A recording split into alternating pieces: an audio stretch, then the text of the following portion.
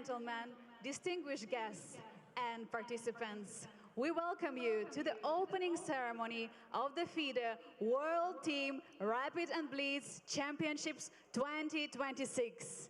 My name is Angelika Valkova, and I'm joined by Daniel Lam, and will be your host for the opening ceremony. Thank you, Angelika. The FIDE World Team Rapid and Blitz Chess Championship 2026 is co-organized by the International Chess Federation, i.e. FIDE, as well as the Hong Kong-China Chess Federation. It is in its 4th edition, the first time being held in Hong Kong, and also the first time being held in East Asia. Daniel, and what a field. Thank you. Daniel, and what a field we have this year. We have 6 world chess champions in the field. Zhu Chen, Alexandra Kostyniuk, Vishwanathan Anand, Magnus Carlsen, Zhu Wenjun, and Ding Liren. We're also delighted to welcome 8 World Cup winners, including Peter Svidler, Levon Aronian, Jan Krzysztof Duda, Magnus Carlsen, Javohir Sindarov, Divya Deshmukh, Alexandra Goryachkina, and Alexandra Kostyniuk. In addition, we also have the current World Chess Championship challengers in our field, Vaishali Rameshbabu and Javohir Sindarov.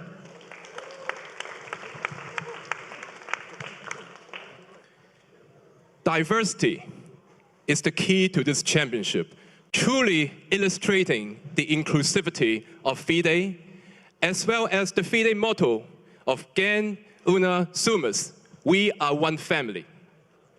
So each team has an unlimited number of different federations in each team.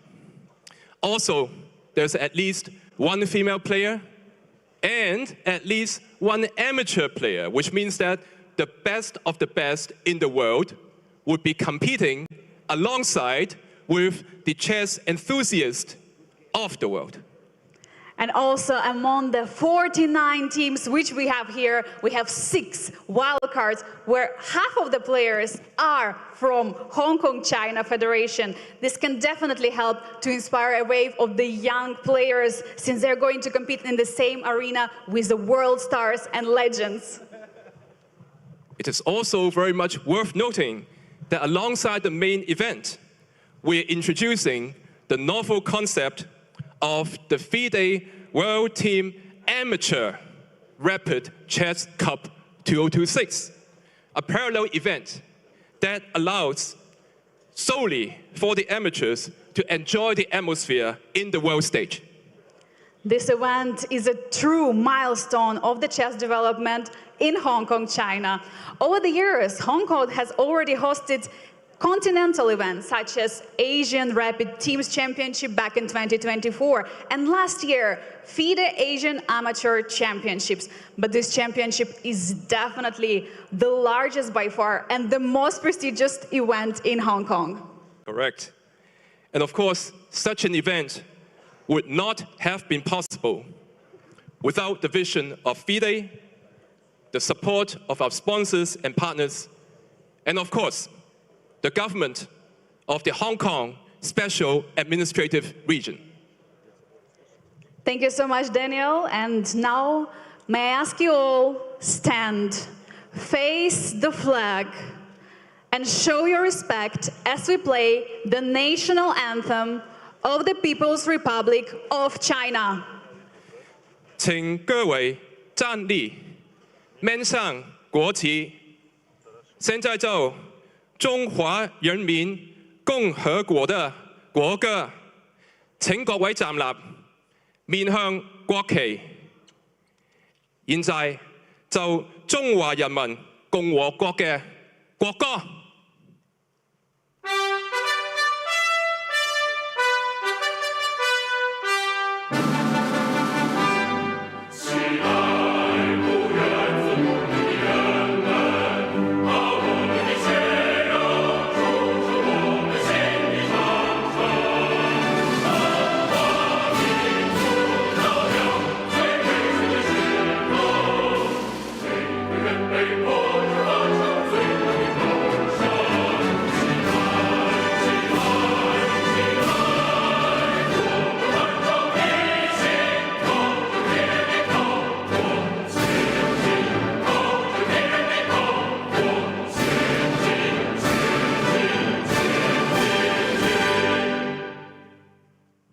Thank you very much. May I ask you all to remain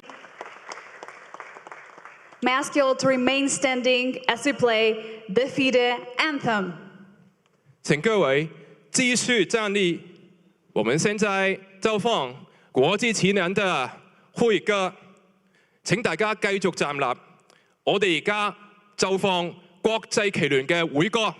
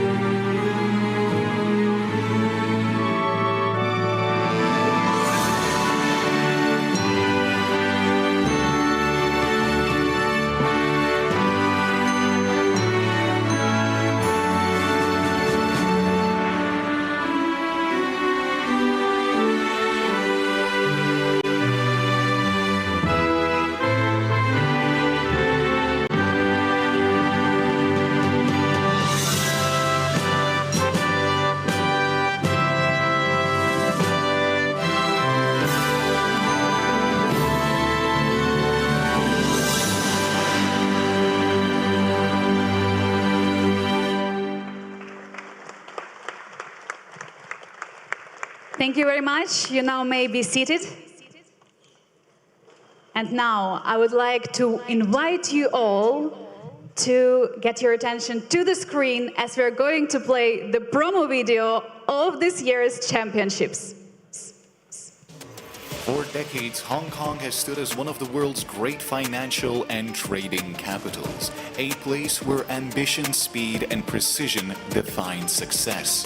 Now, a new battle comes to the city. From the 16th till the 22nd of June 2026, Hong Kong transforms into the global stage for chess as it hosts the FIDE World Team Rapid and Blitz Chess Championships 2026.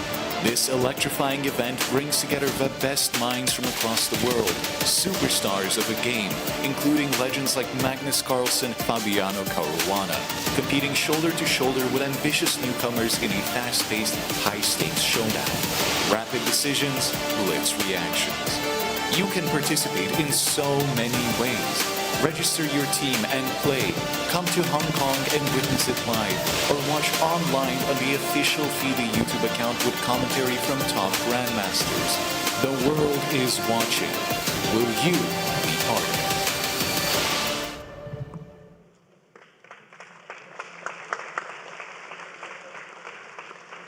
Thank you very much for that wonderful video from the FIDE media team. And now, without further ado, I would like to introduce to you Mr. Lau Chun, Wrestling, Lau Zhan 先生, Justice of Peace, and Undersecretary for Culture, Sports and Tourism for the Hong Kong SAR government. He will be officially welcoming all the participants and guests to Hong Kong.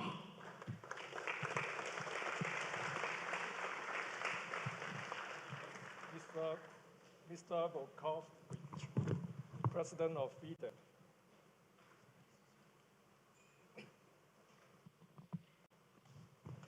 Mr. Volkovich, President of FIDE. Mr. Gao, Honorary President of Hong Kong China Chess Federation. Mr. Chen, President of Hong Kong China Chess Federation. Distinguished guests, grandmasters, and fellow chess enthusiasts. Good afternoon.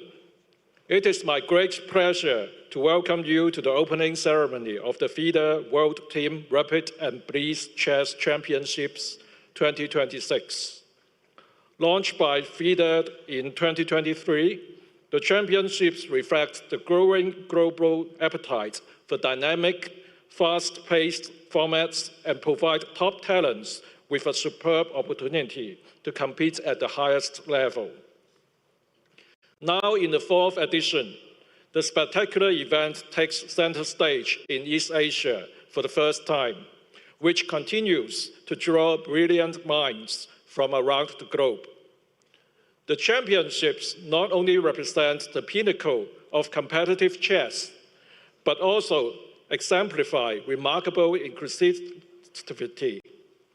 By bridging the gap between elite grandmasters and passionate recreational players, it creates a rare platform for international amateurs and local talent to compete side by side with seasoned professionals in a fast-paced and high-stakes setting. In hosting the championships, on one hand, we showcase ingenious tactics in dynamic encounters. On the other hand, we celebrate friendship across borders and cultures. We do not simply stage international tournaments awarded the M-Mark status. We further cement Hong Kong's reputation as a premier destination for major sporting events. My heartfelt thanks goes to FIDE and the Hong Kong China Chess Federation. Their shared vision and seamless partnership have made this electrifying spectacle possible. Best of luck to all players. The boards are ready, the clocks are set, and Hong Kong is rooting for you. Thank you, and enjoy the games. Thank you, Mr. Lau.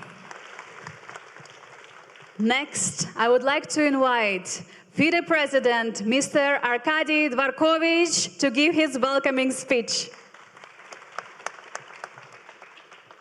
Thank you, ladies and gentlemen, Your Excellencies, dear players, arbiters, volunteers, technical specialists, media representatives. It's my honor to open the fourth edition of the World Team Rapid and Blitz Championships here in Hong Kong, China. I would like to thank our hosts and congratulate you with the effort you made to organize this prestigious event. Thanks a lot to the government of Hong Kong Special Administrative Region. Thanks a lot to Hong Kong Chess Federation. Thanks a lot to all the partners of this exciting event for making this possible. The event combining top professionals, top players who compete for the World Championships individually at the Olympiads, and amateurs who are real chess lovers, enthusiasts, who are trying to show their best and who are really happy to play alongside with excellent professional players. You are going to compete in teams together, showing the team spirit, helping each other to win the games, to win the matches. And you are going to give a lot of excitement, a lot of fun to all the spectators around the world. So thanks a lot for coming, and I wish you all the luck here. Just to single out one player who is celebrating his birthday today, Peter Svidler. Congratulations with your birthday. but I wish good luck, of course, to everyone. And also to the amateurs who are going to play on the sides of the main event in the first World Team Amateur Championship. With this, I would like to declare the World Team Rapid Championship officially open. Thank you, our President. And now it is my true pleasure to welcome two distinguished leaders of the Hong Kong China Chess Federation. Please join me in welcoming Mr. K.K. Chan, President of the Hong Kong China Chess Federation. And he's joined together with Mr. Jeffrey Cao, Honorary President of the Hong Kong China Chess Federation.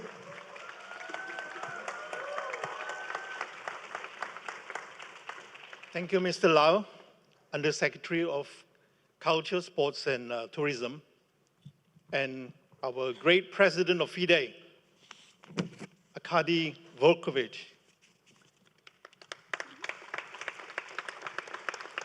Distinguished guests, officials, players, families, and friends of chess, welcome to Hong Kong.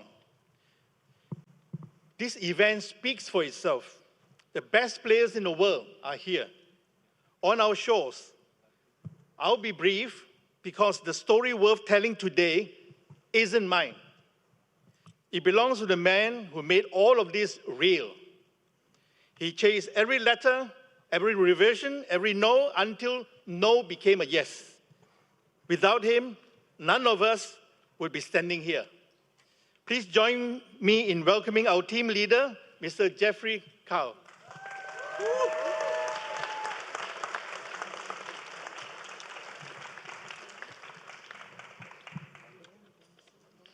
Mr. Lau, President Arkady, distinguished guests, players, and friends of chess. Sorry, I'm being emotional. It's been a hard 3 years. So on behalf of the Hong Kong China Chess Federation, it is my great privilege to welcome you to the FIDE World Team Rapid and Blitz Chess Championship 2026. Hong Kong has always been a place where dynamic energy meets strategic thinking, making it the ideal stage for speed, creativity, and excellence of rapid and blitz. For our local chess community, hosting this prestigious global event in Hong Kong for the very first time is both historical milestone and the fulfillment of a long-held dream. It marks a defining moment for chess development in our city and proud occasion for chess enthusiasts throughout the regions.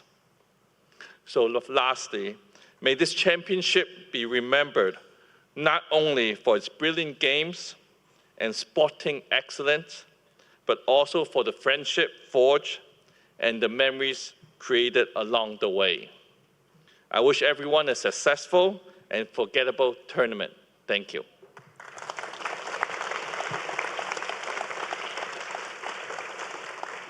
Thank you very much. Our dear guests of honor, we would like to ask you to stand and come here close to us, to our medias, to make a group photo together.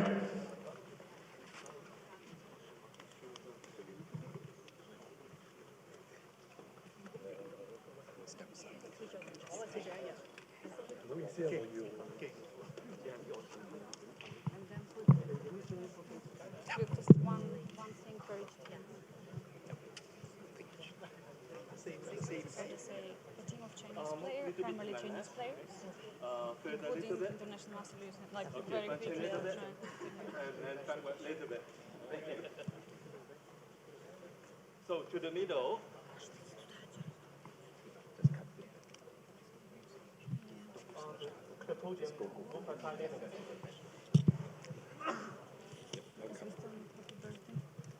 Okay, to the middle. It's going to be. Thank you very much. You may be seated now. Thank you.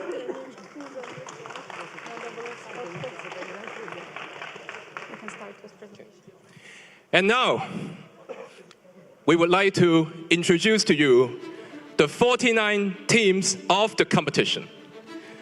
So first up is PKU Alpha 2 Fun Chess Team. I hope the team that only plays in the Blitz Championship is here somewhere. Team Inst Adapt, a team of primarily Chinese players, including international master Liu Xianyi. They are playing against the team that is familiar to us, Schnappi Crocodile Team, the winners of the inaugural Asian Rapid Team Championship in 2024, also held in Hong Kong. The next team, Wizard Manpower Filipinas, our friends from Filipinas participating here once again. Welcome. They're up against Udla Udu Azerbaijan, led by 6-time champion of Azerbaijan, Ralph Medov. Next one is CACIA Integrant Collecticus team, a team of players from Spain. Their opponents, Qatar Chess Team, featuring former World Championship challenger Grandmaster Nigel Short, as well as former Women's World Champion Zhu Chen. Next team is Davao Chess Eagles, led by international master Kim Steven Yap, who came from a strong lineage of chess family in Philippines. Their opponents, Interstellar Club, led by Olympiad silver medalist for China in 2006, Zhao Jun.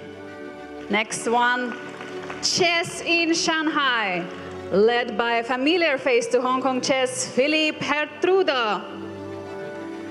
Their opponents, Mongolia Elder, very sharp Mongolian players, led by the experienced Grandmaster Sumia Baogun.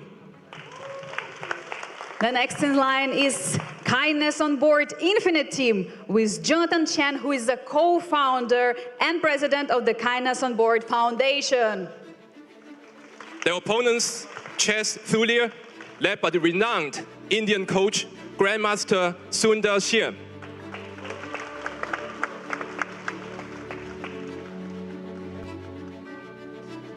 The next in line are Blue Bulldogs, very diverse mix of the players from US, Ireland, Singapore, China, and Hong Kong, China. Their opponents, Uzbekistan, headed by the challenger in the upcoming World Championship match, Grandmaster Sindarov. We're all captivated by your performance at the Candidates Tournament. The next in line is Team Perfect. This team is made up entirely from senior players. We are very refreshing to see your continued enthusiasm for chess. Their opponents, Global Ramblers, headed by Mr. Fire on Board, Alexei Shirov. The next team is May Win Newbies, led by former university champion of China, Grandmaster Pang Tao. They are up against Chess United, having perhaps the most respected statesmen of chess in this stadium. 5-time world champion Viswanathan Anand. The next in line is Team Kidal Chess Academy Hong Kong. Actually, it is a team in which my co-host Daniel is participating. Is it true, Batman? That's true. And I have a question to you. Have you prepared more for the ceremony or for your championship? I think the Batman of Hong Kong chess is always prepared for a good fight at chess. And my team is up against Team MGD1 with very strong Indian talents, led by Grandmaster Arjun Erigazi.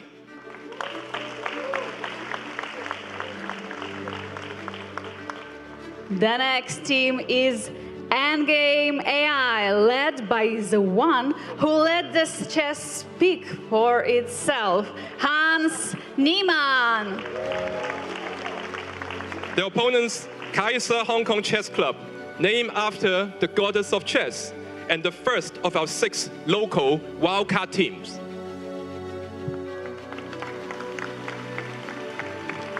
Next one is Mr. Birdie and Friends, led by the speed monster Grandmaster Artemiev, featuring Carissa Yup with a strong Hong Kong connection. They are up against Fearless Knights of Hong Kong China Chess School, a prominent chess school in Hong Kong, across not just chess, but also in Chinese chess and Go. The next team, Baris, featuring multi-time world championship candidate Peter Swilder. And as Arkady already said, it's his birthday today, who turns 30. Let's all congratulate him. Happy birthday to you. Happy birthday to you. Happy birthday, dear Peter. Happy birthday to you. Woo! Make a wish, Peter. Bravo. Let the wish come true. Bravo. And they are up against the Chess Academy Hong Kong Team B, another local wildcard team. And I know for a fact that they have been training very hard this week. Good luck. The next team, Chess Gurukul, led by the man of the hour, Grandmaster Pragg, fresh from his impressive comeback and victory at Norway Chess. They are playing against the Chess Academy Hong Kong Team A, and the Academy has groomed a number of the strongest players in Hong Kong.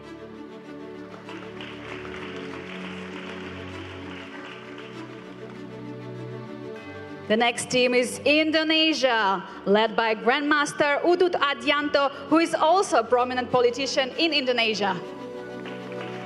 They're up against Beijing Yizha Chess Club with one of our National Games representative for Hong Kong, Wan Yipang. The next team, Red Pseudo Dragon, led by Grandmaster Arkady Naidich, former Hong Kong China team coach. Their opponents, Street Chess Canberra, a team consisting of players from Australia. The next team is Shenzhen Chiu Chess Club, with extremely famous Grandmaster Chan Chong-sang, who has coached a number of the top young players in Hong Kong. Their opponents, Court Core Plus, led by international master V.S. Rafinev, bronze World Youth medalist. The next in line is the team International Trading, led by Greek Grandmaster Nicholas Theodorou, Olympiad individual silver medalist. Up against Scholastic NHS Hong Kong, one of the wildcard local teams from here. The next ones are Sky Chess, led by former World Youth Champion Grandmaster Shan Sargsyan. Their opponents, Qingdao Huanyun Chess Club, with a familiar face in Hong Kong local events, Liu Luhao. The next team is Chestnut Nova, led by the former World Junior Champion Marc-Andrea Maurizi. Their opponents, Malaysia Chess Hub, led by Malaysia's first Grandmaster, Yao Li Tian.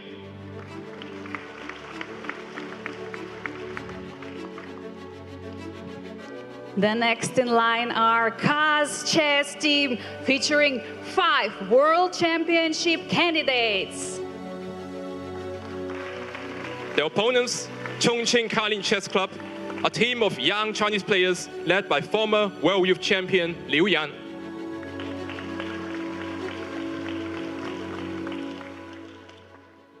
The next ones are Mongol Zat, one of the very strong team representing Mongolia. They're up against Dragon Chilling, featuring top Chinese players, including world champion Deng Liren.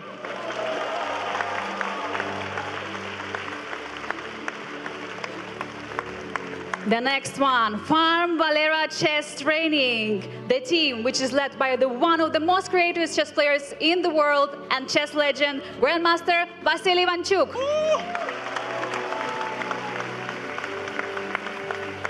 Their opponents, Hexamine Chess Team, led by 2 of the most aggressive and creative players in modern chess, Larissa Farisha and, of course, Levon Aronian. And finally, we're getting to the table number 1. Please welcome WR Chess, a truly all-star team led by the world #1, Magnus Carlsen.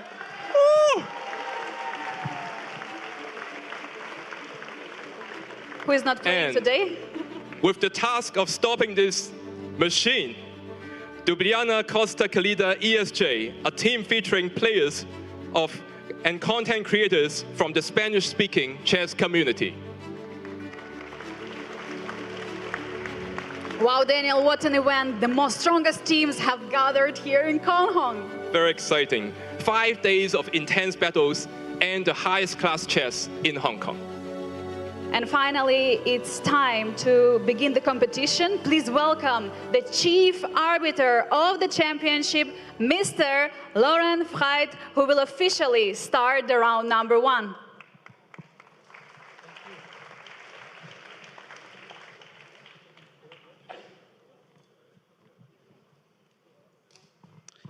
Thank you, dear participants.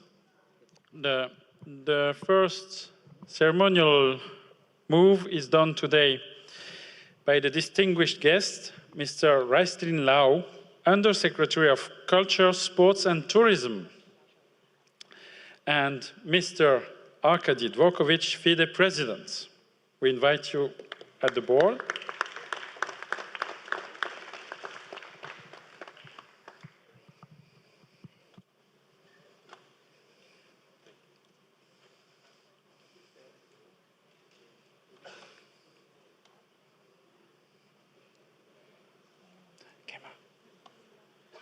I let them finish? Yes. We just have 2 of them. Thank you.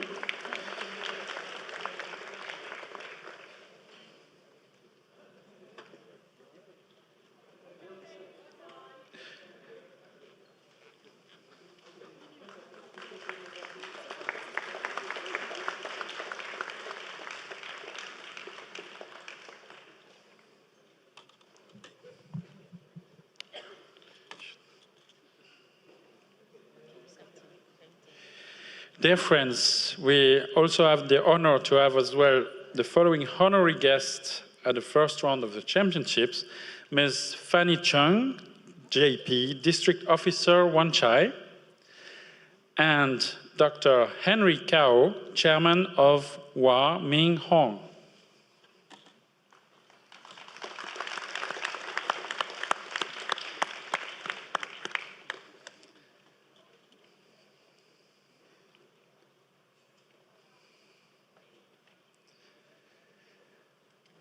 So now it's the time we are all waiting for. I wish all players a great game. You can handshake and start your clock.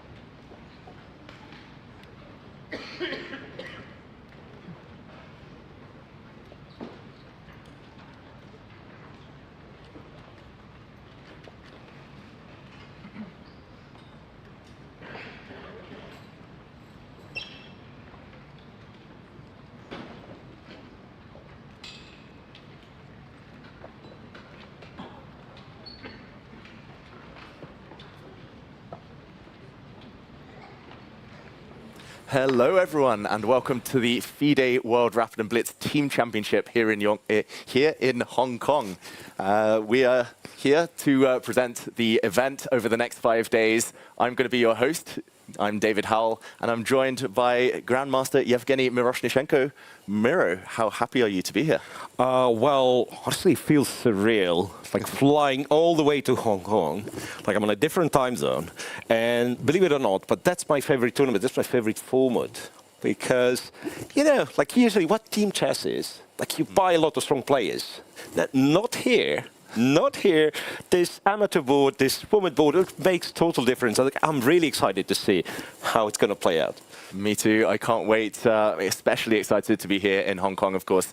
But there we did see the opening ceremony. Games have started, so maybe we jump right in. We'll be breaking down the format as we go. We'll be explaining how each team is set up, who those amateurs on each team are. And yeah, round one has begun, so maybe we can jump in. Absolutely. And let's see where we can start, because, yes, of course, we have the top seed team, the WR team, playing...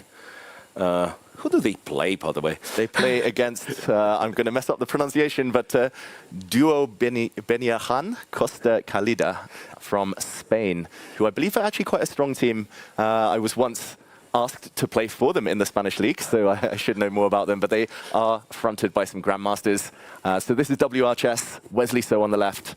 Of course, Magnus Carlsen will at some point make an appearance this week, so stay tuned, everyone. But for now, we're going to check out those pairings and see who is in the lineup for these two teams. Yeah, I have to say, without Magnus, they still look amazing, having Wesley So, Fabiano Caruana, and Wasiela Graf, and Duda as their top four boards. Do they even need Magnus? That is the question. I guess they're saving him for the crunch games, the crunch moments. These are the top 5 matches that we'll be focusing on in round one. WR Chess against Duo Beniahan Costa Calida is where we will begin. And yeah, we'll be introducing you to some of the names, some of the players, some of the personalities behind the teams as we go on. And here we see Wesley against fellow Grandmaster Ibarra Yerez. And yeah, Miro, what are you expecting? Is WR Chess, they are top seeds, but it's never easy, right? Yeah, it's never easy. And exactly the team composition, the fact that you have to have an amateur, which very often makes a big difference. Because, yeah, well, for those of you folks who did not read the rules, I promise this time I did. So you are free to pick 4 players, whoever you like, the stronger the better. Then you have to have a female player, and usually, of course, you opt for as strong grandmaster as you can. But board 6, you have to have a recreational amateur player, and this player should have never reached 2,000 rating in any of the formats, which is classical, rapid, or blitz. Yeah. And then sometimes, you know, this creates like hidden favorites. I remember 2 years ago, a team from China, they had a player who apparently was a very talented junior, but never made it to 2000 or something. And he absolutely demolished everybody with 8.5 out of 9, something like that. Yeah.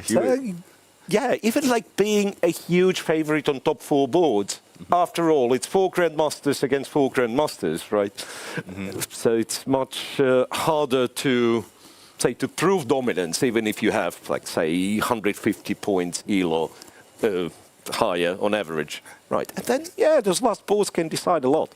Exactly. So we'll see throughout the week if the favorites can live up to the billing. Here we see Wesley So with the white pieces. It looks like it was a open Sicilian. And I'm wondering if we can get those boards up. Yeah, well, quite an interesting line, I want to say. So this one, what do we call it? Because I'm always confused. I mean, I think people call it Taimanov Sicilian, right? So yes. To me, anything which starts with C5, E6, it's and not D6 later on. It's the Paulsen. I mean, that was kind of in old school. Yeah, Russian chess school, Soviet chess school. Yeah, that's everything's the Paulsen, but I believe it's the Taimanov, right? And then, okay, Queen C7 is one move. You can go A6. Bishop C5 is something. looks like a surprise weapon. Yeah, this should be kind of a sideline of a sideline. Knight to b3, bishop b4, bishop d2, knight f6. Logical so far. a3, and then black captures and captures on e4. So what's that? Wow. I imagine bishop g7. Black has some plan after that. Just rook g8, apparently. Rook g8 looks tempting. I guess there are ideas like queen h4 at some point in the air. But yeah, so if I take this, rook g8 first, and then... Well, the thing is, I cannot really keep my beautiful dark square bishop, right? Because bishop h6, of course, runs into queen h4.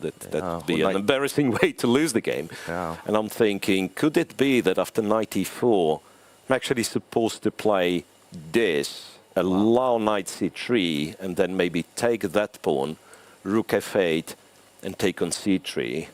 Okay. And as much as I want to be clever person and take with the pawn, keep the queen on g7, I don't think it's a good idea, so I'll probably take like that. Wesley, he would never break his own pawn structure. Yeah. Not Wesley. Exactly.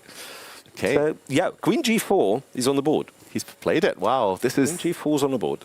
This is impressive stuff. I mean, already some heavyweight clashes as early as round one, and of course it's rapid chess, so you have to play quite quickly. Wesley seems like he's quite well prepared against this surprise, and we're going down that line you mentioned, Miro.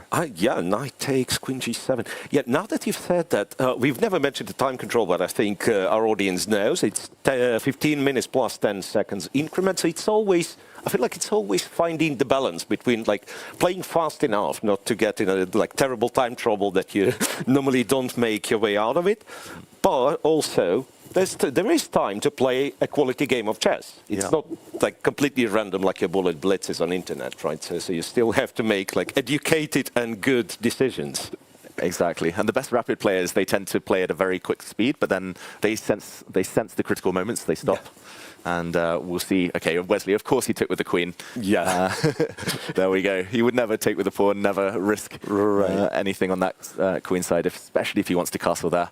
I mean, to my eyes, it looks quite nice for white. Absolutely. Well, in fact, now that I have a bit of computer assistance, I believe I would have found it, but it would take me some time. Apparently, black has queen g5 stopping the long castle for now, and they have to trade the queens the very next move. Say white goes g3, and then if you don't trade the queens, I believe white is like completely dominant. With f4, castles long, bishop g2, all of that would be really hard to come back from.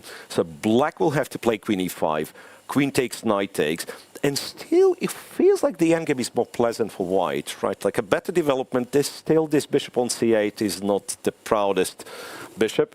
Yep. So yeah, and then knowing how comfortable Wesley Soy is in this like slightly better technical positions, yeah.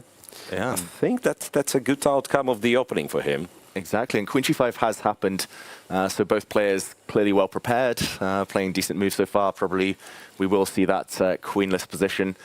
Maybe while the players head down that variation, we can familiarize ourselves with some of the other players on the teams. Yeah, absolutely. So on board 2, we have Fabiano Caruana as black for WR Chess against Cuenca Jimenez, Jose Fernando. Grandmaster from Spain. Or Pepe, as he's sometimes known. Fellow commentator, famous for his ratata.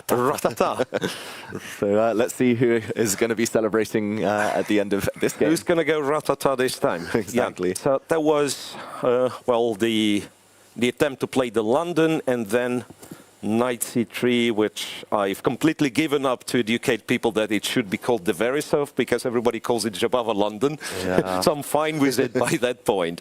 Knight to c3, and well, in all seriousness, Bado Jabava contributed a lot to the theory of this whole thing.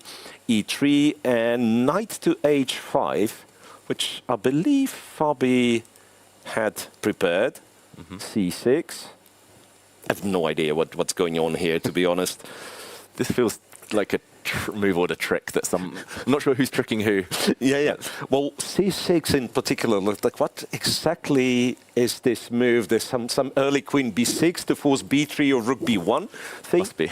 Anyway, so bishop to e2, h6, bishop h4, knight to g7. Fianchetted the knight instead of a bishop. but then doesn't follow it up with knight f5, knight d7 first, controlling this one, h3, and then hiding the bishop on h2 and knight h4. Wow. That's, quite adventurous for 10 first moves of the chess game. So this knight being, the black knight being on h5 and then on h4 within the span of first 10 moves. That must be close to a record. Yeah, he's made 5 moves with just that knight, and he's also moved the other one once, so 6 knight moves out of 10. And of course, the white bishop continues moving. Yeah, so the bishop being f4, g5, h4, g3. So the bishops haven't been much luckier than the knight on h4. And it's come back to g3, it looks like, on the camera. Right, and what's unique is that white has burned half of his time already on this first 10 moves. And I've been told that you played the London for the, because it's very schematic, you don't have to think, at all. Well, not in this game, I guess.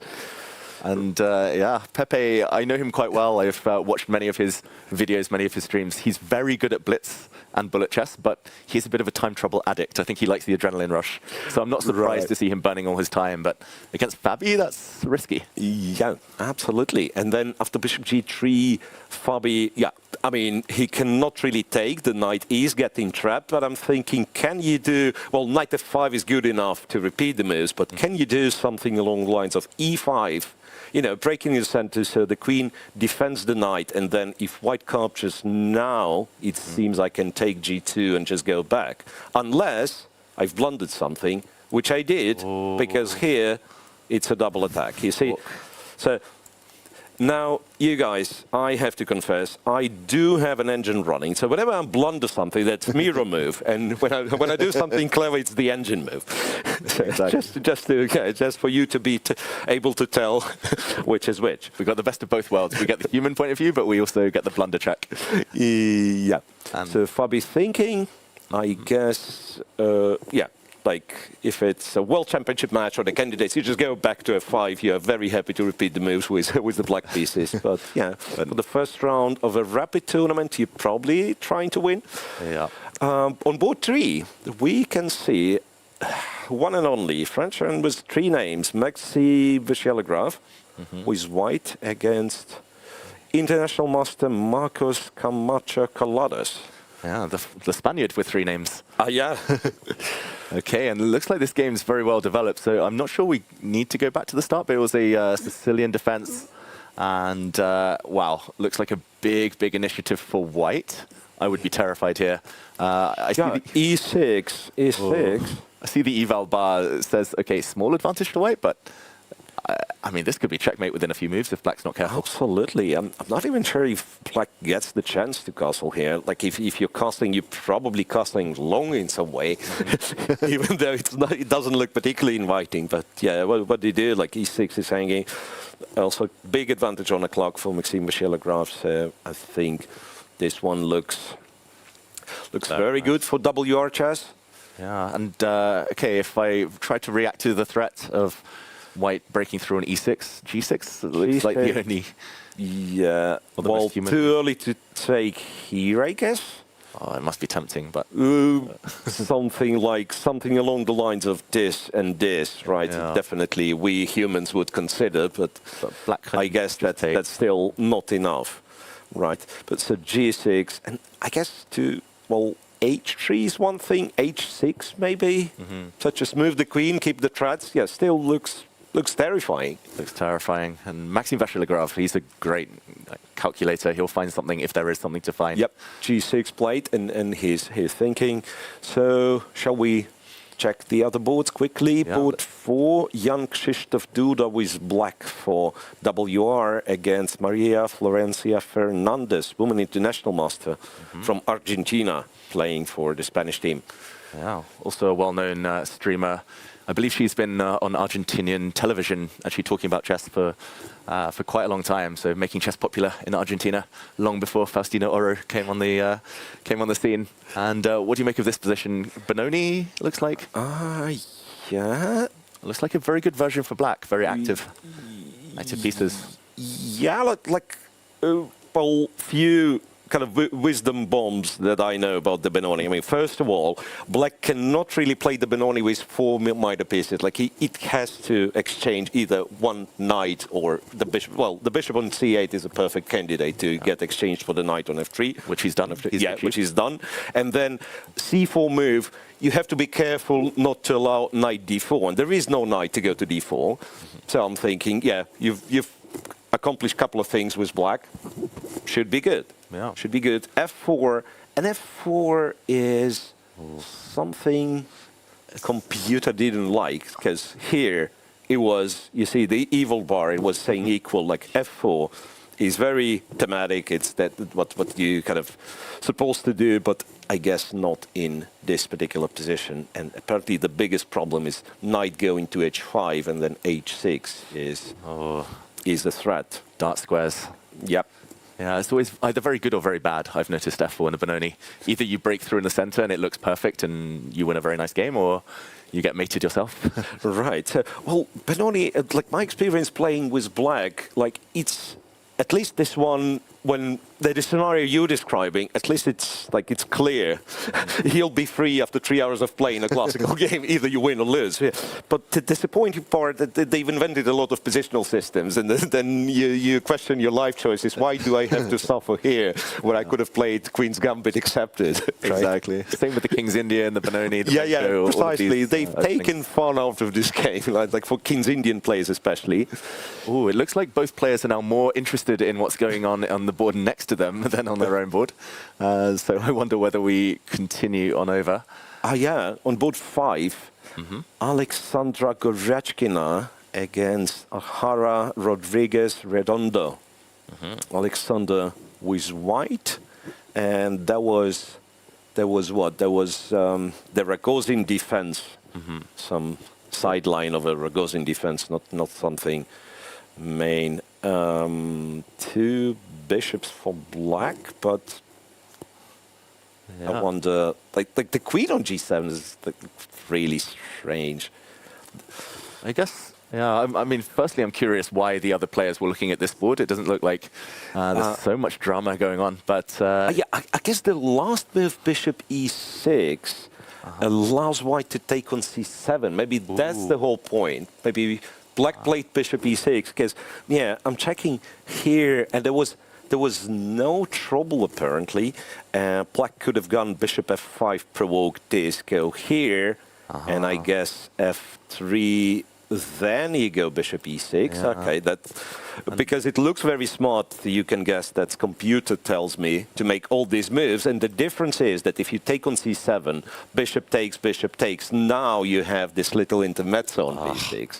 Wow. Easy once we see it, but that's why the computers are so good. Precisely. And as a human, you would think, why would I go bishop f5? Like, I'll help them to go e4, then to defend the pawn with f3 and so on. So I'd better go bishop e6 immediately. But that allows knight c7, which, by the way, Gorechkina didn't play. Knight f4, so she missed this opportunity. I don't know why. I don't know what was the reason she didn't play it. So now after knight f4, black can just take both minor pieces and apparently have an equal position. Black looks totally fine. Would that have just been a clear pawn? Would black have had any compensation? It looks like knight c7, so what can you do? Bishop c4, I guess we just take the rook. So black has to take bishop to e6, and I guess bishop h2, king h2, and take that guy, right? Yep. Or, I know. Hang on a second. There's also a queen check, queen to e5. That's weird. Yeah. After king h2, there is queen e5. So that was... Wow. Of course. I mean, if you're a computer, you go king h1 here, and that's how white's getting an advantage. Never going to happen. That is a bit too clever. Maybe if Magnus played this, we'd be like, wow, what an idea, but this is hard. That's a bit too clever. And then if the bishop moves back, then we move back, and apparently because f7 is such a weakness, then white's better. But yeah, it was quite sophisticated. I have to agree. So we can't blame bishop takes, queen takes, for missing rook e8. Yeah, and this was roughly equal. This one's roughly equal. 4 minutes left though for Atara Rodriguez for 5 minutes. Yeah, so well played by the underdog so far, but yeah, still a long way to go before she can claim that she's going to survive this game. And that brings us to the amateur board, the famous match decider in many cases. And it goes in favor of the Spanish team. Ooh, this is big. WR chess. I was trying to figure out what's so bad about Black's position, because, yeah, I understand the structure, the weakness on c6, but the difference in the number of rooks is probably the most important factor, right? So White is an exchange up. White's an exchange up, and yeah, c6 is saying basically White is winning under normal circumstances. There is not much to blunder for White as well, so that's 1-0 for the Spanish team. Wow. As early as that. Big result. And maybe we can, just while we're on this board, we can backtrack to move 13, where Black did blunder the exchange. And just to show how it happened. Knight h4. Oh, well, that's the pin. That is Connie. Knight f5. Yeah, you pretend you're going to go knight f5 and then it get to this square, right? And Black had to play something along the lines of knight e6 or bishop e6, basically interpose something on this diagonal. But c6 allowed not only knight f5 but knight g6. All of a sudden the pawn spinned. It's a double attack, and that's how White won an exchange. Yeah, that's potentially a huge victory for the Spanish team against the favourites WR Chess. We'll come back to this match as we see Wesley battling out in an endgame on board 1. But I would love to take us to match number 2, board 1, where we see a heavyweight clash already in the tournament. It's 2 crowd favourites, Miro. It's Ivanchuk against Levon Aronian. Yeah, that is an amazing, well, it's amazing to see Ivanchuk playing chess on high level. I mean, that's one thing that's amazing. But and again, I keep forgetting how, I don't want to say how old Levon is, but like for how long Levon been around, right? And right before the broadcast we were discussing, like I remember playing the same European individuals with Levon in 2001, and right maybe a year before he went parabolic all the way into a chess elite, and he pretty much remained there for more than 20 years already. Yeah, it's incredible. And longevity, experience. I mean, they're both such classy players. I see Ivanchuk playing every single week now, like more than most youngsters. Yeah. And like, of course, that means the rating goes up and down, but like the class is still there. And to my eyes, it looks like he's got a very decent position here as White. Yeah, absolutely. So it was a bit of a surprise, Levon choosing, what do you call it, the Pirts, and then later transposed into, I'm not even sure, like, is it the Pirts, is it the Felid or something? We'll call it anyway. It's a hybrid. Yeah. Looks like a King's Indian type thing now, but I guess. Yeah. And there was maybe the kind of the moment to notice where Black goes d5, and that's one of the ways to go about this center. d5, that's what we got. Rook a6, nice, doubling the rooks this way.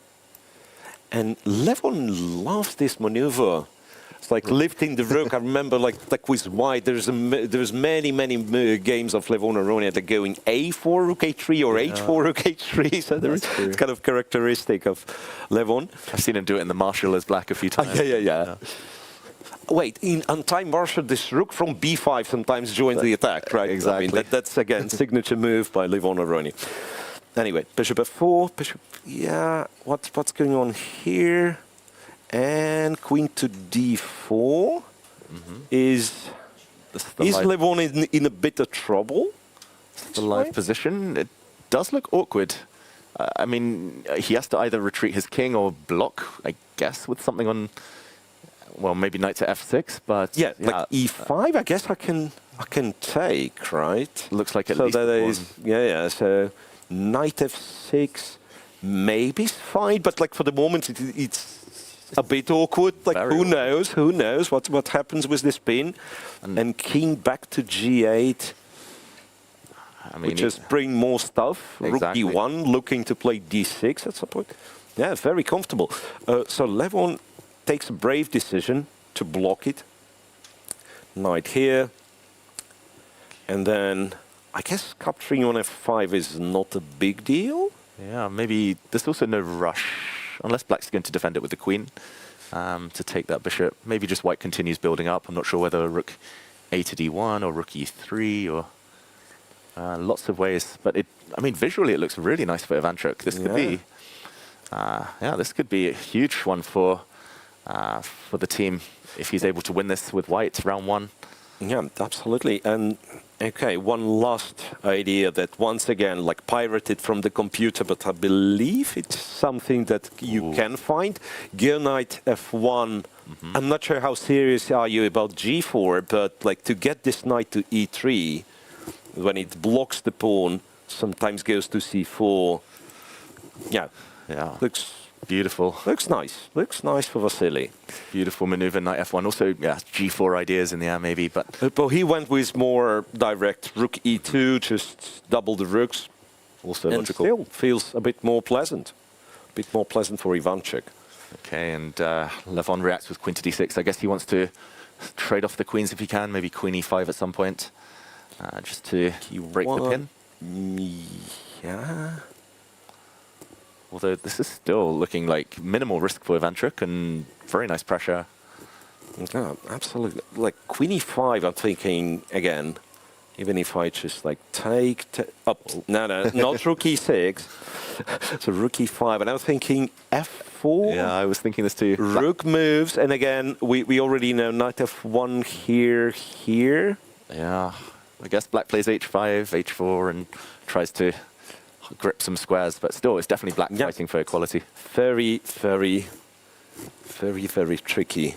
Oh, and what do you think? I mean, as early as round 1, this matchup, that just shows how strong all the teams are here in Hong Kong. Yeah, absolutely. And again, like we have some teams that are on the list, are like huge favorites. But if you think of it, like board 1, board 2, we have clashes like that. Then somewhere in the middle boards, maybe one team is like a favorite against the other. But still, like you get a wrong result for the favorite team on board 1, and you get quote-unquote wrong result on an amateur board, and that's anybody's match as early as round 1. Exactly. And okay, we'll come back to this one. Let's check out board 2. Also some big names here, especially from the Hexamine chess team with Anish Giri we see in the background. Maybe we can see how Anish is getting on against Grandmaster Alvar Alonso Rosell. Yes, so that is their position here. Looks like Anish, even though having the white pieces, he did not succeed to get any serious advantage or no advantage at all. Because B6 pawn will be attacked. Yeah. And I guess blocked, which you could go just like rook B7 or something. Queen D7 is what computer likes. Okay. And I guess black has black's pawn down, right? But has come to play against those 3 pawns. So eventually queen from C6 and then B6 attacked, A4 attacked, C3 attacked. One of them is going to drop. White's queen just can't get in anywhere. Black's rook on C4 is so strong. Yeah, fantastic rook on C4. And it looks like we had one more move. It was, a couple more moves. But yeah, either way, I mean, looks like Giri is going to be struggling to break through, struggling to win this game. Yep. Okay, so we'll go quickly through as the clocks tick down now. On the next board, we see former world rapid champion Volodar Murzin. Exactly, in action against Daniel Garcia Ramos. Right, and this one, I guess black should be fine, but so should be white here, right? Like I'm thinking, yeah, the king's safe, relatively safe, right? The rook on C2, so black gets some counterplay going, but also with white having the rook on the 7th rank. It's like if things go wrong, I might just like decide to take on G6, go G3, double on the 7th, and I don't think white's risking much. Yeah, it looks like we had some more moves. So just judging by the camera alone, it looks like black took on B2. And after G3, we saw bishop takes G6. I don't know if we can make these on the analysis rook board. takes B2. G3, I think, was played. G3 something. Yeah, and then bishop takes G6, king takes G6, rook D to D7. And yeah, it's going to be difficult for Murzin to win. It looks like... Yeah, I guess something like that is what we have. Yes. Not entirely sure if this is the position, but something very similar of this nature. So I'm afraid our PGN relay is lagging behind somewhat. Yeah, we'll be back to that board. And But then on lower boards, that is where I think the Hexamind chess team is the bigger and bigger favorite, right? So with FIDE playing board 4 against Perez, Epinin, and I'm not sure, 2088 is the rating, so that's a huge difference. Yeah, that's a 550-point difference between these two players. Right, and the last position I have, which is probably far away from reality, but the last position wasn't as bad for black. Yeah. So, but now, now it looks like we are seriously falling behind because the knight's already on d6 and a lot of stuff happened. Yeah. Can't so, really... while our boards catch up, maybe we move away from this match. Maybe we can go back to the top match. We were following WR Chess against Duo Benyai Khan. And, just to see what happens on, like Wesley saw endgame and so on and so forth. Exactly. And I'm hoping that those boards, looks like we are slightly behind. Not too much, but a few moves. We'll try and get that fixed for everyone at home, but in the meantime, we can follow along maybe on the camera. I mean, this one, I think something like that has happened. Oh, I'm impressed, Mirror. Good. I can just make random moves and eventually reach the position they have on the board, right? Rook E2, A6, white to move, and then Rook E3, and we catch it. We catch stuff. The magic of technology. Right. So, again, like white can't really move. Doesn't really want to move the knight and face h5, h4. So that's why like white's ability of developing the initiative is limited. Yep. Rook to g6. Okay, and what do you make in general of this position? It looks roughly equal, but who would you rather be if you had to pick? Not sure, honestly. Like, when the knight was still on d5, I was thinking of, like, say, white sacrificing an exchange on d5. Now, I don't really see a scenario where you take on e4 twice. Commentators said here, just to see that, yes, rook e4 and rook takes e4 was played. Okay. Wesley exchange sacrifice. He's risking a little bit here. Probably still in control enough that he's got full compensation because the white knight controls things, but... Yeah, computer doesn't necessarily improve on that. I think, maybe black is still the one trying. I imagine after d6, some rook f8, maybe one day you just go e5, you sack a pawn and you open more files for your rooks, and that could be the way forward for black. Exactly, especially if you can somehow force an exchange of one set of rooks, then... Black is in full control. Wesley also low on time. He's normally very good at rapid chess, but it looks like maybe overpressing a bit. He didn't need to take on e4. He didn't need to sacrifice. Absolutely. Could have just sat there and done nothing and probably a draw. But right. Like if he wanted to, like the moment he captured on e4, if he wanted to, he could have gone knight d2. I mean, it's a little bit sad move, a little bit passive, but yeah, like you trade the rooks, trade the knights, you put both rooks on the third rank, you can never lose this one. Oh, but now Wesley in trouble. E5 is coming, watch out. Black's king to d3, and he's still, I guess he's planning knight h4 after e5. Okay. We'll find out. Just for everyone at home, we do see in the background that board 3 was decided in white's favor. So that was Maxime Vachier-Lagrave winning for WR Chess. So a 1-point lead, as all the other games still look like they're going. Board 2, it looks like Pepe Cuenca on the right side with the white pieces down to 20 seconds, living which you've predicted, right? Every game I see him, he's playing on seconds alone. He's a time trouble man. Exactly. But potentially, the opponent's gotten a win on board 6, right? I think, I think the Spanish team had a very good chance on board 6. Maybe we can check out the cameras. It looks like board 4 is also just finished. We'll come back to this game. Oh, actually, it looks like a handshake potentially. Players repeating the position. And to e7 and offering a draw, and Wesley's checking what his teammates are doing, and it is a draw on board 1. A draw on board 1. In the background, I do see the king is out for the black side, so a win on board 4 for Jan-Christoph Duda, it looks like. And maybe we can get the cameras on board 6 of the top match here, match 1, to see whether the amateur board was decided in the Spanish team's favor. If not, then it does look like our WR Chess will pick up the first match win. Right, yeah, so was PGN fallen so far behind? Well, what was Fabi's last move? It feels like it was a long move with the rook. Ooh. Takes on f3. It is a sacrifice on f3, or like, I mean, if he can get away with just taking on f3 with the rook, not sacrificing anything, it means he wins. So let's see. Yeah, there we see the Spanish team captain congratulating his top board on holding Wesley So to a draw, but not likely to be enough. Can we get a camera on Fabiano's game? Here we see all of the action in the playing hall, of course. So many teams. We'd love to cover them all. Unfortunately, time is limited. But there's a lot of fans as well in and around the playing hall, which is nice to see as we head towards the final stages of round 1.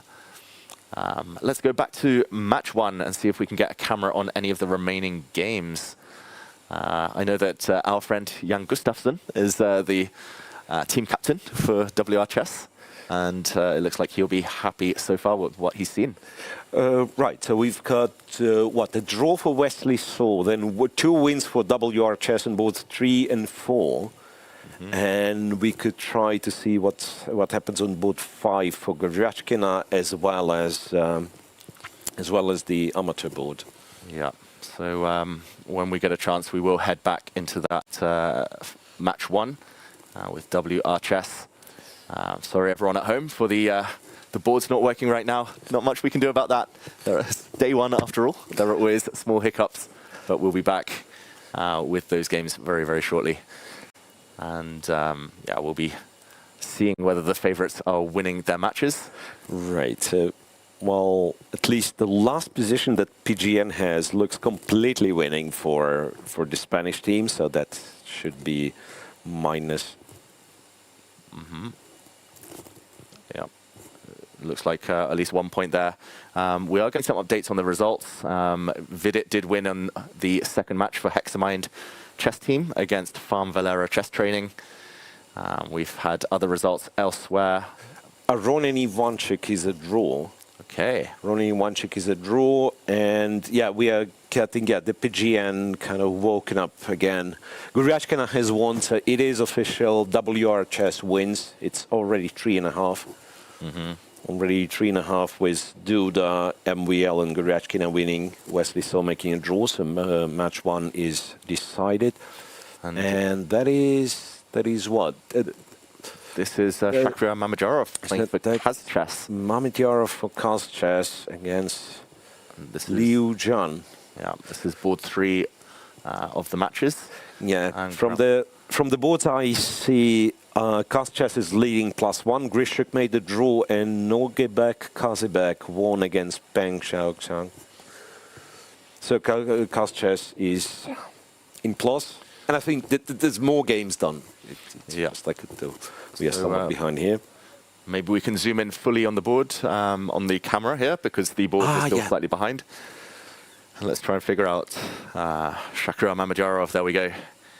It looks like he's a pawn up, if I'm counting correctly. Mm-hmm. But well, Black has this pawn on f3, which is like either a liability or potentially.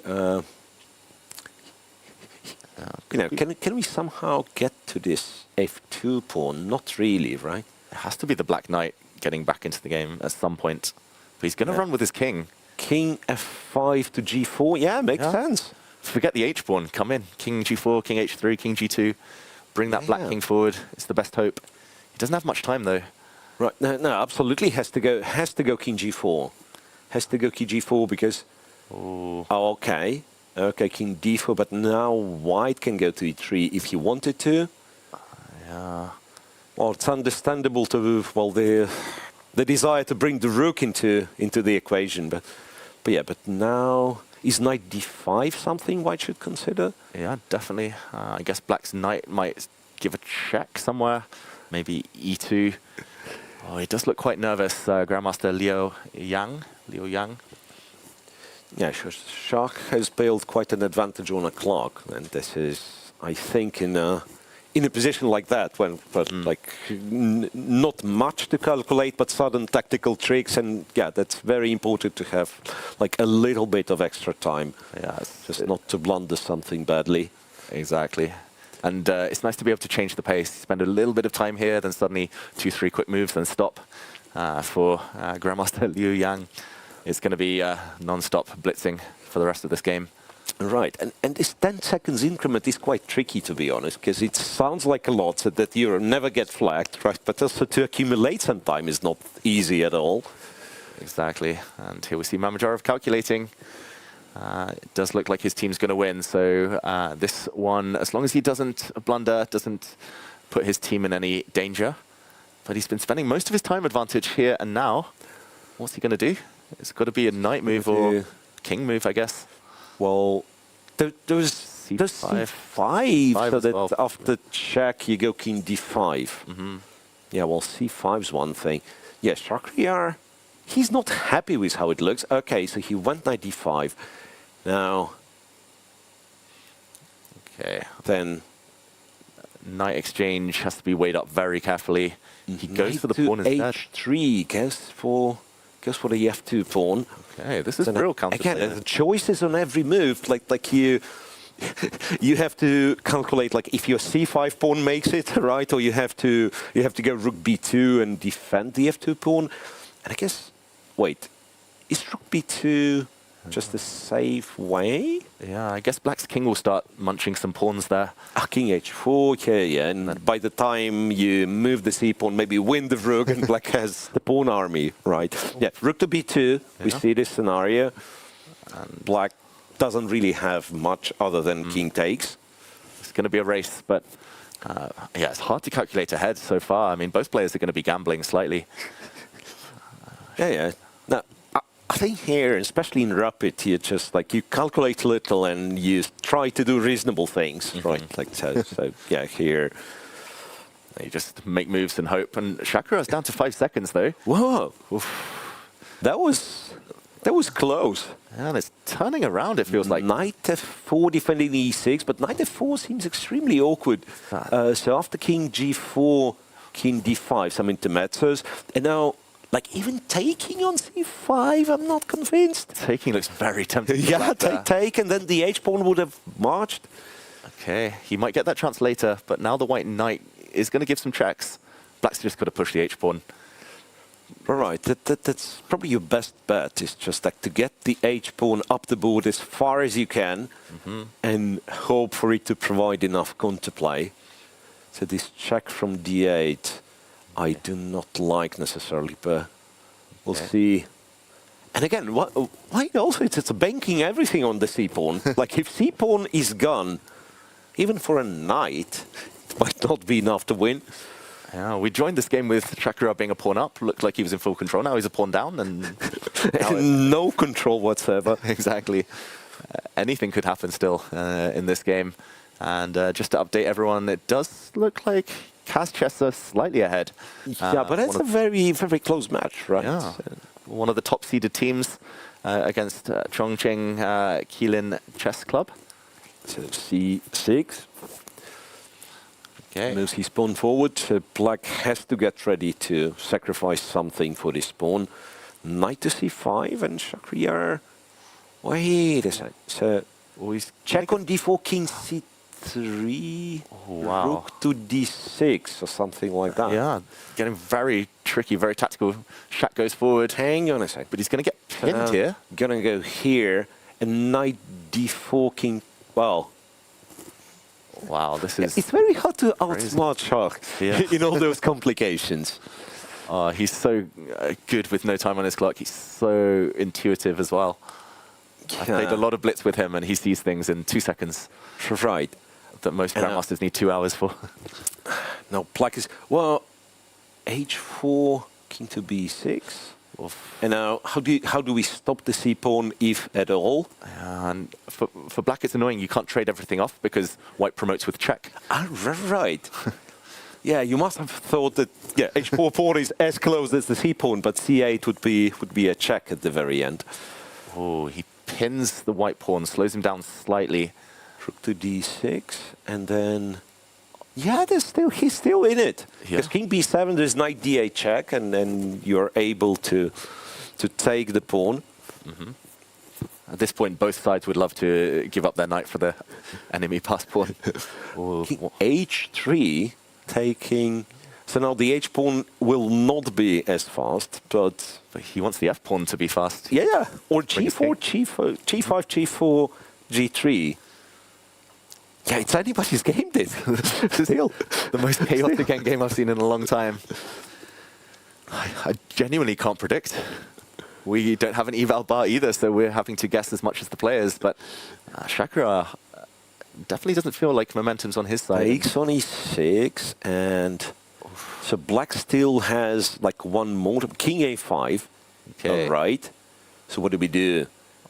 Is it the moment for us to go king g2? c7, rook back, or just move the g-pawn? It's either the g-pawn or king g2, I think. Yeah, there's not much else. Or maybe you start with rook e8 and hope that your opponent spends some time. e8. Here we go. All right. Pawn race. Shakra has to queen? Or does he? I guess. What else? Like, I mean, you could postpone it for some move like king b. So basically, yeah, king b6, but how does it help you? I don't quite get it. So g4, rook to f4. Ah, that's how it helps you. That's very, very clever. Mamedyarov, great move. Okay, g3, right. And then you take with the king, if white takes. Or you go king g2 if they take f3. So it's still, black keeps finding resources. But Shak can give up his rook for all of the pawns, no? Ah, right. And this is how he wins. And then king g2, he takes on g3 with the rook, or pawn, I guess. And just eliminate all the pawns, and you still have the c pawn and the a pawn. The a pawn should be enough. Right. Wow. f3, and nothing black can do anymore. Nothing black can do. You have to move the king, and then, something takes g3. Should win for Shak. Yeah, that's genius from Shak. That was a shake. No! Rook e3, even cooler. Wow. That's even cooler because, you win yet another tempo, and then you take on g3 and win yet another tempo. So that is, like, even if rook g3 was winning, that's much better move. Exactly. And after rook takes rook, he'll take back the rook. He won't queen. h3, all right. Okay, it's not over yet. Is there a chance? Is there a chance? Ooh. Is there a chance? Now that I'm thinking. It's very clever from the Chinese grandmaster. Absolutely. That's the best chance you get. Now Shak needs to find a way to get rid of one of the pawns, even if it is the queen endgame. This e3 pawn is it's in the way. Somehow in the way of your own stuff, right? King g1, yes. We might see a queen endgame. This could go on a long time. But wait, but the queen endgame. If white somehow goes... Black's gonna have like a pawn very close, right? So the queen endgame you want with white is somehow get the queen on f3, let them promote, take g3, and then win, right? But can we do it? I think he can get the queen to f3 and with a couple of checks. But black will just play g2 and... right. He wants and g2 and a queen e1. You need to have queen e1 after... right. So with the queen on f3, we'll go g2. Yeah. Whoa. That is wild. That is still not over. It's the endgame that never ends. That is still not over. In the meantime, Kaz Chess look like they have won this match. They're up by 2 points. And this is the last game going. So no matter what, we'll see Mamedyarov's team win. But the margin of victory is the main thing at stake here. As we saw earlier, WR Chess, the top seeds, have won their match. And Hexamind, in the meantime, that one's still hanging in the balance. They're winning 3-2. Shak's giving all the checks here. From B1, where is he trying to get? He's trying to get A2 or something? I think he's just trying to get more time on the clock. Trying to get more checks in. Wow. So clever rook e3 might end up being not so clever, because we thought taking on g3 would be enough. I don't think he needed to be clever there. Yeah. Oh. Wow. Wow. That's the stress of chess. Sometimes you try to be clever. h4. Oh, now not g2. No, g2. That would be a checkmate. No, but you just go king back to g2, right? Yeah. And you got to give a check, and here it's not much to do. No, I think Black just saved it. Mm-hmm. This is, incredible. I'm glad we jumped to this game. Absolutely. So, again, match result. WR wins, right? Hexamind, it looks like they have won in the end. 4-2. 4-2. This is our match on board 3, right? Yeah. Kaz Chess against Chongqing. Kaz Chess against Chongqing. Chilling Dragon has won, I think. Ding Liren, the former world champion, drew, but his teammates did the business. They did lose the amateur board, but they win 4.5, 1.5. Hans Niemann's Endgame AI beat Kaiser Hong Kong Chess Club 6-0. Okay, quite impressive. And it looks like Team MGD1, led by from India, also scored a big win. Yeah, 5-0 with 1 game remaining. So we'll stay here for now. But it does look like Shaq, shaking his head there. He knows now that he's no longer winning. Yeah. Queen e5, and now Black is thinking all of a sudden. Oh. Is he going to attempt something? Well, it's either King G2, which seems to... Yeah, it's King G2, right? G2, maybe. Ah, so it's kind of a chance to play G2. Is he going for a win? It's never going to be a win, surely. A win or just like a safer draw kind of thing? Check. Yeah, no, come on. You can't really, can't really hide the king. Yeah, this is likely to be a draw by force now. Yeah, King F3, check, and King E2 should be, check, and just don't take it. Just go to E2, and this is it. Yeah. So you've limited White's options to just giving checks from F6 and B2. Yeah, and a very well played game. I think a very fair draw. Shaq, he's going to show us what he should have done instead. It might have been that moment he was trying to be clever with the rook. He's saying he could have just given up the rook and probably won that endgame. Right. And here was the Shaq. It doesn't matter in the grand scheme of things, his team did win, but no, not a lot to analyze. The arbiter's saying, no, that was too much entertainment for round 1. But Shaq he was not the position. The pawn wasn't on. The pawn wasn't on H3. There we go. He'd already taken F4. He's struggling to recreate. Yeah. And yes, as was prescribed by your commentators. Exactly. Sacrifice the rook and you have way too many pawns. Yeah, King B7, you win the black rook very quickly. And this would have got him the game, but ultimately doesn't change too much. And that looks like round 1. Most of the games now have been completed. Let's just scout around elsewhere. Okay, the amateur board on board 1. Is that still ongoing? Maybe we can get a camera there. We do see the playing hall. There are a few games still going on lower down, but it does look like the amateur board between WR Chess and Duo Benia Khan is still in play. Somehow. We predicted that would be over very quickly. And it did look like it was supposed to be over quickly, but no. Match 1, still some action. I wonder whether we can jump in there. Yeah, I'm just like scouting for any unexpected results, aka favorites losing. I do not see any of those. Yeah, I think like quite a bit of draws, like Dingley Rand making a draw, right? Grishuk not winning, Shahriar not winning, I guess, was quite a bit of a surprise, but no major upsets. Yeah, this.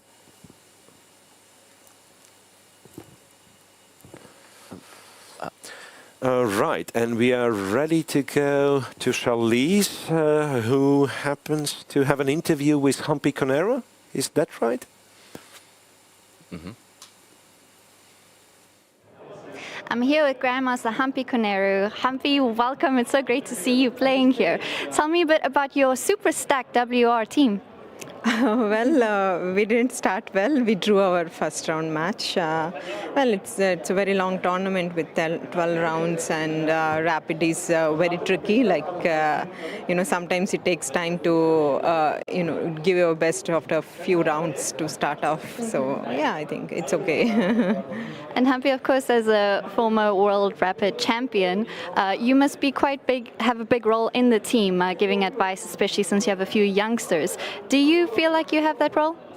No, not really. I think nowadays, like everyone having the coaches, and there is a great exposure for everyone, online chess and various tournaments. So I think here it's more of like you have to play your own game and give your best. So that's interesting, playing your own game. Where do the team dynamics fall in a team competition, or is it individual still at the end of the day? Yeah, of course. Like when we had a very critical match, there comes like whom to place and who to take the rest and everything. So it's just starting day one. So I think everyone is relaxed right now. And behind the scenes, do you prepare together? Do you spend time? Have you done any team bonding? No, not really. Like I just arrived yesterday, and so we just met today morning. So it's just common. It's like just play the round once we know the opponent. Yeah, nothing great preparations. And finally, Humpy, tell me a bit about the team members. Of course, it's a squad, young and experienced. It's very exciting to see this matchup. Yeah, it's a very interesting team, and also we have a different kind of players like juniors and also amateur, and so it's a kind of a mixed team. Also the superstar players on the top board. So it's a very interesting team format, and also I think it becomes tricky when we have a main matches when the amateur boards or the junior boards get even more tensed. Yeah. Well, thank you so much for joining us today, Humpy, and good luck for the rest of the event. Thank you. Thank you, Charlize. It was nice to hear there from Grandmaster Humpy on her emotions, how she just arrived yesterday and was already jumping into the thick of the action. Maybe we can check out the results then from round one. It looks like most of the matches now have been completed, and it does look like the favorites were successful. So let's bring up some of those results. And there we have it, WR Chess with one result still incoming. It did look like it was going to be a win for the Spanish team, but for now it's confirmed 4.5 to half is the current score. Farm Valera Chess Training did go down to second seeds Hexamine Chess Team. Kaz Chess also winning by 4-2 against Chongqing Kailin Chess Club. The Mongols falling to Dragon Chilling, led by Ding Liren, although that was a draw on the top board. And Endgame AI, we mentioned it earlier, Hans Niemann leading his team to a clean sweep. Absolutely, 6-0. It's the only 6-0 so far, at least on the top boards, at the most convincing win. Right, quite impressive. So we have a game going here and there, but mostly the first round is done. And we have to mention that today is the day to have a poll of the day.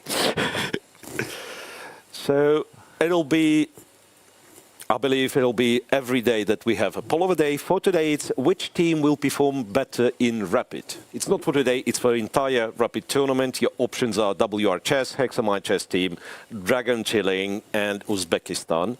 For now, WR is leading in a poll of the day. So if you guys have a different opinion, please cast your vote till the end of this day. Yes, and of course, go cast your votes. We would love to hear from you. Hope you're enjoying the broadcast so far. But in the meantime, we have another interview with Charlize. I'm here with Arjun and Abhimanyu from Team MGD1, one of the teams to beat. How confident are you guys feeling this year? Arjun? Yeah, it won't be easy for sure, but we did it last time as well. It wasn't easy either, so yeah, we're confident we can repeat and maybe even do better than Blitz. Yeah, okay, I We have a great team and a very good team dynamic, and we all are here to fight, and we are pretty confident. Now, some of these teams have been changing their players throughout the years, but MGD1 has been kind of consistent, right? Do you feel like knowing each other and being together for a while helps the team dynamics and helps you sort of perform better? Yeah, I think that is definitely one of the things with us. We also have had some slight changes, but we always had people whom we know well each other. So I think it's definitely a factor that helps us perform well. Yeah, this is my first year, so I hope so. Yeah. And finally, how are you finding Hong Kong? Do you enjoy the city? Have you guys gotten time to explore? Not really. We all just came yesterday. I came from Uzbekistan, but yeah, the city looks nice and gives a cool vibe. Cool vibe. Yeah, we came. Many of us came from the French League, and it's a very interesting city, and like a lot of. I mean, the locality seems very interesting and lots of things to try, but yeah, we'll do that if we get time later. So arriving yesterday, are you guys feeling a bit of the jet lag or the fatigue, or are you just getting straight into the playing and hyped up to be here? I mean, it's only 3 hours difference, and when I go to Europe from India, it's 3.5, so it's very similar, so it's not such a big deal for me. You're used to it. Yeah, I slept 12 hours today, so I'm okay, we'll see. It should be fine. Well, thank you so much, boys, and good luck for the rest of the event. Thank you.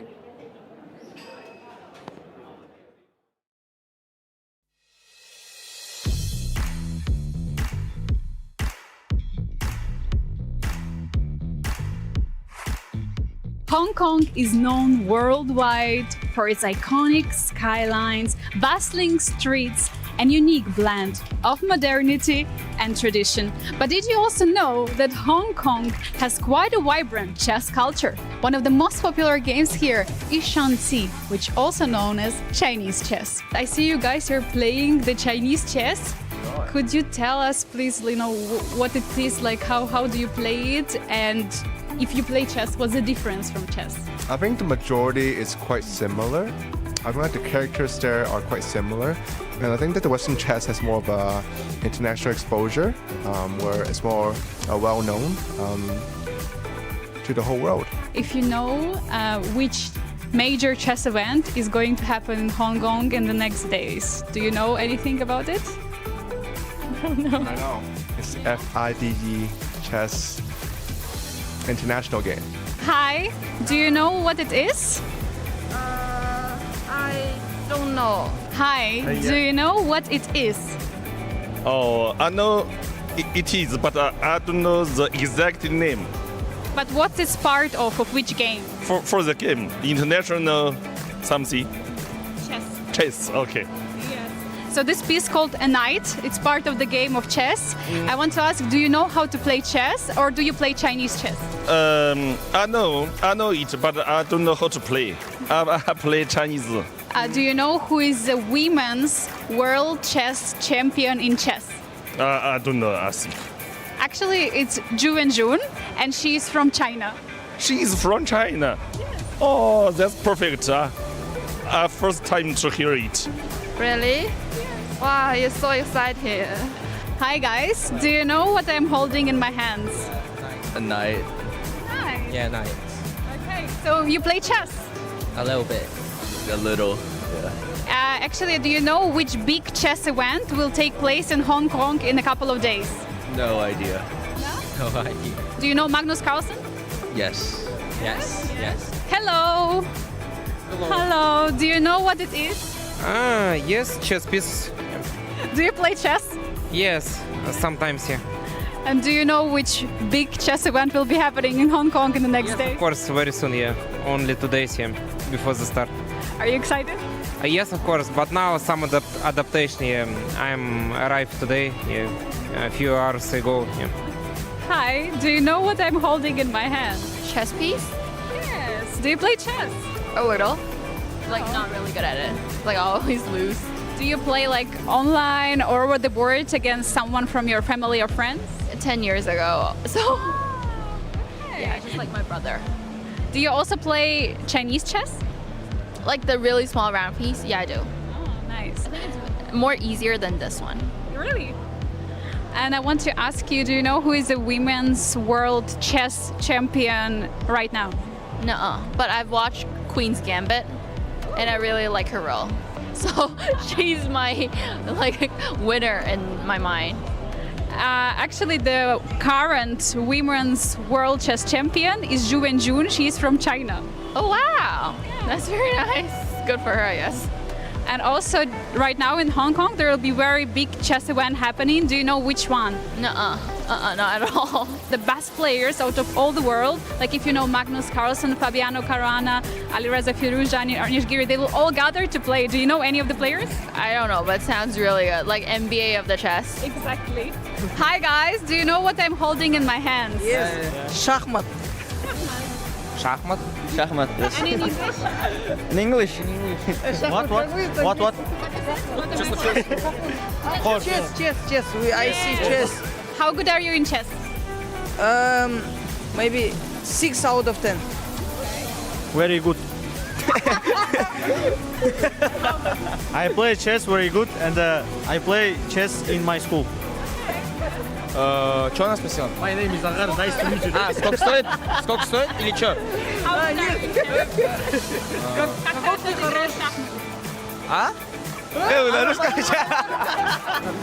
Guys, so you're from Kazakhstan. Do you know who is the best female chess player from Kazakhstan and also one of the best chess players in the world?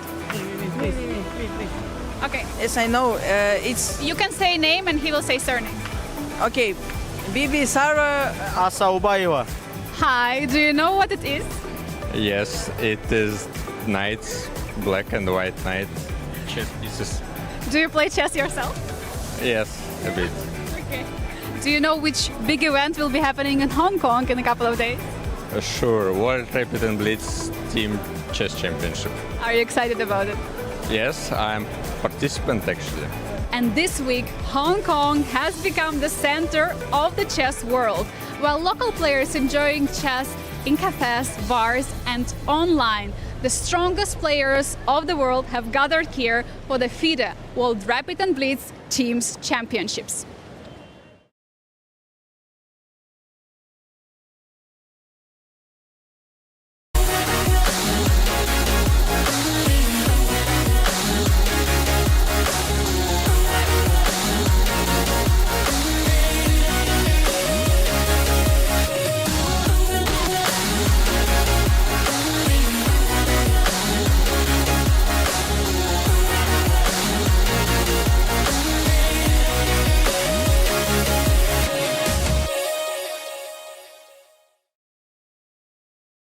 Freedom begins with a choice. In 2008, we made ours. Freedom knows no borders. Step by step, we became part of the global financial system. In 2019, we went public on NASDAQ. In 2024, we built a digital ecosystem.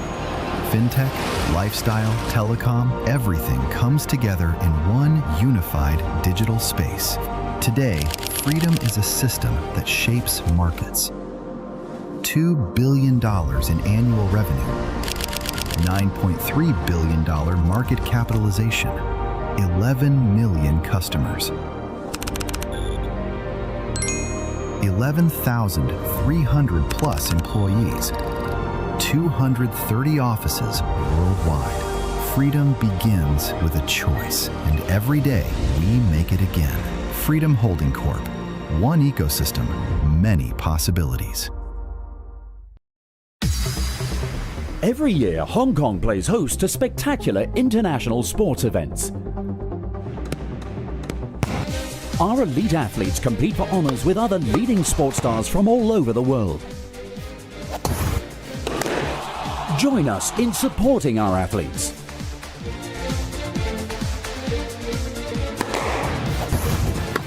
Come and enjoy the excitement of En-Mark events, Hong Kong's top sporting events. Welcome to the FIDE Online Chess Museum. The International Chess Federation proudly presents the FIDE Chess Museum, an online space celebrating the rich history and evolution of chess. Explore exhibits that trace the game's fascinating journey. Discover the origins of chess beginning in the distant past, and follow FIDE's centenary journey. Rare chess sets, unique books and memorabilia, autographs of chess legends, trophies of historical tournaments, and stories of the chess champions. Explore the game's legacy and future. Chess is more than a game. It's a global culture of strategy and unity. Join us to experience this unique online journey where history, culture, and passion for chess converge. And also on your phone. Tired of paywalls? How about unlimited play, puzzles without limits, uncapped analysis, master-level studies, tools to learn and improve, and watch tournaments from all over the world, all for free. That's Lichess. No ads, no trackers, no subscriptions. Open source and funded by donations, not by data selling. Our focus is just on chess. Find us at lichess.org or on the app stores.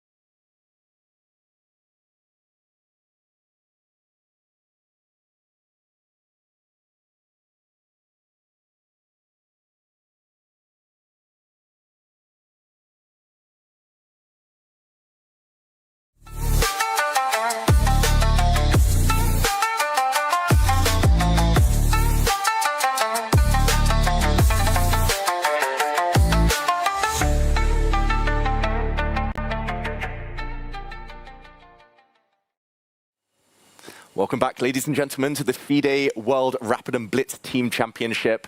With you here, Grandmasters David Howell and Yevgeny Miroshnichenko. And Miro, we've had round one now in the books. What surprised you the most from round one? Well, there have been a couple of surprising results. Well, individually, I think Nigel Short lost his game.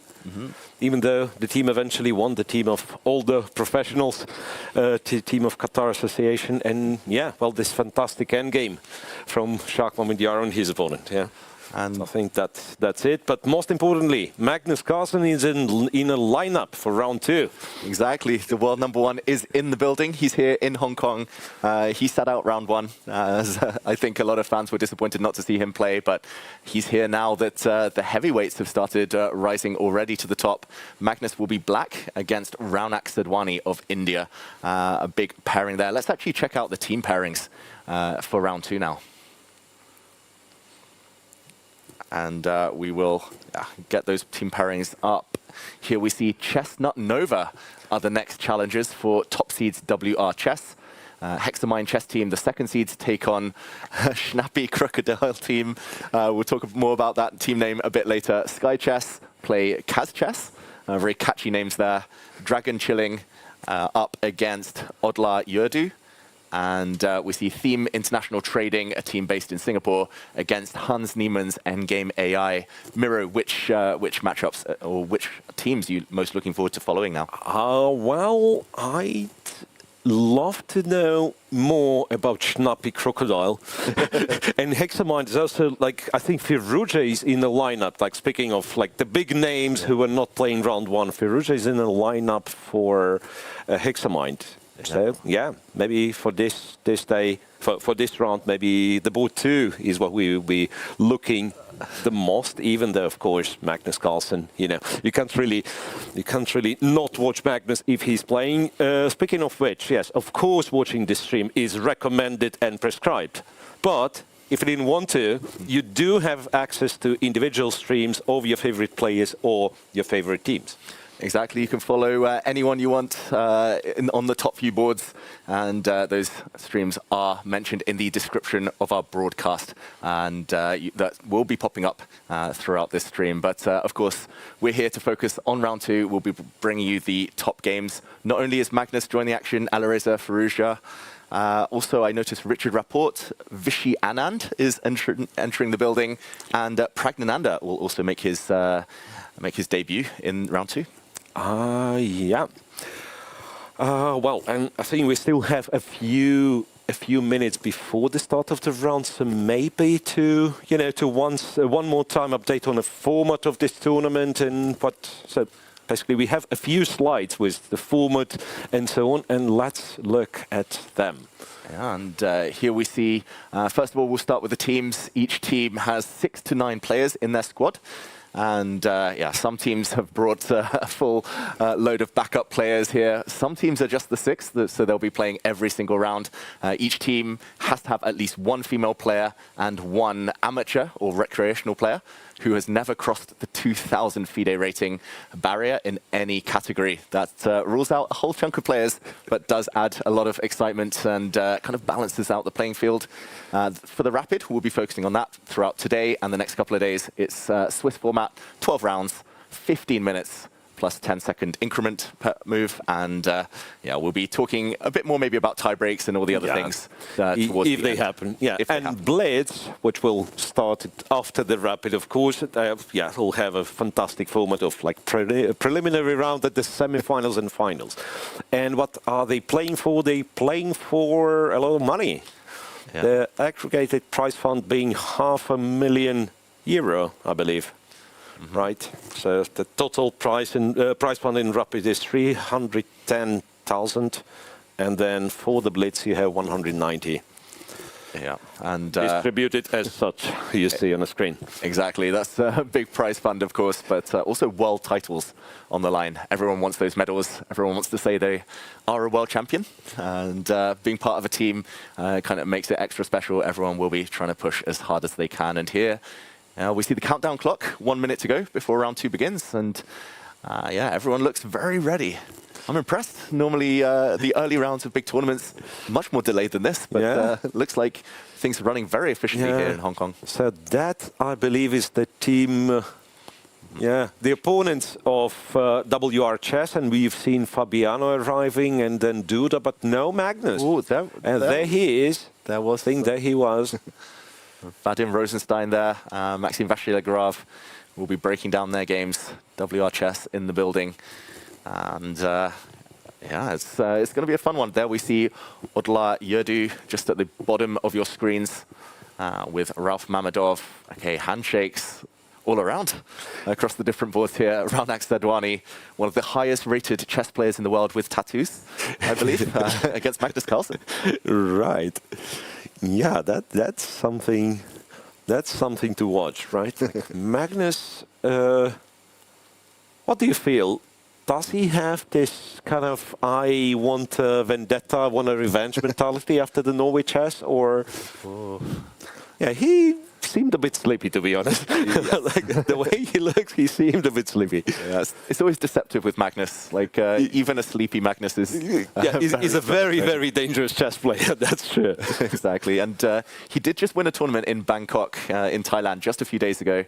The ASEAN Cup, I believe, and here we see, okay, it's an open Sicilian, and whether it's the Carlsen, the Taimanov, yeah, knight to e6, knight c6 combination of moves. Could be a 4 knights Sicilian as well. Okay, here we see the live board. Magnus looking away, Sadhwani choosing how to react. You never know against Magnus. Do you go really direct and try to just kind of attack him?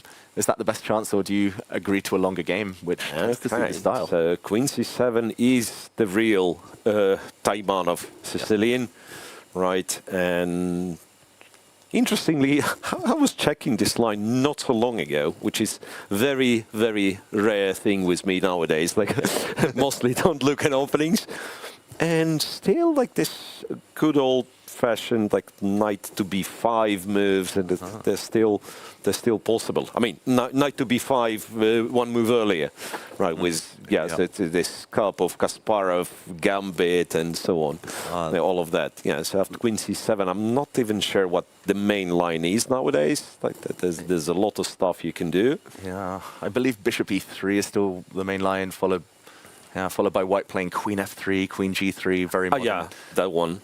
And it looks like we're getting that on the camera. That's exactly the one we are getting. Bishop e3, a6. Then Queen f3, and what White wants is to get Queen g3, and if the endgame happens, then hg, opening the h-file, plus some weaknesses on the dark squares, usually is in White's favor. Yeah, very small advantage, but enough to be, at least nowadays, quite happy about. Hard to win straight from the opening at the top level. Right. I mean, it's amazing how we went from, White opens up and has an advantage to Black equalizes, but with very strict, like only these moves you can play, to anything is playable nowadays. Like such a lot of lines that had bad reputation back in the day and now turn to be completely playable. Exactly. That's not one of them, by the way. This one's very solid through the years. Yeah. Bishop d6. Well, extravagant move, but at least stops Queen g3. Exactly. And I guess the bishop looks quite good on the e5 square, if it can get there. And that might be quite a rare move, so might get Sadhwani burning some time on the clock. Magnus, his strategy, especially in rapid chess, tends to be to try and surprise the opponent early or early-ish. And I'm sure he's prepared this before, Bishop d6. Yeah. I'm sure he's played it before even. But so bishop to d6, and if you castle long, the bishop goes to e5, right? That's the whole point, and it's not that easy to. That's just kind of the bishop in the middle of the board, but it's not that easy to push it around. Yep. It's a nice square. And okay, we can just while Sadhwani thinks, perhaps there is a large crowd around. Maybe we can check out some of the other boards. For this match? For this match, yeah. Yep. So WR Chess against Chestnut Nova. So if Magnus plays black, that means Fabi plays white. Right, it's amazing to have Magnus and Fabi playing for the same team. Exactly, and Bachelor yeah, but like all the drawbacks about like the biggest rivalry was like Magnus used to be the champion and then Fabi was seen like the only real candidate to dethrone him.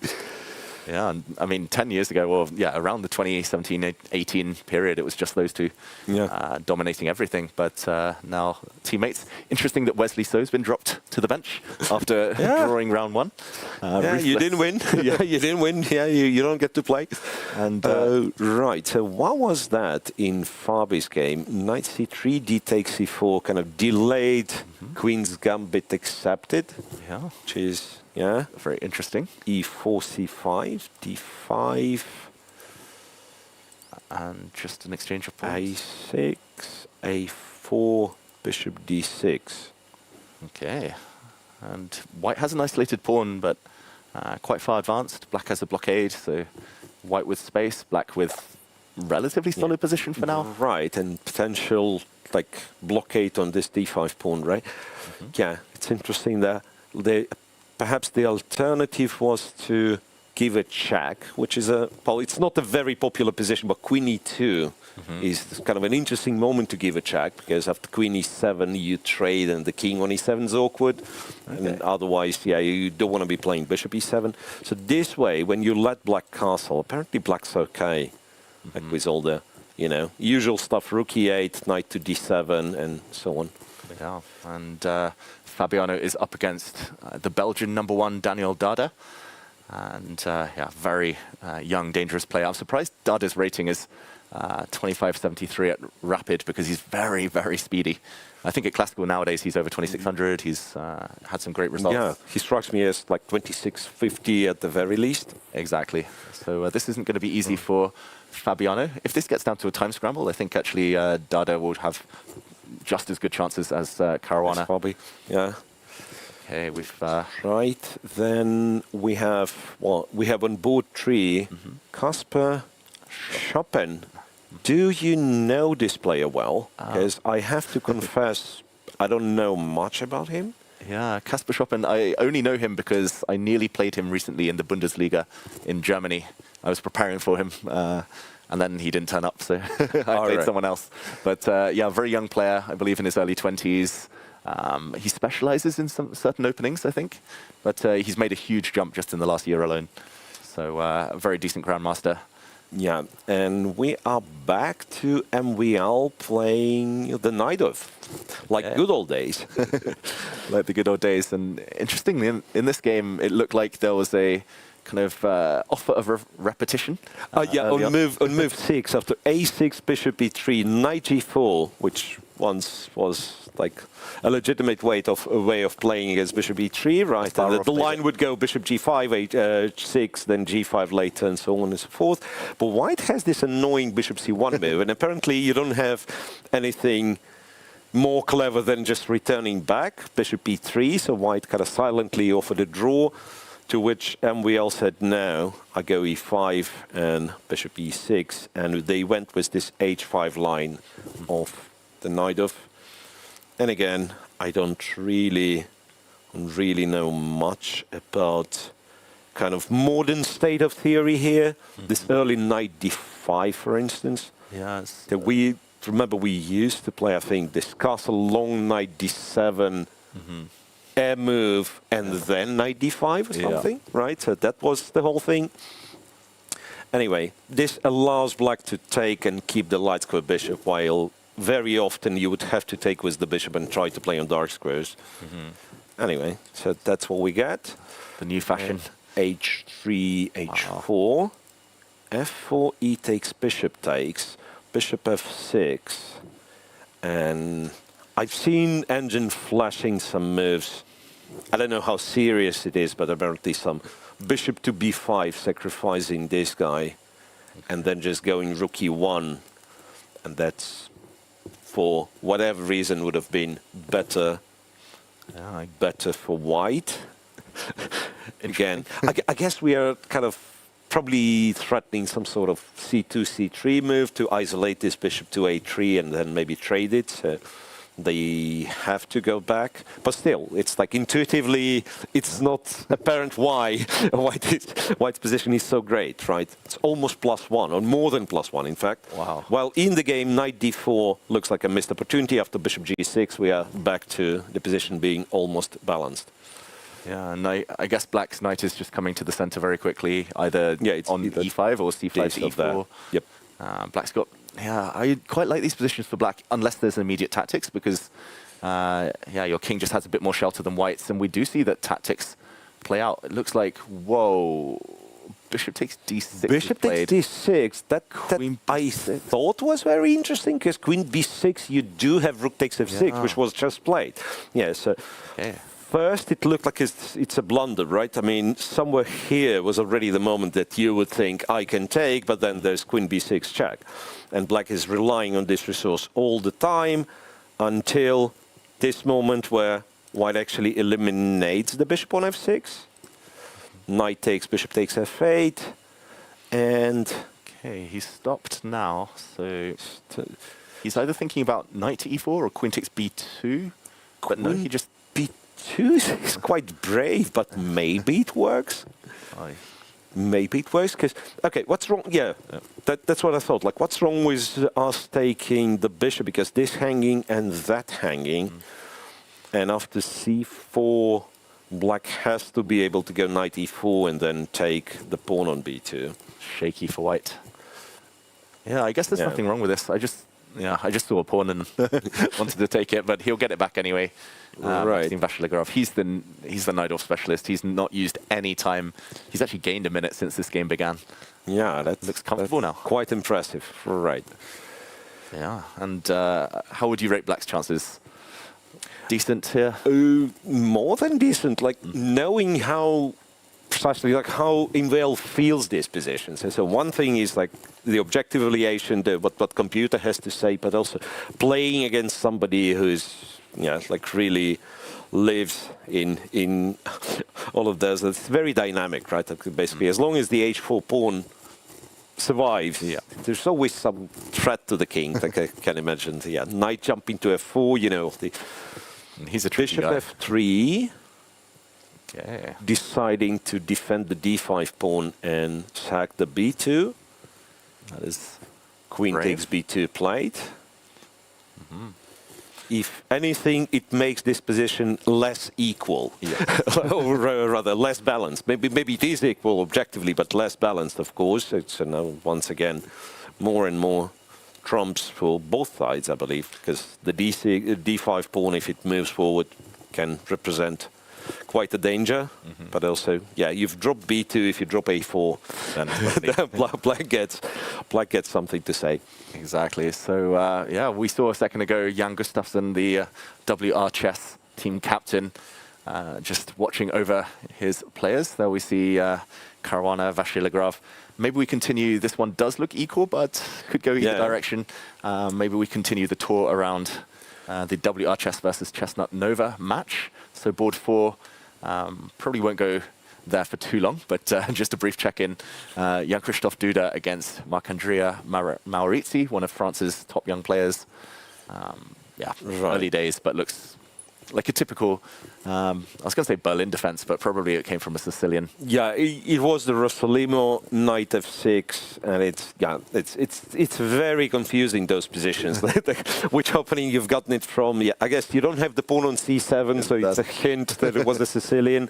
Exactly. Yeah, but you're absolutely right. It's more or less the same nature all the time. Yeah, so white is... I'm actually not sure what white is trying to do. So I wanted to say, like, press here, which is not happening.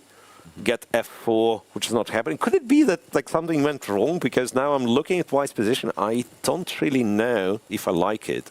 Knight f3, and then I'd guess jumping to d4 would be good enough to claim the position is equal. But also you could just like go a5, a4, c4 in some cases. Exactly. Yeah, looks like Maurizi on board 4, at least holding his own for Chestnut Nova. Board 5, we have the women's players facing off against each other. That is Lu Miaoyi. She's very underrated in rapid. She's a very strong player, 2400s.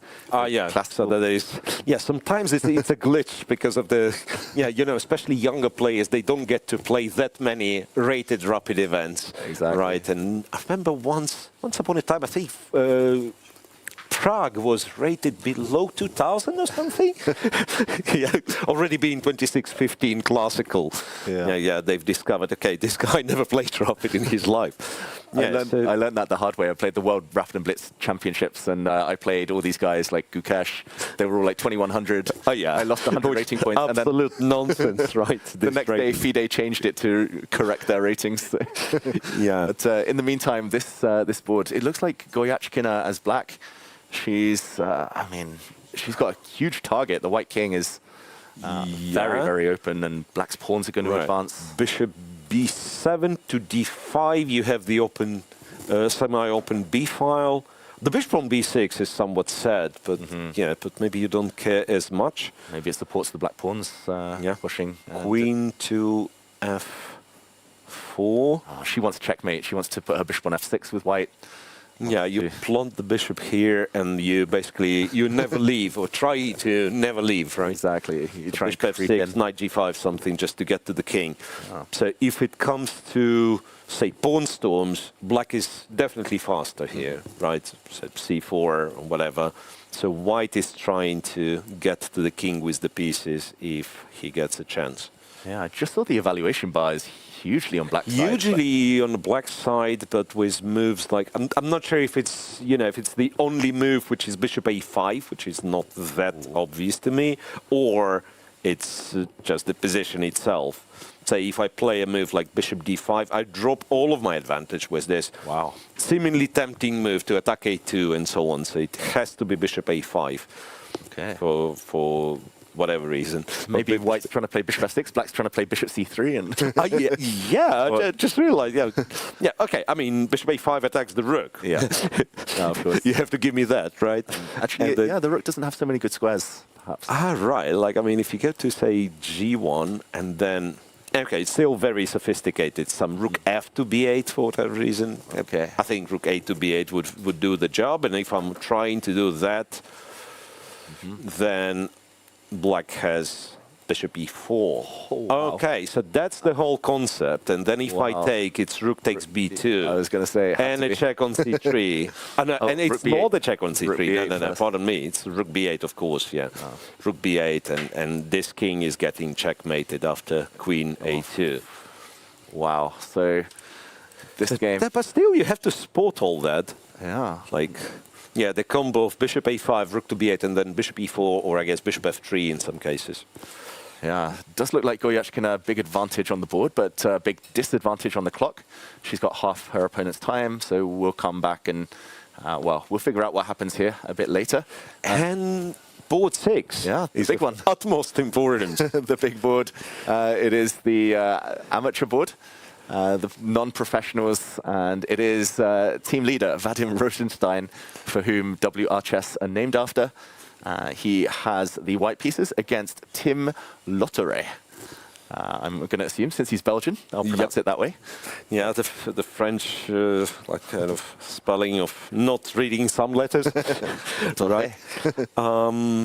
It's a lottery who's going to be. What do we know about these positions? Not much. Not much. For an amateur board, it's equal and also very sharp. Exactly. It allows like different, different blunders. I'd say this is the most important part, especially with the black knight on d3. Like like any sort of forks, knight f2 at some point. Yeah, anything. Okay, and just the bottom left of your camera is there for everyone at home. You can see Vadim Rosenstein.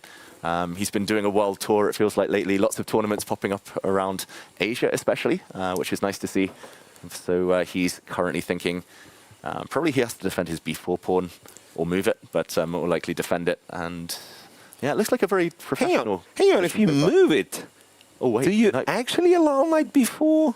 No, it's queen c7, right? But it was, computer was visibly not happy after b5, and it was e5. Now that I'm looking at computers, so e5.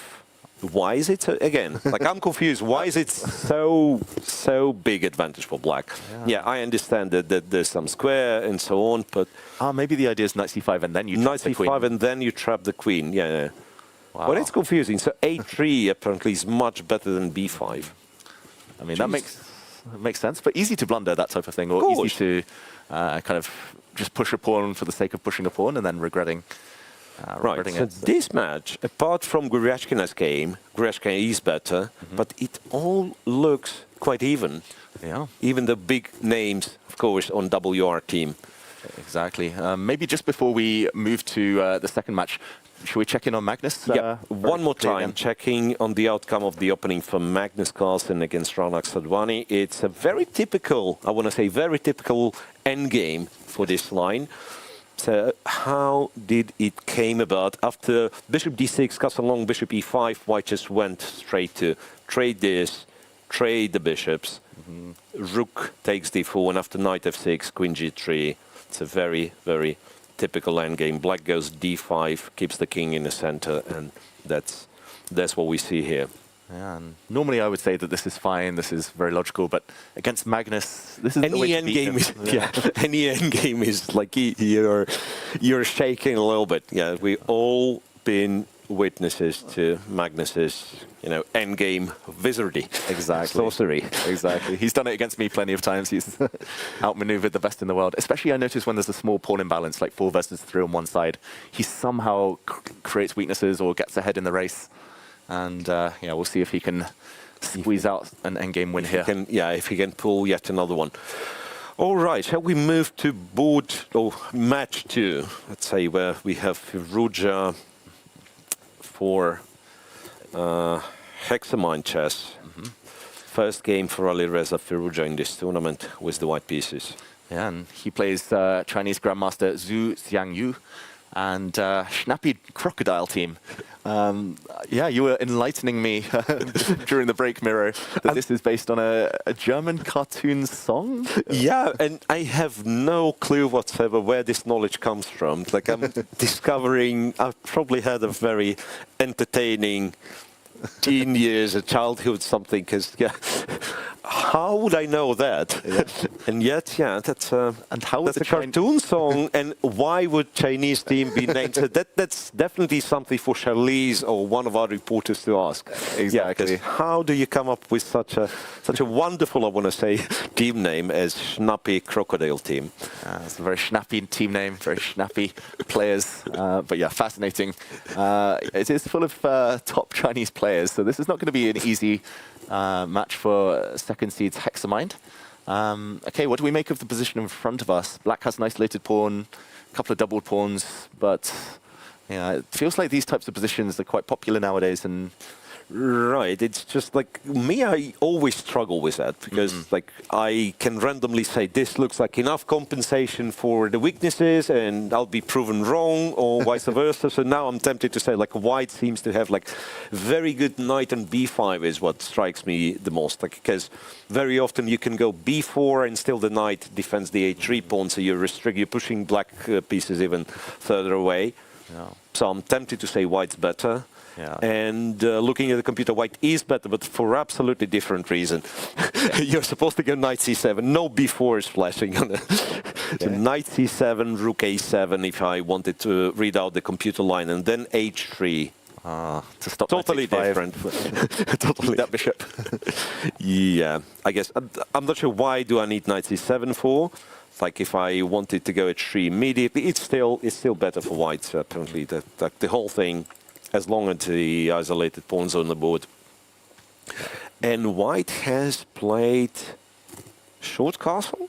Okay. Also, is that right? Yeah, like short on the castle. Yeah. That's what we see on the camera. But this allows knight e4, where I guess we are trading and then jumping somewhere. d2. Yeah. Otherwise, bishop c4 might have been. Annoying. Yeah. Knight e4 played, right? Okay. So knight e2 and yeah, Alireza.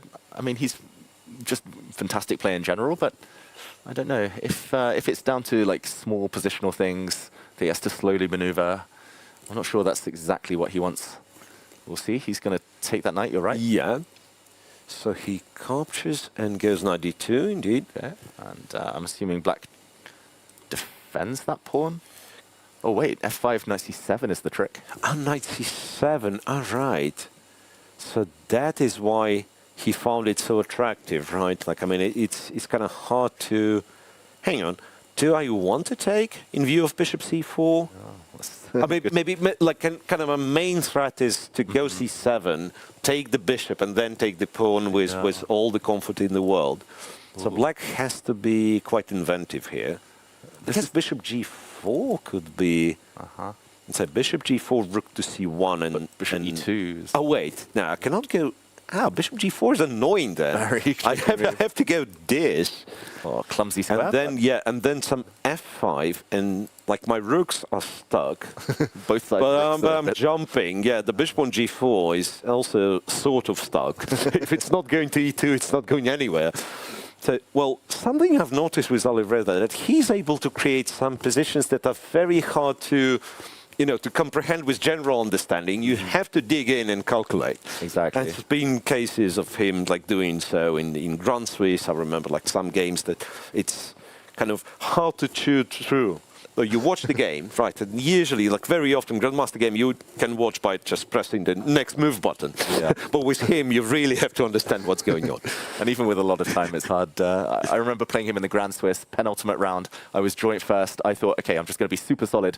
But you can't be solid against Alireza. He just made it crazy. Like he messes up with it. Yeah, he outwitted me there. But it looks like we're getting this whole variation. Yeah, so, rook d2, e1 played, and f5 quickly. So, and now... Very high quality from both sides. Knight to c4, right? And knight to c4, so he's aiming at d6, I guess. Well, now, once again, b4 is reintroduced. Oof. This could be huge for the match, this one. Alireza with a big time advantage. He's famous for playing with seconds on his clock, but he can play much faster than that if he wants. And so good pressure for Hexamind on board one. And we just saw Anish Giri on the camera make a move, so maybe we can check out board two. For Snappy Crocodile against Hexamind, it's Li Di, the Grandmaster with the shortest name in chess. And okay, this, I'm trying to do a count. It's level material. Black's queen and knight do look quite well placed. Yeah, and it feels like White's trying to do too many things at once, right? Like, so say you've opened the H file, you have the rook on H4, but you cannot double. This one's not allowed. So somehow not that much control over the position. I do like White's last move, bishop on E3. At least he's like kind of holding together now, so he has a bit more time to decide on a plan. Queen into D6 or double up the rooks on the H file eventually. Quite seriously, like quite confused what's going on, because at some point I can see White kind of invading on D6, and again for now it's just rook D8, but you have to watch out for the queen D6 thing. Maybe I move the rook back. I don't see the reason why it has to be on not rook B2, pardon me. Ooh, it wasn't A6, it was A5. What's A5? So what happens if I try to take the... Wow. Whoa. Okay, now I'm getting educated by the engine. That is... And it's not easy to understand, because apparently after rook H8, rook takes and rook takes, Black is completely winning. It's just going to be checkmating on the H file. So there are two threats. H5 and B1 is also important. Yeah. And the whole point is to deflect the white queen away from hitting B7. Yeah, the queen was on B4, and then that moment you take on B7 with a check, and you'd keep checking, I guess, until the king is on the H file, so blocking the rook. Yeah, so A5 is very clever. Genius move. And White apparently has to go, well, can I go D2 or something? No, it's still bad because of rook H8. So now, full disclosure, I can see that computer says queen E1, but that's not your intuitive retreat. Especially on the E It file. could be, yeah, precisely, like all the knight D4s and stuff. And it could be the only way. Oh, wow, and queen A5 played rook H8, and this is it. Genius from Anish Giri, I've got to say. That's brilliant. That's what it is. Queen A7 and queen B1. Wow. Queen B1 hitting the rook. So now, if you were to take on b7, king's not going to g8, goes to g6, and black's just winning. The rook's hanging, and it's a checkmate here. And look at that, jacket off from Anishgiri. He means business. That's a signal. And that white rook is in huge trouble. If it moves, rook d2, where's the knockout blow? g5. I can just force you to surrender the h file, and this g5, coming in clutch. I don't think. No, g5 game over. I don't really see what we can do. Mirror, this was impressive from Anish, I've got to say. And I was worried for a second. He didn't have too much time on his clock, but a5 has turned the tables completely. Very, very impressive stuff. Wow, I'm glad we jumped to this game at just that moment. Right. And a5, you could say like it was a bit naive to capture this pawn that quickly, but still, the geometry behind black's kind of decisive attack is very, very pretty. Rook e2, and now he needs to find g5. Oh, he's just going to take the pawn. Anish. You just let white back in the game. Now white trades on h8, goes rook e1, and we have a game again. To cover the checkmates. Wow. It's very important. It's what a miss. Commentator's curse. I was just about to say that's the rule, right? You don't separate your king from your queen in middle games like this. Otherwise, you might just get attacked. So one more time to highlight, g5 was a brutal way of forcing white to take. You have one check, and then you have no checks. And queen h1 will be, it's actually, Compy says checkmate in 5. So even like with giving up all of your pieces with checks, it won't help. You go bishop c1, you go rook e1, you go queen check, and still g4. You get checkmated. Prolong it one more move. So queen b3. Let's white off the hook. Okay. Wow. And maybe now that Lidi is back in the game, we can come back to this one shortly. We see Volodar Mertzin on board 3, former World Rapid Champion, playing for Hexamind. Okay, very different nature, this position. Much more blocked, much more simplified. I'm guessing this came from some Italian or Spanish. The bishop e6 thing. It was the Spanish delayed d3. D3 on move 6 was bishop on e7. Which is not easy to guess because the bishop is on a5, so it could have been anything. But these positions, once again, Compy always says it's equal, and I always find it like unpleasant to play with black because there is like a long-term defect in structure. And, like us humans, we usually want something clear, right? So like to keep the structure as is with black and just like be patient. It's not very easy. It's always equal until it's not, and then it's who blinks first. Precisely. Not the most thrilling, maybe. So we move on. Balance for now, and let's check out Vidit. He's playing against I Am Zhao from China, and quick material count. It is level, but Vidit's rook, the black rook, is in. So that's one of those that you can argue a long time about white having kind of better pawn structure in the passed pawn on the a file until you get something sacrificed on h3 and checkmated, right? Exactly. So that is, if queens come off and maybe one set of rooks, white is just winning long term. Precisely. But you really have to be mindful about the king on h1 and how do you deal with all those attacking prospects for black. I would be wanting to get pieces off the board. Rook b. Okay, I was going to say rook c2, but maybe rook b3 is... Rook b3, yes, I say rook b3, and if black insists on keeping the rooks. Because I can see Compy going bishop g4, but I don't have an answer to what happens after f5. And again, it's like computers understand this stuff very well. Like, you put the bishop on h5, there is no g6 because d7 bishop is hanging, and you just hang there. For human, once again, I would argue it's a very hard kind of maneuver to find. Like you provoke g4 and you just put the bishop on h5 and then you pretend nothing happened. Exactly. Give your opponent a free move. Precisely. So you've given a tempo that maybe black wanted f4, f5 anyway, f5, f4. And I just want to point out, Miro, like the T-shirt there, the Schnappy. It has the image of Schnappy. Wow, that's full commitment to the cause. And bishop g4, I was claiming it's a hard move to play, but it was played. f5 and bishop h5.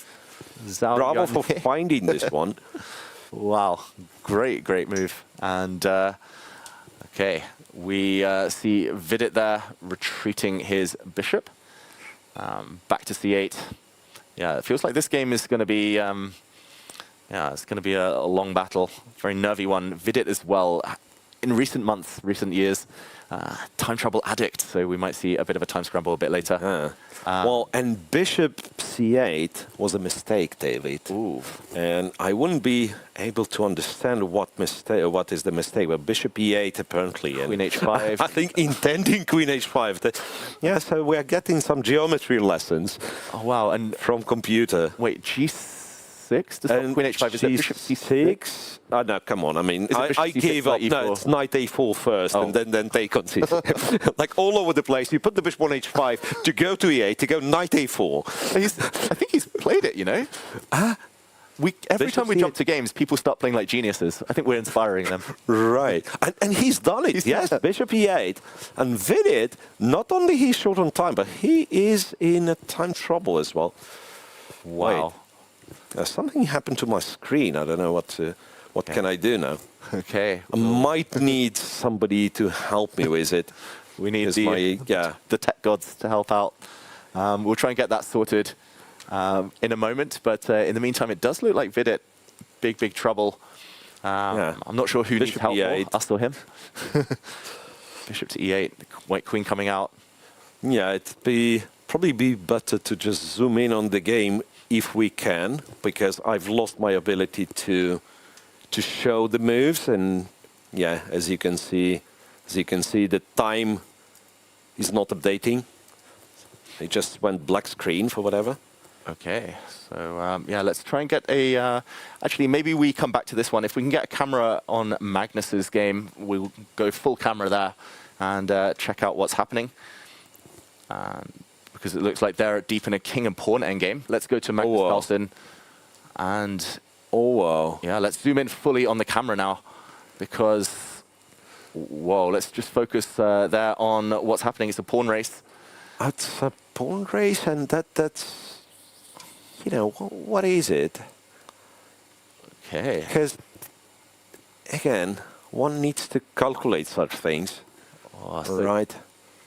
So, like for the pawns, you'd say, yes, white has the kind of outside passed pawn on the b file, but Magnus's king is so active. So what happens if I just go b4? Yeah, that has to be the thing he's calculating. b4, yeah. So takes b4, king goes to munch the pawn, we go king e3, we go king d4. King takes pawn and king d4, a bit of shouldering. And is Magnus alive in it? I mean, it can be anything. That's a weird position. That can be anything. Very strange position. King and pawn endgames are the hardest ones of all, right? Yeah. Because one slip and the whole evaluation goes... right. And if you think, like, what is the alternative for white? I mean, king e2 is technically no. It's silly, right? I'm allowing king c3. Yeah, it looks like the same thing. You just one tempo. Yeah. I've just lost the tempo. Yeah. So b4. Okay, most logical move. b4. Magnus, looks like his hand is pretty much forced. Maybe he can wait one more move before going for that pawn with his king. But Magnus doesn't have too much time. 1 minute left. In the background, we see Fabiano blitzing out his moves against Daniel Dada. It does look like Fabiano Caruana is winning. He's a full piece up. All right, g4. Ooh, g4. g4, king e2. So now what happens after king d4? Well, could it be that he needed this g4 later? No, not really. I mean, he can always go like king b3. Okay, what happens? So king b3, e5, c3, e6, d3, f5, e3, g5, f2, h5, g3, and it's a draw. Okay. King g5. Yeah. This one's going to end with king versus king. Both players have calculated it out.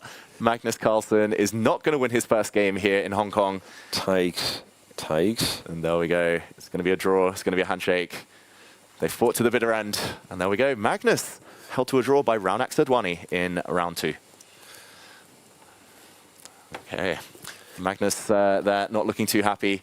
Fabiano looking at Magnus. Thinking, why did you allow that to fizzle out, mate? But okay, Dada is in big trouble. I don't know if we can get a full camera on their board, but Fabiano is a full bishop up for just one pawn. Yeah, so that's b5, c4 pawns, right, for black, and the bishop's on g3. Yeah, White's bishop and knight, yeah, not coordinated yet, but should be more than enough. Dada is also playing on seconds. We can see his clock there on the right of our screens, just 24 seconds left against Fabiano's 3 minutes. Board 3 of this match has also been drawn. That was between Kasper Schoppen and Vasil Lagrave. We saw that earlier.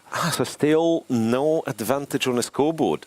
No advantage. For WR chess. Okay, it's 1-1 currently here on board 1. And let's not forget there is like a secret joker board on board 6, which can go either way.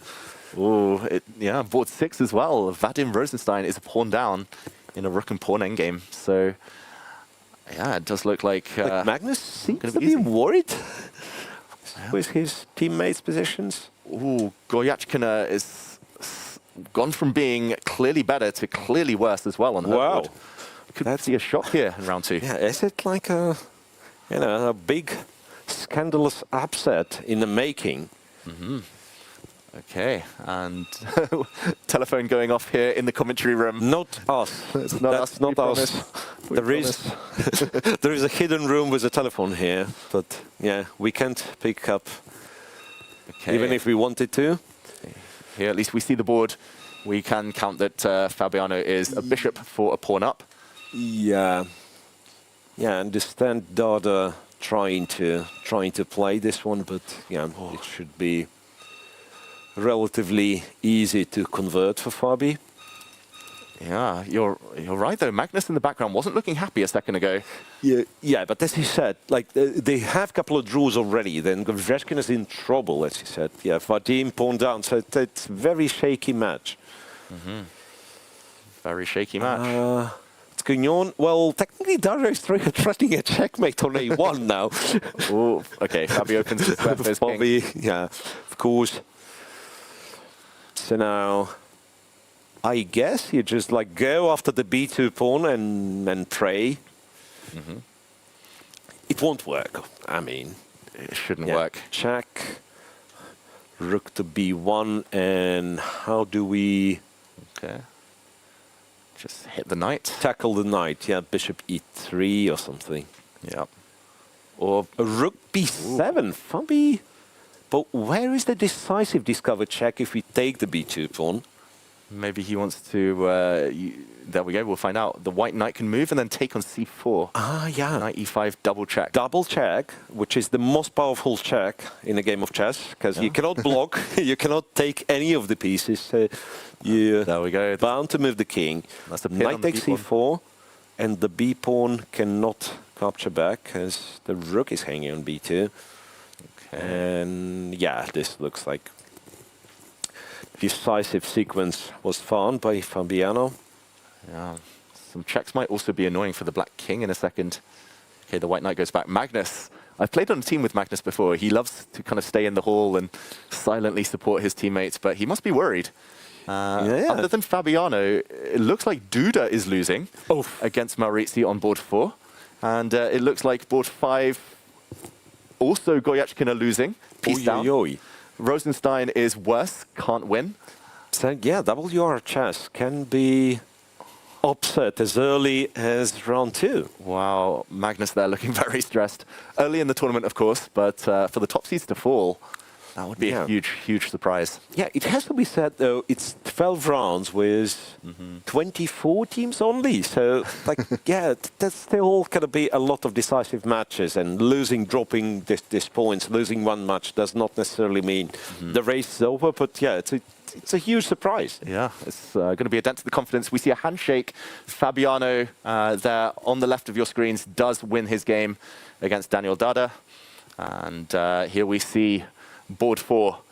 Now WR Chess are in the lead, but it might only be temporary because Jan-Krzysztof Duda is worse. He's a pawn down. The white knight is stuck on the edge of the board. Yeah, not only he's a pawn down, but how do we what do we do about this A pawn, like, at all? So say we attack the bishop and then, or what do we do? Yeah, the knight's horrendous on it. Totally dominated. Like, you give it 3 moves and it still doesn't get into the game. Yeah, precisely. I think like you want to go knight f3, but then black puts the rook on the second, and the knight's completely dead. Exactly. Duda, you can see from his body language that he is not happy. He's gambling here. He's thrown another pawn away. He's pushed to f4. But again, helpless almost as Maurizi takes it. Now 2 pawns up for black. The French youngster Maurizi is such a strong knight chess player as well. All right, so he's at least like the knight is getting back into the game. Or is it? I thought. Or if it goes back to d2, it gets skewered on the second rank. There's going to be more trouble ahead. Duda looks desperate. He's going to try. So very low on time. Like, but the way Duda making his moves, yeah, rook a2, now f3's coming, everything's, no, it's game. It's game, and Duda's got only around 10 seconds left on the clock. Oof, knight c4, and either f3 or bishop f3 both seem to be absolutely decisive. Exactly. It's going to be mate around that white king if Maurizi plays his cards right. There we go, he's going for it, pin on the second rank. Duda has to try something with his knight. Well, e5... He can take a pawn check. He can try and promote his f-pawn. He can go f2, I think, right? I think could be the easiest. Just go f2, make a queen, and well, I guess some knight to d6 he can be bothered about. But it's or, well, you have bishop b3 if you wanted to. Yeah, just to stop calculating, right? Exactly. I don't think the checks actually last forever anyway, so maybe black can promote to a new queen, but yeah, Duda knows he's losing. Black here, Maurizi has 3 minutes left to calculate. Plenty of time as he's about to win his game. This would level the scores in the match between WR Chess and Chestnut Nova. Big result here, potentially on board 4. And yeah, on board 5 as well. That game we see on the bottom right of your screens, Lu Miaoyi is about to win. She's a clear knight up. Wow. Against Alexandra Goyachkina. Must have been a lot of adventures in this game. Yeah, and I think I'm finally able to once again get access to analysis board, but it could be too late for WR team.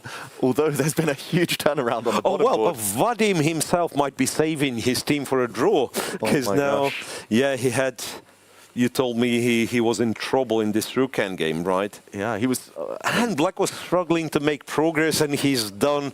He did make progress, but in a very kind of backward way. Yeah, self-destructed. Yeah, precisely. And this is the difference between team chess and individual chess, right? Because if the player on the black side, Tim Letorre, from Chestnut Nova, knew that his 2 teammates were winning, he should have just agreed a draw. Yeah, precisely. Instead of risking anything, but... instead of banking it for the team, playing it safe, he took a risk and it's backfired. And now this might be, might be a lifeline. But we'll see. For now, Maurizi's still calculating. Yeah. You know what we play? We play now. No, I wanted to say we play King G5. We don't play King G5. I was hoping King G5, King G3, and then F1 knight checkmate. But that'd be beautiful. Yeah. Okay. Let's see. Let's see if there is any sort of perpetual. Not really, right? Yeah. You need a lot of things to go your way here. Yeah. Check King to G7 and the king's. I don't even know. Like, yeah. It's dancing check away. Here. King F8. Check here. King G8. Yeah. And this is it. Yeah. This is it. White has one more check, but then the king escapes in his handshake. Duda resigns. Maurizi takes the win. That means Chestnut Nova are in the lead. Or is it equal now? Equal yeah, now, Goretchkina's game is still going, but she's completely about to take the lead. About to take the lead. Yeah. So here, well, black is holding by a thread. And then knight to d5, and this knight gets to f6. That's it, right? Yeah. Black has to put the king on g7, try and bring the rook g7, out. Here, rook h8, and... where is the win? I guess this should be good enough, question mark? Yeah. I mean, if this is not a win, then what is a win? This is surely a matter of technique. Other than nerves, maybe the clock. This should be a win.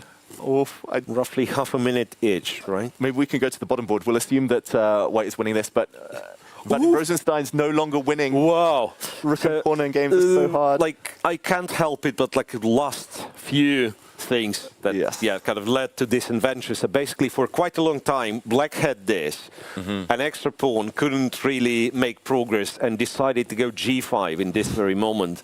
That it turned to be unlucky decision, because now apparently White is winning with king f5 and then later taking this pawn. Rook c7, king f5 was all right. Rook c2, rook b7, king g8, and now king to f6 would win. g6 allows e4, and then still there was a win, but not with king takes. Rook f2, king f5, rook to c2. Good move. Very, very clever move. Checks from the king side. f6, check, king g5. And the thing with the g6 pawn is that you can defend passively, right? Rook c8, which by the way was just played. Yeah. And so interestingly enough, if you lose both pawns, there's still a draw. Exactly. And he was forced to find this, Tim Letore.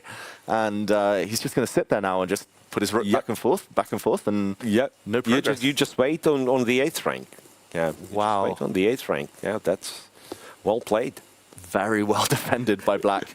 Or was it? Wait. I do not. Wait. What's going on in here? How is this not a draw? I don't really. No, I think. Is it the one when you get rook here, pawn here, rook f6, something? Oh my gosh, it might be. Wait, but how is it? You have to stop like h6 then. How is it after g4? G4 that's what you have to do. You have to have the rook down. Because you need your king on the 6th rank, then you need the rook on the 6th rank. Right. So there was like a narrow moment here. So apparently king h5 was a mistake. Was a mistake because of rook d1. Oh wow! Right. Rooking games are hard. King h8 would be a draw because of h4. So apparently here again, don't ask me why, but g3 was a win, which like we had no chance finding. Never mind the players with seconds. If we go back to the live position, this is it. And he's going to be forced to find this, Vadim Rosenstein. King g5, and Black went with this check. Why? Oh. Could have waited with the king. Could have just like shuffled with the king. Wait with the rook. Yeah, rook c8. And now, he needs to go rook b6, and then g7, rook to f6, trade, and because he has one extra g pawn, okay, for now he went to g5. Okay, maybe we can show this winning plan on the analysis board. Oh, g5, rook to h7. So he's trying to achieve this, but now Black once again gets the chance to go here. And in fact, you're absolutely forced to go with the perpetual because now rook h1, it's like Black who's threatening a checkmate. So Black has played rook a1. Whoa. Wow. No, he kind of Imagine Magnus's reaction. I don't know if we can get a camera on Magnus' face. If we can, that would be telling. There we see. Absolutely crazy what happened in this game, man. Fabiano is walking away. King back to h5. Now you can give a check and just take on h7. Will it be taken though? You could also just check from behind. You can check from behind. He does take no, he does take. So that means he knows the opposition thingy. No more adventures here, surely. Magnus. Oh, are we going to see a shake of the head? Jan Gustafsson as well, team captain. Oh, he must Doesn't be look inspired. Oh, the face from Jan there. Oof. Oh, not happy at all. Chess endgames. Exactly. Very hard.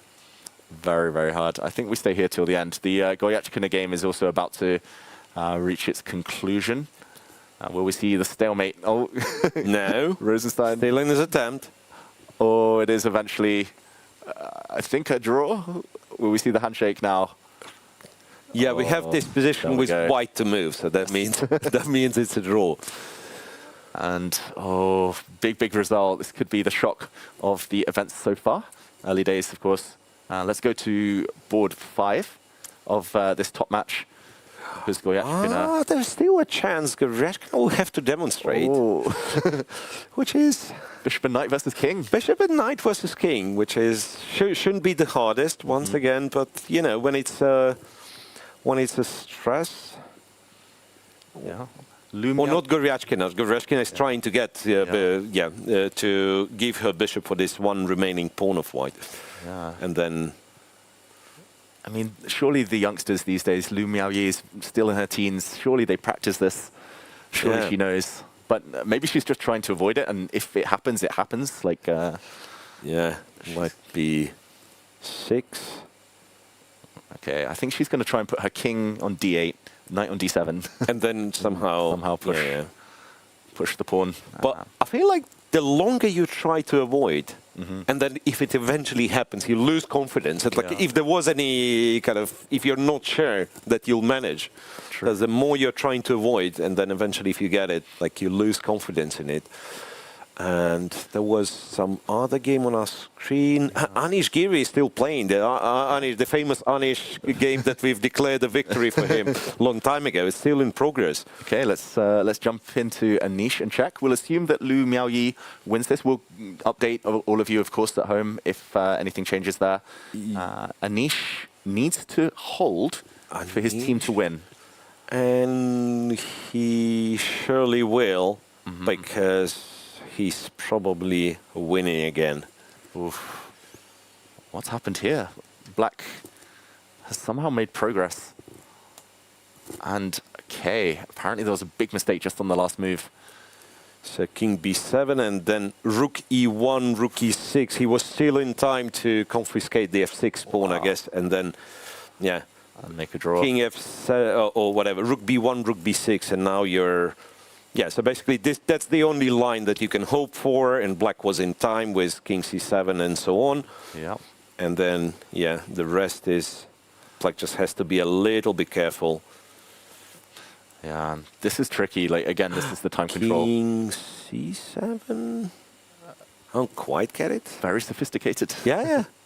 I mean, some opposition play. Look, king e7, king c8. He's trying to zugzwang white here into moving the rook and pushing his pawn, or the... and if king e8, like the f6 pawn is not attacked. b7 maybe. Right, cutting the king even further. Yeah, that's actually cool. And then you come around your own rook. Well, actually, white zugzwanged again, so the white king has to go, and then you can... king e8, rook to b7, king f8. Yeah. And... He just has to be... Okay, here it doesn't really make sense, question mark. Because you get checked.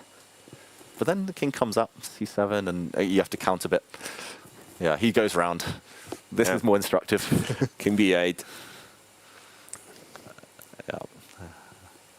So what's the score in this match? Firouzja won, Muzin won, so that's +2 for... 3-1 currently. For Hexamind. Vidit lost though, right? Vidit lost. He's been in tough patch of form lately. Losing to an IM. We saw that brilliant move though, bishop h5, bishop e8. Oh that was quite a game. That was quite a game. Does look like Divya Deshmukh is also winning on Anish's team, so Hexamind should be winning this match quite comfortably. Right. And there we see Anish. Okay, and Anish puts up the very, very instructive endgame, right? Yeah. So now rook b5, and now if black... I mean, I have to go after the f-pawn, right? And black is just in time to defend this with the king, so that can be... I mean, I guess king e6 instead, right? But king a5, king e6, rook to b6 with a check, king a4. Yeah. So slowly but surely, white doesn't get the real counterplay. Yeah. Rooks behind passed pawns are always the key. Anish not allowing any counterplay.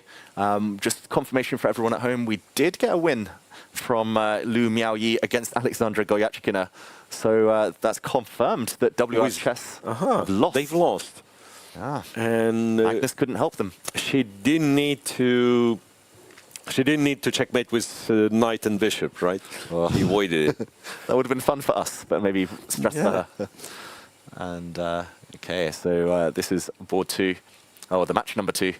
Kaz Chess, the third seeds, have won their match against Sky Chess.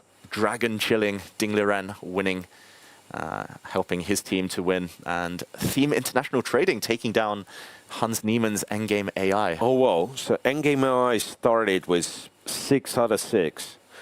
6-0 victory. And Hans Niemann won his game against Nicolas Theodorou, but his teammates didn't quite. And I think notable loss is Jumabayev beating Lenier Dominguez on the second board. So Rinat Jumabayev and Ting Jinzhao winning for International Trading Team. Okay, in the meantime, yeah, we'll update everyone on the results later, but Anish, how difficult is it now? Suddenly, White has some threats. The f-pawn is dropping. He can go back with his king to defend the rook, but if he moves the rook, there we go, he moves. So if I go rook b5, then king f6, sack the rook for the pawn, and it's a win, right? And a draw. Or a draw, yeah. I mean, it's a draw, so now... It feels like a win at this king point. b5 is what Anish has played. Okay. So king takes f6 would pin White's own rook, so you can't... yeah, so now b2, and it'd be a queen. Okay. King b5, what do I do then? He's gone back. King 2, king c4. And again, if I keep doing it, it's king to c5 or something? I wonder whether now... And if you go back, I guess now you can play b2 with the king on c5, and that's kind of the whole trick. That's beautiful. King takes and king d6. Wow, he hasn't gone for this though. He's gone for the queen immediately. I was wondering whether we would see a scenario just like Mamedyarov earlier, and Anish has blown the win. And that's a draw? He's done everything right until now. That's a draw because these pawns are in the way and he cannot really... So king f8, b1 queen, and e7, and the pawns are in the way and you don't have access to this queen f5 check and forcing the king in front of the pawn. And look at Anish, he's realized it's not easy. A king f8, and let me see, so king f7 would have lost because queen e7, queen h7 check. And after that, you just go somehow. You go here, and you go. Yeah, I guess you just go f5, and you get there. So king f8 and e7. Wow, and that's. And you cannot get a tempo. So basically, if you would have controlled e8 with a tempo, you would have won. Yeah. But queen b4, king h7, queen b7, king f8. And there's no way to stop queen. There's no way to kind of somehow win a tempo and move the king to, Wow, every game we're seeing like endgame magic. Every round we've seen some crazy turnarounds. Queen b4, king f7, does he have a chance even? I mean, the only thing I can see is now to somehow just pick up the f4 pawn and have a queen endgame and we stay here for another 1 hour. Yeah, but even that, okay, with the queen on b7, maybe like go f5, go queen e4 with the queen on, go f5, e8 queen and go queen e4. Okay. Is this the third time we've reached this position? I think it it is. But I think it is. Grandmaster Li Di doesn't claim it though, and Anish is smiling. It is a draw. Wow, Anish Giri. What a save by Li Di. So amazing. I want to say he has lost this game 2 times, and yet he escaped with a draw. Anish, I mean, there's all the memes, of course, but he was on the brink of winning so many times. Middle game, end game. And we were just saying perfect technique, but let it slip to death. King d4 and king f8, king...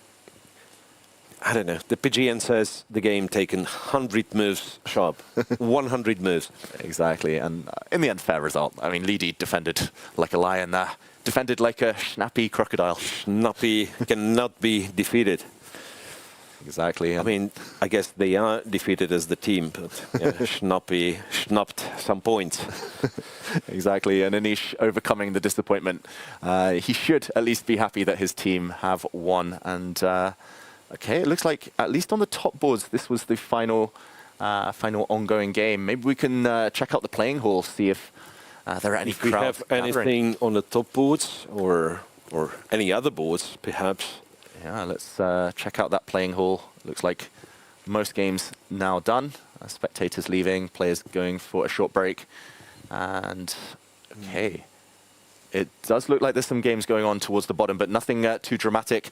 In the meantime, we're joined by Angelika Valkova. Thank you, Angelika, for being here. What have you got for us? What have you spotted this round?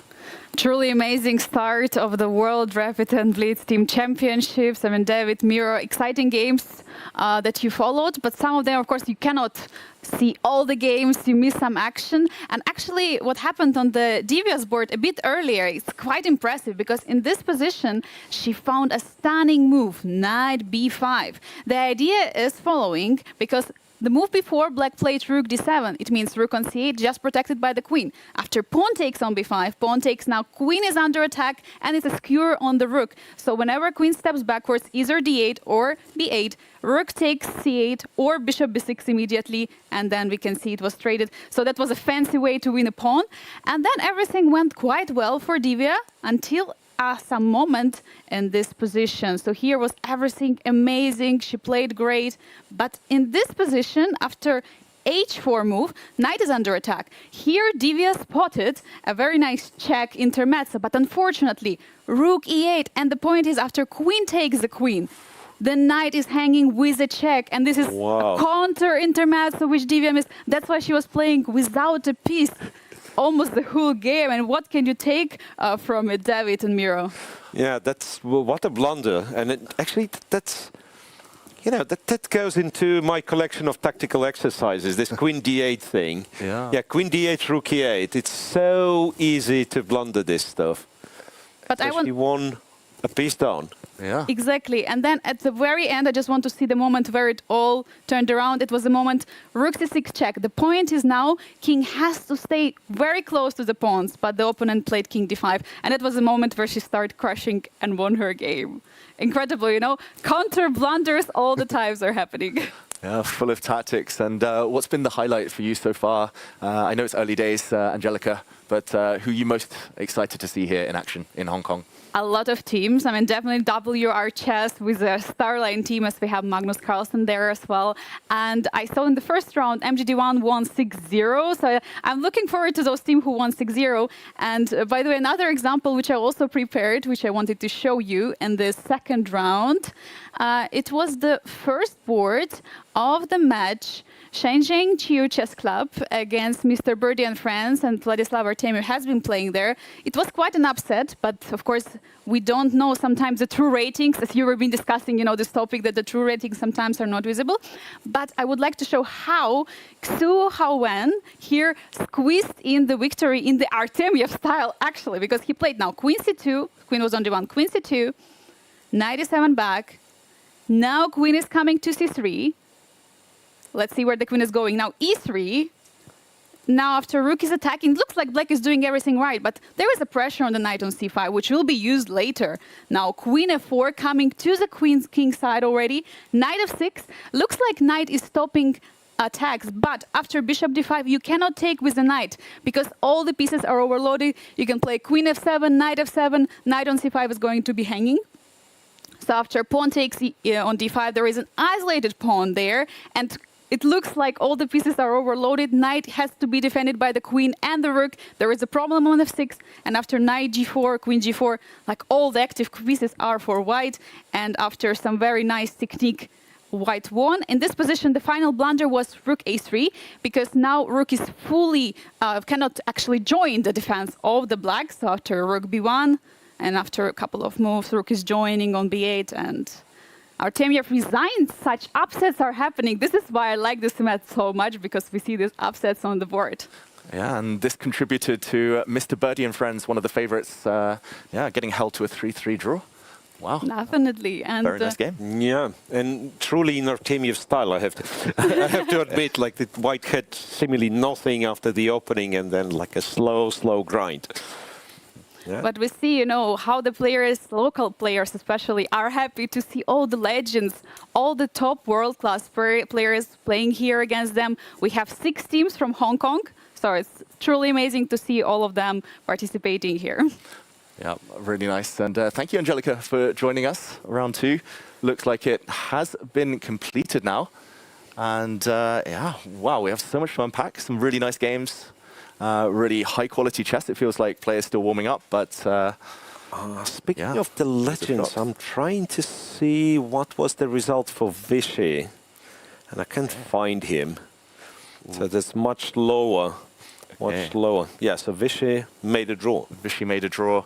Talking of legends, Nigel Short was taken down by Adrian Erigaisi. MGD. MGD 1-1 quite convincingly. And okay, and we have the results. Chestnut Nova scores, well, quite a loud upset. A win against WR Chess. Hexamind, relatively comfortable win over Schnappy Crocodile. I want to see more Schnappy on the top boards. Sky Chess loses to Cast Chess. Well, Cast Chess, well, marching over so far, 4.5. Dragon Chilling, 5-1 against Odlar Yurdu. And Theme International Trading, 3.5 over 2.5 against Endgame AI. Once again, a surprise. So already 2 surprising results on 5 top boards in round 2. Exactly, and more surprises further down as well.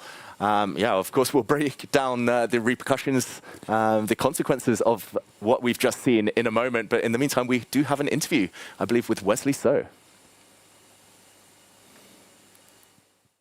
I'm here with Grandmaster Wesley So from WR Chess. Wesley, welcome back to the competition. You told me last year that you love team events because you can blame someone else. Yeah. Do you still feel like that? Yeah, I still do. I absolutely love playing in team events because chess is very individualistic. So I love playing Olympiad, like global, all team events.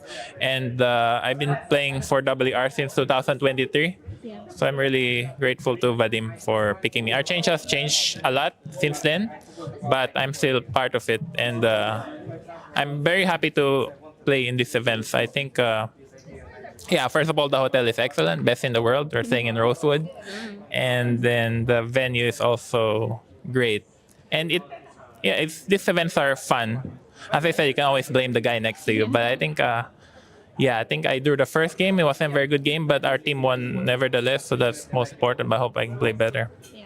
And Hong Kong itself, you mentioned the hotel, the venue. How are you finding the city? Yeah, it's great. Hong Kong is wonderful. I think my mother grew up in Hong Kong for a bit. Yeah, so I've never been to Hong Kong before.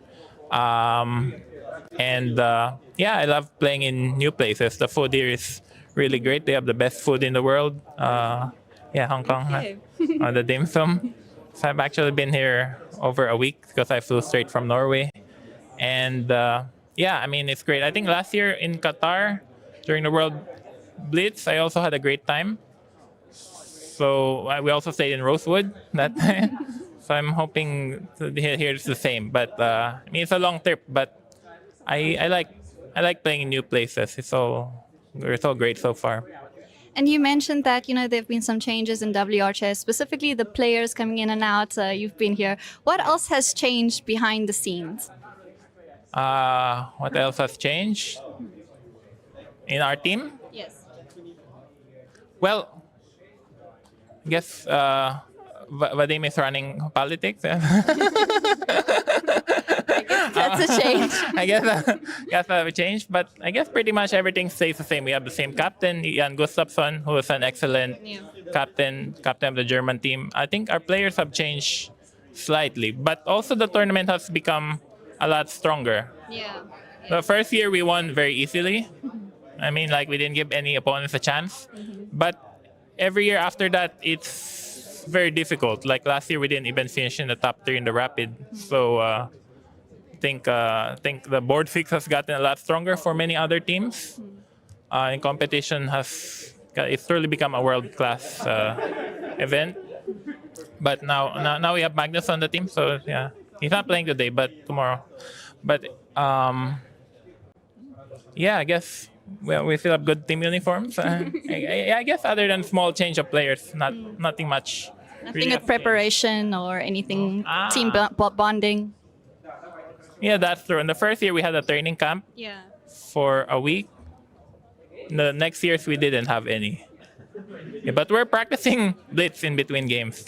In between games? Yeah, in between games. We have a couple boards and a couple of chess clocks. We're practicing some 3+2 Blitz games. So watch out. We're going to defend our title in Blitz at the very least, because Vadim is a very good Blitz player. Also, he's a very decent baghouse player. Rapid is not really great, but yeah, it really depends a lot, because first year he had some training, so he did much better, but I'm not sure how much preparation Vadim did. But yeah, anyway, I should focus. But also, I'm very grateful to play board 1 because today Magnus not playing, so I like playing the top boards. But I haven't won a game yet, so hopefully next one will be. Yeah, but it's crazy because my first round is already at 25-50. As you said, it's very strong, this competition. Every team is strong. Yeah, every team is strong. Like, you just look around, there's so many good teams. Because also you don't know how good the board 6 is. Like here you got Mr. Birdie with Lekwang, a wonder. They're very good. Also the Niemann team, they have a very good female players. Also the Chinese team, Uzbeki's team. I think it's hard to predict actually who's going to win the event. Really depends on board 6 a lot. Well, thank you very much, Wesley. We'll catch up with you later, and good luck with WRHS. Yeah, thank you. I look forward to it.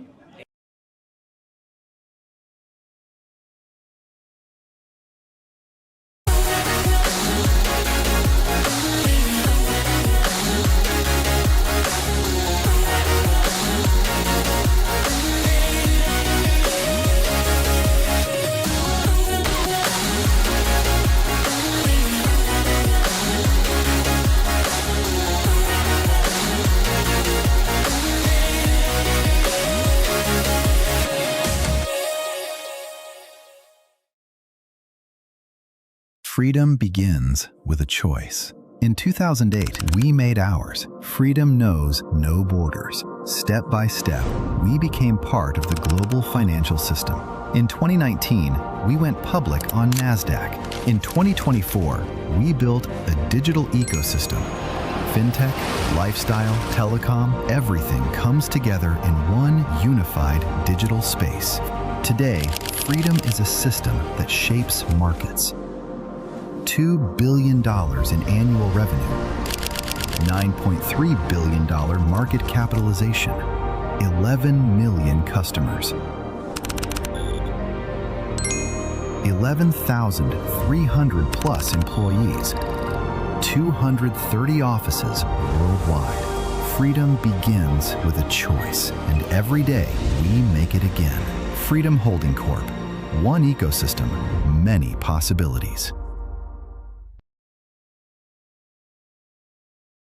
I'm here with Grandmaster Awanda Liang. First of all, I want to hear about your team name. Tell me the origins, tell me the story. We were cycling through many different ideas, but yeah, we're a team of friends, so we wanted to reflect that.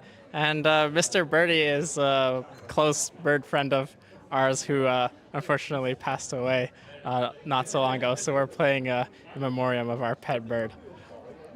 Oh, that's a really sweet story. And tell me, as a team captain, how do you balance the responsibilities of that and being a player? I've kind of ignored most. They've been sending me lots of emails and announcements. I've kind of ignored most of those. Maybe an official will come down if something important happens. Otherwise, we're pretty chill about it. Mostly focused on playing. And the captaincy, like during with the team, the events, are you choosing the board order? You're hyping up your players? There's also no board order to be chosen. I think that's already fixed. So I'm trying to minimize my work. But yeah, all in all, like we're just hanging out between games, chatting, having a good time. I think everyone's playing well so far, so it's pretty good. Do you think that's important, like an important ingredient for a successful team to get along well and chat and have this fun behind the scenes? Yeah, I think for sure. And it's still a long tournament, a lot of rounds to go. But yeah, I think it's just going to be a really fun time, and that was my main goal coming here, just to have fun and be able to play in this kind of team competition. Well, thank you so much, Awanda. Good luck. I hope you continue having this fun. Thank you so much.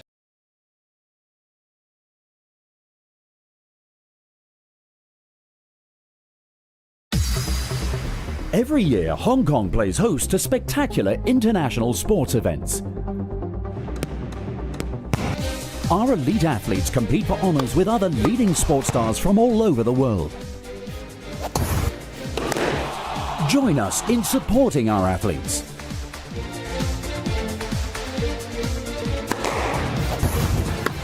Come and enjoy the excitement of NMARC events, Hong Kong's top sporting events. Welcome to the FIDE Online Chess Museum. The International Chess Federation proudly presents the FIDE Chess Museum, an online space celebrating the rich history and evolution of chess. Explore exhibits that trace the game's fascinating journey. Discover the origins of chess, beginning in the distant past, and follow FIDE's centenary journey. Rare chess sets, unique books and memorabilia, autographs of chess legends, trophies of historical tournaments, and stories of the chess champions. Explore the game's legacy and future. Chess is more than a game. It's a global culture of strategy and unity. Join us to experience this unique online journey where history, culture, and passion for chess converge. And also on your phone. Tired of paywalls? How about unlimited play, puzzles without limits, uncapped analysis, master-level studies, tools to learn and improve, and watch tournaments from all over the world, all for free? That's Lichess. No ads, no trackers, no subscriptions. Open source and funded by donations, not by data selling. Our focus is just on chess. Find us at lichess.org or on the app stores.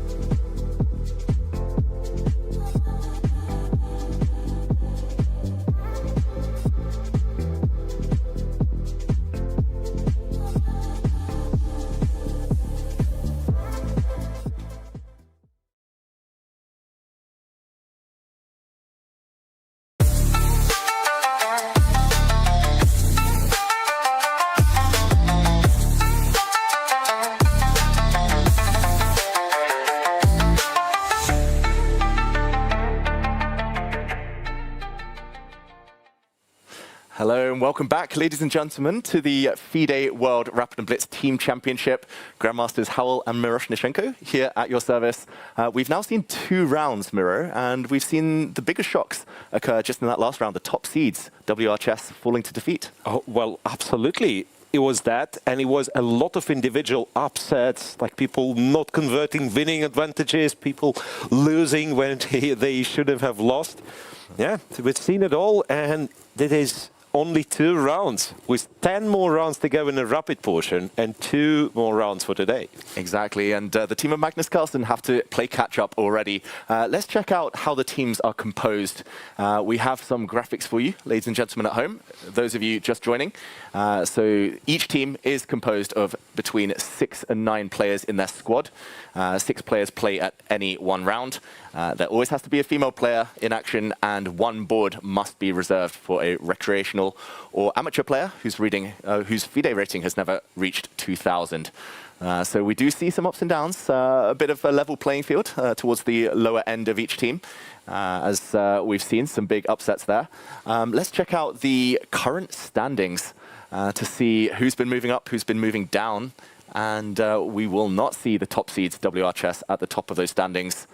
Yeah, if we could bring those up, let's see who is currently doing well. Hexamine Chess, right? One of them, and I'm actually not sure how we should address the standings, because yeah, Hexamine Chess obviously is the highest rated player to win 2 matches, but then somebody would have more board points. Exactly. And then that is. It looks like MGD1 have the most board points so far, but yeah, we'll come back to the standings. It's still early days. Let's check out the pairings of this round. Let's see which teams will be following at the top. And here we go. It's Chess Gurukul, team based in India, against Hexamind, who are now the highest seed, still on 100%. Kaz Chess against Uzbekistan. Uzbekistan. Yeah, which is quite a matchup, I have to say. Right, and I was surprised to see Uzbekistan team so low on an average rating. That's because their recreational player only has 1,600. Which is like terra incognita, if you like. Yeah, so it could be a very, very strong amateur who happens not to have any rating. Exactly, and very young as well, in their early teens, the amateur board. The rest of their board order, Uzbekistan, is like their national team, headed, of course, by Zhavokir Sindarov. They're up against Kaz Chess, who have Richard Rapport, Mamadorov, and others. Dragon Chilling against Chestnut Nova, who took down WR Chess. And here we do see the standings. So MGD1 are at the top, based on board points right now. They've got 12. Oh no, sorry, they've got 11 board points. The first tiebreaker is, of course, something else, but Dragon Chilling, Chestnut Nova, Interstellar Club, Hexamind. It looks like there's currently 9 teams on 100%. Wow, quite impressive. So Uzbekistan, yeah, once again, like I mean, it's a hidden favorite, I believe. Like we are yet to see how their, let's say, how their recreational player performs, but yeah, like, are they allowed to play with a national team? That's the only instance, right? So that they've really taken it seriously, Uzbek team. Exactly, and remember, for anyone watching at home, we have a poll of the day that you can get involved with. You can vote which team will perform better in Rapid. And yeah, those of you who are voting WR Chess, you might reconsider or maybe recast your vote once again. Exactly. WR Chess, Hexamine Chess team, Dragon Chilling, or Uzbekistan are your options. But yeah, in the meantime, round 3 looks like it's good to go. Miro, which individual games are you most excited about this round? Well, of course, we've spoken about the leaders and so on, but if we may, I'd start with a game that happens like in the middle of a pack, let's say, on table, I don't know, 8, 9, but that's the one. That's the one. Magnus Carlsen against Vasily Ivanchuk, and this is something not to miss. Historic, and Ivanchuk is Kronfeld defense. Yeah, nice to see. Kronfeld defense, which you play this yourself? Right? No, not really. But yeah, well, mine was Kinzindian and a bit of Kronfeld, but yeah, like seeing this, and I think I had a conversation recently with somebody that we do not really know why people don't play the Grunfeld anymore. Because it's very often the case with, modern chess openings fashion, that, like somebody picks up a line and then all the elite players play the same line and then they stop. Yeah. And us mere mortals, we don't really know what was the reason, because it seemed to be a perfectly sound line. Yeah, my trick is to try to go to old lines that have been forgotten and try to, at least hope that players haven't studied it recently. I think the Grunfeld is simply because there are so many forced draw lines or lines where it's a bit safer for white. Magnus gives the check, and Ivanchuk blocks, the bishop drops back. This is maybe not one of the main lines, but it is a known variation. Ivanchuk plays everything under the sun. And this is going to be a fun battle to watch. It's historic as well. They've played each other so many times, Miro, and Ivanchuk has taken down Magnus in candidates tournaments. He's beaten him in World Rapid and Blitz tournaments. Yeah, it's like people remember this World Rapid and Blitz where Magnus got checkmated with the white pieces, and this video, this short YouTube clip is all over the internet. Yeah. But yes, Ivanchuk as well upset him in the London candidates, right? Exactly. He's beaten Magnus in some big games. And this is going to be a fun game that we maybe check in on a bit later. I do have this as Carlsen Ivanchuk, and this is a wrong game for sure. Okay. So I don't know what happens to PGN file. Okay. Because we definitely can see it's a Grunfeld on a camera view. And when I click on the game which says Carlsen Ivanchuk, it shows me the Nimsa Indian. So I don't even know what's going on. Yeah, but either way, this one, Magnus and his team need to up the ante. They need to start winning. Wesley So is back in the lineup. They lost 3.5, 2.5 in their previous round. For anyone who's just joining us, as we see both players blitz out some moves. Ivanchuk bringing his knight to the side of the board, trying to get in on an outpost, and Magnus keeps using his bishop. 5. Okay, so that's like, I'm trying to understand what was the tempi. So if white would have played bishop c4 without the check, so white didn't lose on bishop a4. So white went bishop b5, a4 and back to b5, which is 3 moves. Bishop to c4 and b5 would be 2 moves, and 1 move is compensating with black going c6 and c5. So I think we have a kind of a normal position from Karpov-Kasparov era, where the move used to be bishop d3. Exactly. Right, and bishop b5 is kind of a, they used to play this bishop g4, f3, and then knight a5 and some strange move orders. But okay, Magnus has got Ivanchuk thinking. I would love to check in on this one a bit later, but maybe in the meantime we go to those top boards. Let me try to find. Yes, we go to the top boards, to the main matches. Where who's actually on board 1? I think it's. We will be following Chess Gurukul against Hexamind, where Pragnananda is facing off against Firouzja. Pragg did enter the fray in round 2. He did start off his tournament actually with a loss, Pragnananda. Oh, wow. Losing to Mongolian Grandmaster Bilgun. And okay, he's up against Firouzja, who won a very nice game just in the previous round. And these two met recently at Norway Chess. They had some very dramatic battles. They beat each other once in classical, and here we go. And speaking of classical, it's one of those classical positions. The Carlsbad variation in a it's like very typical classical form. H3, castles and queen c2. Yeah, it feels like the Queen's Gambit declined has made a real kind of resurgence. It's like everyone's debating it every round at the top level. People have just forgotten the Grunfeld exists. King's Indian still occasionally, but Queen's Gambit declined every game now. And it's incredible how, I guess because everything is playable, but nothing is that exciting anymore. like white figured out like all the against any odd system that you play. Say you go King's Indian, you want to checkmate, and yet you're still kind of against the wall with all the G3 systems. And then you think, okay, maybe I should take a bit of center. Maybe I should develop some pieces, right? And this is how you arrive to Ragozin. And then at some point you understand, well, my bishop on b4 might be misplaced. And then you go all the way back to the Queen's Gambit declined. Exactly. Just like the early 20th century when everyone was playing it, Capablanca, Alekhine over. Capablanca was claiming chess as a draw back then. So was he a genius? Yeah, a man before his time. But little did he know that we would shorten the time controls and that we would push the players to the limit with the schedules. Okay, this is very early days. I mean, black often tries to get a knight into e4.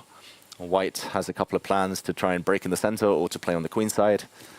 Some minority attack. Maybe we come back to this when it's developed a bit more. Yeah, so we have Levon on board 2 for Hexamine chess against Pranesh. Yeah, this is... So we could check that one as well, because we've talked about longevity a little bit, right? And Levon is also one of the examples that a man who climbed to the World Top in like 2002, 2003, and pretty much refuses to leave for more than 20 years. I think he's around the age now that the likes of Kasparov and Kramnik started retiring.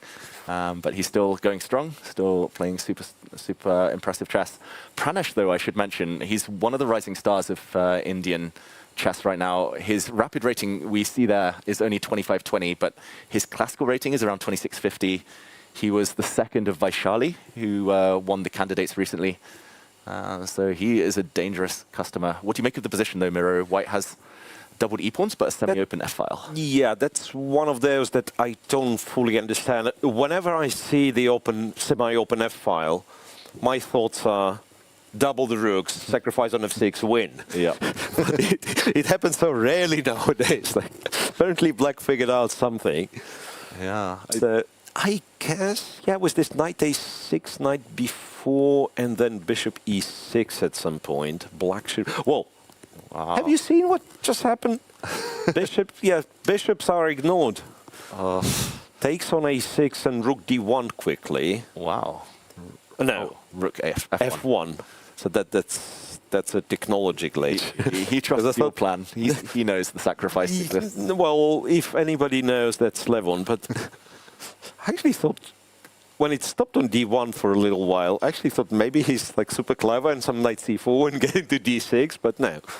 Yeah, so rook f1, and I'd say if black ignores it completely, which he won't, but some, say, bishop e6 move, does white actually take on f6?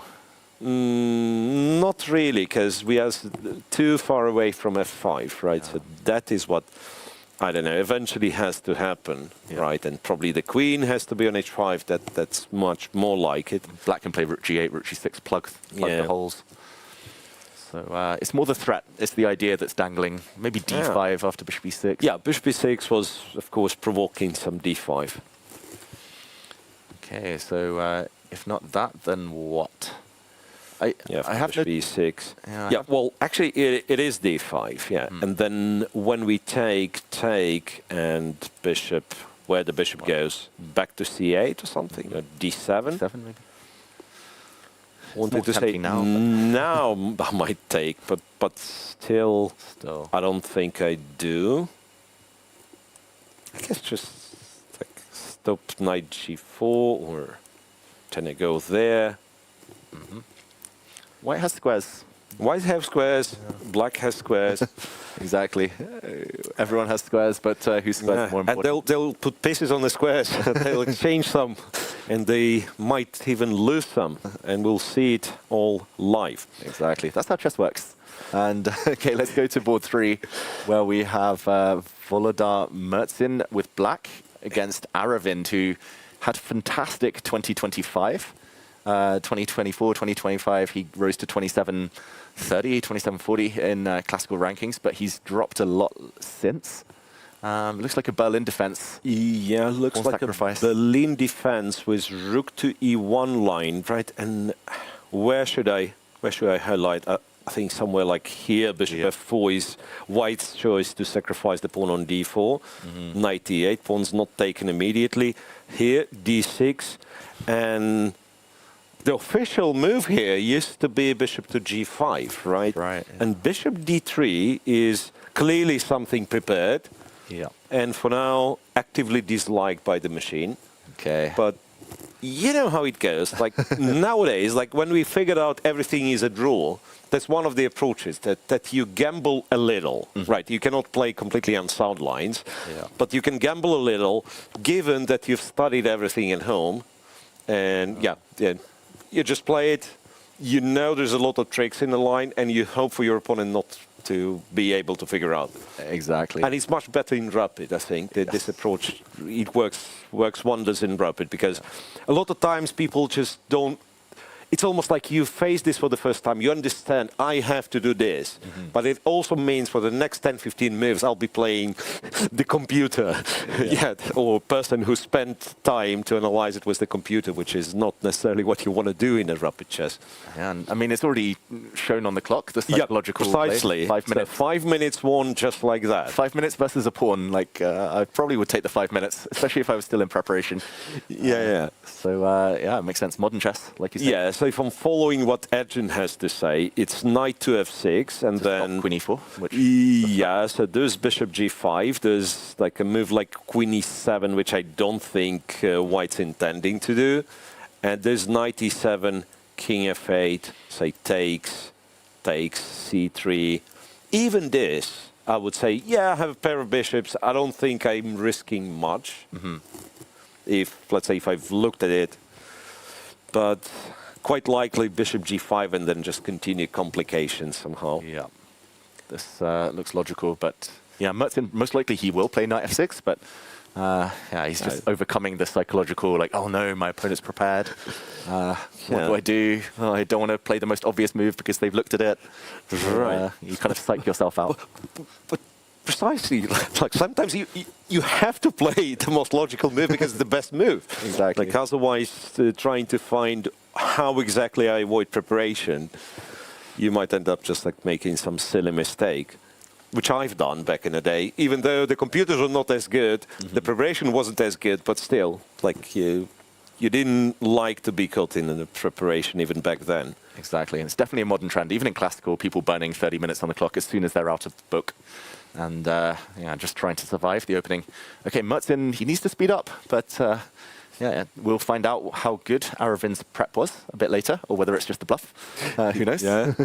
And do you see the camera? Levon's position? Ooh. I think there's double pawns on the f-file, which might mean that he did sacrifice on f6. Okay, let's go back to the second board of this match. Levon Aronian against Pranesh. So after rook f1, rook a7, which is a bit confusing, to be honest. It's a bit too deep. Mysterious. Knight to c4, b6. So he intends bishop a6, I guess. That's the whole thing. But Levon goes with rook takes, pawn takes, and d5.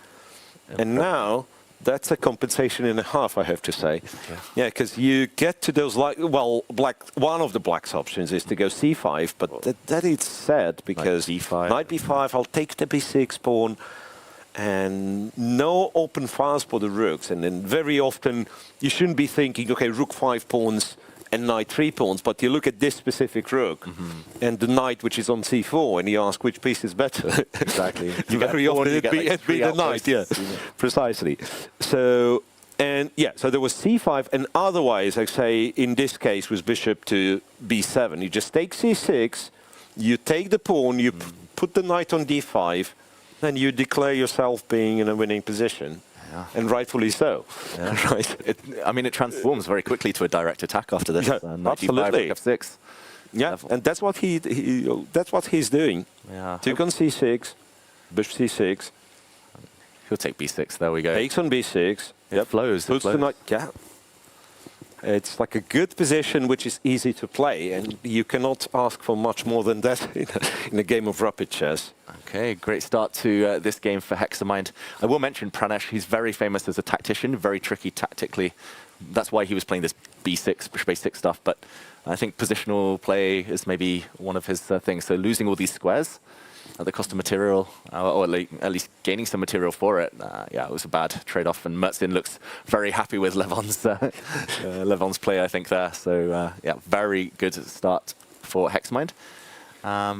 Okay, maybe just to travel through this match quickly. Yep. So Musin, we've seen he still did not. Well, he did react with knight f6 eventually, and there is no immediate move from Aravind. Oh, maybe he mixed up his move order. So that could be a confirmation that it's a bit of a gamble, or just really he mixed up his move order. Could this be right?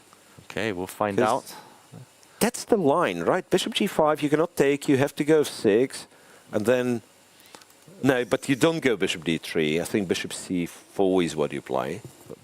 Bishop c4, and you can't take the bishop because of knight takes c7, so yeah, king h8. Anyway, we are here. That's it. We move on. Yep. Board 4, Vidit against Karthikeyan. Lots of all-Indian derbies in this match. Vidit did lose his last game, but here it looks very, very solid.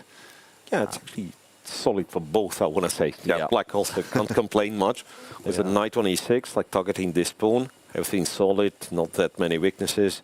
Yeah, I think... well, I didn't realize it's also Divya Vaishali on board 5. Exactly. Yeah, that's a clash of two superstar women. Let's go to board 5 if we can see if we can get a camera on them as well.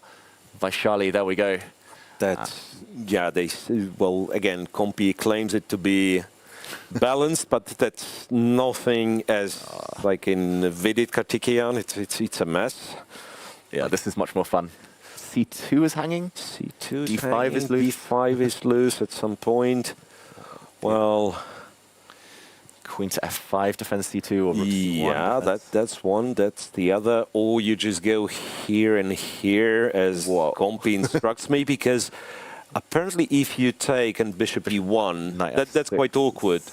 That's quite awkward because I don't even know. You probably have to go like queen e8, and then white takes a5, puts it on c3. That's a lot of pawns. Yeah, a lot of control and like a really tasty pawn, that one. So knight c2, knight d5, and then goes on with some bishop g5 stuff. Wow, this is the type of thing Vaishali might play though. She likes to solve things tactically. She won't play rook c1. Very dynamic player. Yeah, indeed. Divya too as well, but there we see Divya. I guess as black you'd react the next few moves probably. So maybe the time advantage 5 minutes up. It depends now how brave Vaishali's feeling. And then after say rook to c1, what black has to do? Because I was thinking even c6 might not be that bad. Yeah. Because if you push me, that could be exactly where I want to go. Yeah, that's true. We'll see. Okay, fascinating position. That a3 line would be... Yeah, a3, knight c2, and knight d5 is what makes it even more entertaining than it is. Okay, and maybe we go to the amateur board just very quickly before we jump to the next match, where there's also some big names playing. This looks like... Okay. So Hexamind, Omarov Murat is playing for Hexamind with white, and Compi says that black is completely winning, which is not a surprise if you see knight takes f3 followed by capture on c3. That's the pawn. So yeah, black is thinking, and it's not that hard to find, I want to say, but at the same time, you never know. And Miro, I would love to take us to match number 2, well, at least, the next match between Kazchas and Uzbekistan, because it's Rapport against Sindarov. Wow. And Sindarov is keeping up his form. Check this out. Wow. Another preparation or whatever it is from Sindarov, and like some amazing sequence of the opening moves. And I think, well, what's going on? Black's a pawn up, and with the attack. Pawn up was a good position with the attack. Wow. And every time I play Rapport, he crushes me, but every time I watch him, he's taking these huge risks. And this one looks like it's going to backfire. Yeah. So that was an exchange Rui. Okay, maybe we can very quickly see the... Yeah, bishop g4, h3, and the official move here used to be h7, h5, where Sindarov went bishop h5, offering this pawn, going bishop d6 in a very kind of straightforward fashion. We will probably never know what happens if knight f3 or something. Knight g6, 8 g6, queen h3. This is when queen d7, hang on, white used to be a pawn up. d4, knight d2, f5. Wow.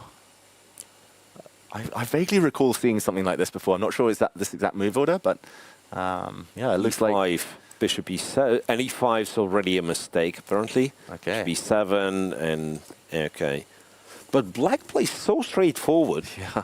Like I don't know. Like even after his performance at the candidates, I've heard kind of opinions. Okay, the guy got lucky. People were playing some, wrong stuff against him. But he's so consistent with getting lucky. Yeah. So at some point, you might recall this one as being a skill, right? I mean, if you're lucky all the time, it's not a coincidence. Yeah, that's for sure. So queen g6, or what do we expect, or just be solid? This is I feel like by now queen d5 is good enough, right? I mean, we're boring pawn up. player like me would go queen d5. We are pawn up, and queen d7, queen f7, queen g6 all look totally fine. Yeah, it's probably not the move, but the position itself. And Yeah. as long as you don't do anything silly, you should be much better with black. I think queen g6, I would be slightly afraid of like rook e5 maybe, and f4 is not possible because of queen g4. Oh yeah, f4 there is queen g4 indeed. But yeah, it just looks but so even superficial for like white. this for now, and then bishop d6, and Rapport in huge trouble.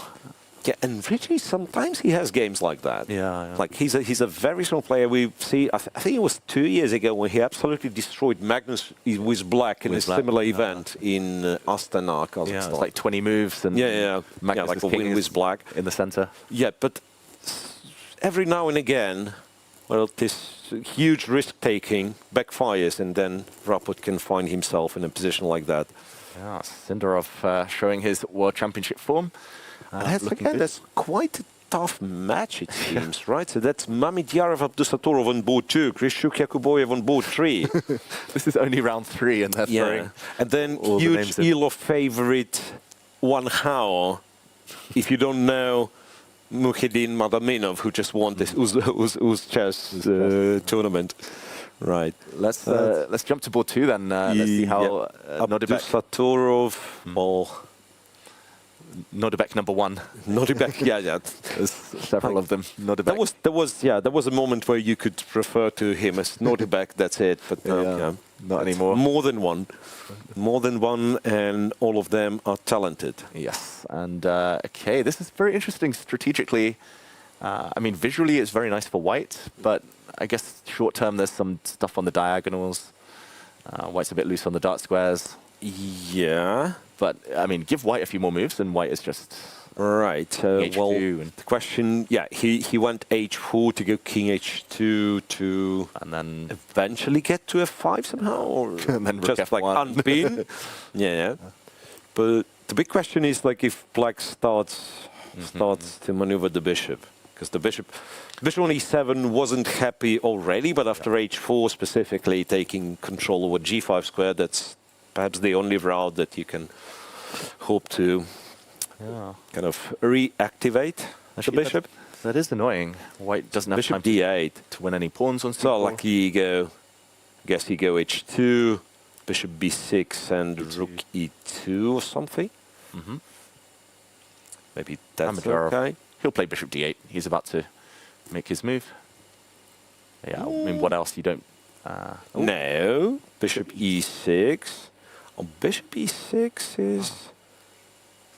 I guess the point is, like, king h2, you take on d5, white country capture with the knight, what he wants the most. That is clever as well, actually. Yeah. No, just style-wise, I thought, okay, he's an active move, bishop d8, he plays it, but this is a nice way to cover some squares. An attempt to be clever with covering the light squares. Okay. Yeah, quite tough this one as well. Then tough position. Let's go to Nodibek. Let's go to Nodibek. This time Nodibek Yakuboyev with black against Alexander Grishuk. Yeah. And here, well, I don't like what I see for Grishuk.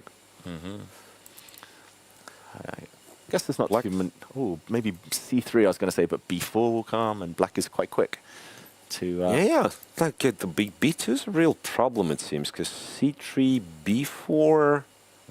And again, what do we do? It's like, go rook c1 or something? If the white queen was anywhere else, like, white queen is so poorly placed. Like, put her on c2 and she covers the important squares. Yeah. Okay. The Uzbek team, they're just so strong. No, the guys are fantastic, and they're kind of the same age group. They're training together. It's it strikes me as the way Armenian team was. I think like middle 2000s, something. So you had kind of one outlier, Levon, and then all the other team would work for Levon, and then Levon works for the team, and then so on. Yeah. But here they have, I mean, now at least 2 standouts in Sindarov and Abdusatarov, and I mean, several very strong kind of supporting cast members. Yakuboev, Mukidin now, Mukidin, Madaminov. Yeah, it looks nice for black, minimal risk. Yeah. Grishuk in a little bit of trouble, or at least slightly unpleasant. 2 minutes on the clock for Grishuk, so... And I'm afraid Grishuk is no longer the same when it comes to last seconds, as for, say, for 20 years, he used to be the man that you shouldn't look at his clock at all. He plays better with 1 minute than 1 hour. Yeah, precisely. But yeah, now time trouble matters as well. Yeah. So there is that. There is both 4 with Madaminov and Wang Hao. Let's go there. And here, Madaminov with white. This one looks solid for Wang Hao, though. The bishop on e5 cements pretty much everything, I want to say. Although it does feel like white's having a little bit more fun. Still, yeah. Still, it's like it's white who's trying. Miro, there's not many players in the chess world, I would say, that are my kryptonite, but Wang Hao, he beats me every time. He beat me in the final round of the Grand Swiss to stop me getting into the candidates. He knocked me out of the World Cup. He is my nemesis. He's so solid. Yeah, I've played him once, and it was long time ago. So it was some Dubai Open, and it might have been the Dubai Open where Magnus played as well. Okay. Right, and he was international master back then, and I've made a draw somehow with black, and only much later I've realized how lucky I got, because that was again the start of him uprising all the way to 2700. And then the candidates, first time I played him, I was one of the top seeds in the world World Under 14 Championship, and he was unrated. And I just thought this would be an easy game, and he wiped me off the board. And it's been one-way traffic ever since. So yeah, I think this one's solid for both sides.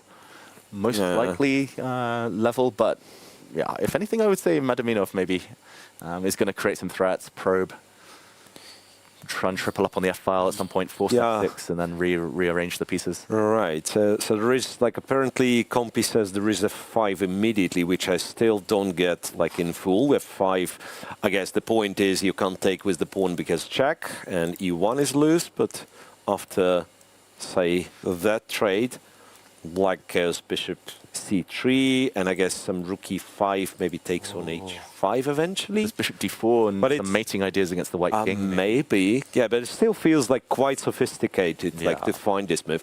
And if you don't, then rook f1, and then white has all the fun, because black is unlikely to have any pawn breaks. Like, you're solid with the bishop on e5, but like, what do you do long term remains to be seen. It's unpleasant in rapid, especially to wait. Yeah. Like, you really want a clear plan. Yes. Like, maybe it doesn't work immediately, but at least you know what pawn break are you playing for. Yeah. I could see white walking the king to the queen side later and then start like throwing the g-pawn forward. That's where you hide, right? Where you hide, exactly. And then you have a free hand to attack on the maybe, other flank. g4, g5, something. Okay, we'll come back to it's a very tense match, this one. Yeah. Then both 40... Oh, no, well, what do I say 47? Because it has number 47 in my PGN list, but that's both 5 for them. So female players. Yeah. This one looks level. Slight preference for white, maybe just slightly more active pieces, but yeah, that one, let's call it a draw for now, or even position. Likely. And then both 6 amateur boards. Ooh. Here, black, which is a player for Kazakhstan, for Kaz Chess. He's better. Yeah. Kazakhstan. Better with two bishops. Okay. So, but they might need it, I have to say. Exactly. Looking at the other boards, they might need it. It feels like it was. Well, I was going to say Uzbekistan against Kazchess. Uzbekistan, they're slightly better on most of the other boards, and much better on board 1 with Sindarov. But this is the only one they're in trouble. And 2 minutes as well for Uzbekistan. Yeah, it's okay. The game continues for a long, long time. White puts a bishop on d3, and maybe black wins a pawn somehow. But long grind ahead. Must-win territory maybe for Kazchess. Okay, maybe we can just very quickly, before we move away from this match, check back in on Sindarov on the top board against Rapport, because he did get the queens off. Right. So he did play queen d5, which again, like to be an annoying person, it drops his advantage significantly and kind of leads from being a winning position to be in a winning position. But computers endgame, yeah. I mean, a pawn up in a nice endgame, like, who would complain? But Rook f8, Rook e1. Okay. B6 classy, stop the white knight getting in. Right, g4, knight to c1. So remains to be seen how much chance Raput's going to be able to find in this position, because, yeah, like it looks hopeless for us, kind of classical players. Yeah. But you know, I can see the white knight coming in now to d3. Yeah, like if you, the knight on d3 would be nice, because some jumps available at least. Yeah. It's not as straightforward as it looked. Right? No, it's not as straightforward as Rapport it looked. is very good in these technical positions. Like, people associate him with creativity and tactics and stuff, but yeah, he's very good in these scenarios as well. Sindarov suddenly maybe a bit more nervous with the clock ticking down. We see Rustam in the background, the kind of spiritual leader of this young generation, Rustam Kazimjanov. Okay, maybe this one is not going to be as clear as we thought. Should we go back to our top match? Yes, we should. I just wanted to mention, well, probably not that important of the, well, every match is important. Basically, what I'm trying to say, a man of the hour is Raunak Sadhwani. After making a draw with Magnus Carlsen, he held for a draw Dean Gliren. Wow. Nice. And speaking of Magnus, that's Magnus and Vasily, and I don't know, I'm afraid I won't be able to find this game. That's the PGN went, something wrong with this PGN, but it looks like Magnus is dominating. The pawn's on h6, and I think the pawn on h6 is one of the reasons you don't play the Grunfeld nowadays. Yes. Like they figured out some h-pawn marching forward, and I blame Alpha Zero. Yeah. And it's not just that, the white knight has now got a perfect route on the dark squares. The h7 pawn is the target. Vasily, his king wants to come across and blockade the other pass pawn, the d6 pawn. But yeah, but then knight gets to g5. But rook to g4, maybe there's still some tricks. Knight to g5, rook to g4, we take h7, we put the knight on f6, pawn on h7. Just one check black gets. Looks awful. Yeah, we could see a result here soon. Yeah, domination on the dark squares, as you said. Yeah. This is a kind of rare case of the knight being just so kind of one-sidedly winning against the bishop. Hang on, could we go rook h4, knight takes pawn, rook takes pawn. Knight f6, king e8. Maybe we do not resign immediately. But rook h4, there could be rook to c1, rook to c1. Yeah. Black's rook will be so that's all offside. Quite annoyance. Yeah. Okay, we'll find out. He plays rook c2. Rook c2, but that allows white can just continue. I guess rook takes. It's very confusing. Man, it should be winning. Should be, but if anyone can win it, it's Magnus. Yeah. Speaking of should be winning, Raput Sindarov apparently is a draw now. Wow. Oh, wait, and with Sindarov's last move, Comp even claims that white is better. Wow. I don't know what's going on. Is he going to take on d5? He's going to be a pawn up? Yeah. Knight f4 takes on f2 and then knight d5. Wow. And he might not win it, but yeah, what a turnaround anyway. I mean, the time difference is huge. Rapport's he's on seconds. Yeah, Rapport's up at more than 5.5 minutes. Yep, knight d5 played. Wow, and Sindarov getting nervous. Okay, there is a human side to him. This is big turnaround. And I think he spent a lot of time when the queen was on e6 and he was choosing between like keeping the queens or going the old man's approach, queen d5, which we were advocating for. Yeah. And yeah, he should have trusted himself and just gone for an attack. Yeah, just any queen move, any queen move. But also playing the same move, getting the queens off, but having an extra 4 or 5 minutes on the clock would have been much better than the current. So yeah, knights on, when it's just pawns on one side of the board, knights tend to be quite good against bishops. How would you rate this? 50% win for white, 50% draw? Well, more than 50, I'm afraid, in a rapid game, and especially in this situation where Sindarov is on seconds and somewhat frustrated, I can imagine, after the position he had. And maybe we can also go to our top match, Chess Gurukul against Hexamind, just the top board, because also looks like a decisive game incoming between Pragg and Alireza Firouzja. The top board, Pragg against Firouzja, Hexamind, Gurukul, here we go. Trying to find it in my... Yeah, something's off with... Yeah, we see them on the camera in the meantime. And just a quick material count, I think, is enough here. White is the exchange up, rook for knight. Black has 1 pawn in return, but white has the safer king. It is Pragg with a winning position. We don't need to stay here too long, but the clock as well, telling the whole story. Oh, yeah. Oh, yeah. Pragg. B4, such a controlled move. He's saying that black is pretty much... You have 0 threats, right. 0 threats, and maybe only making things worse. Alireza pushes his f-pawn. 6. And now... Oh, well. That's a lovely tactic available now for white. You can take h4. And rook f4. Go rook f4 and pick your poison. You either defend g4 and then I win a queen. Or you lose leave g4 and then I win a rook. Yeah, that's a beautiful tactic. And let's see. 3 minutes, he'll find that. Yeah. Well, he doesn't have to. No. Because, the position is still winning. But that'd be... What you don't want to do is go rook f4 immediately, because then you're the one who's getting checkmate. Oh, luckily you have rook f1, otherwise. Yeah, you still have, right?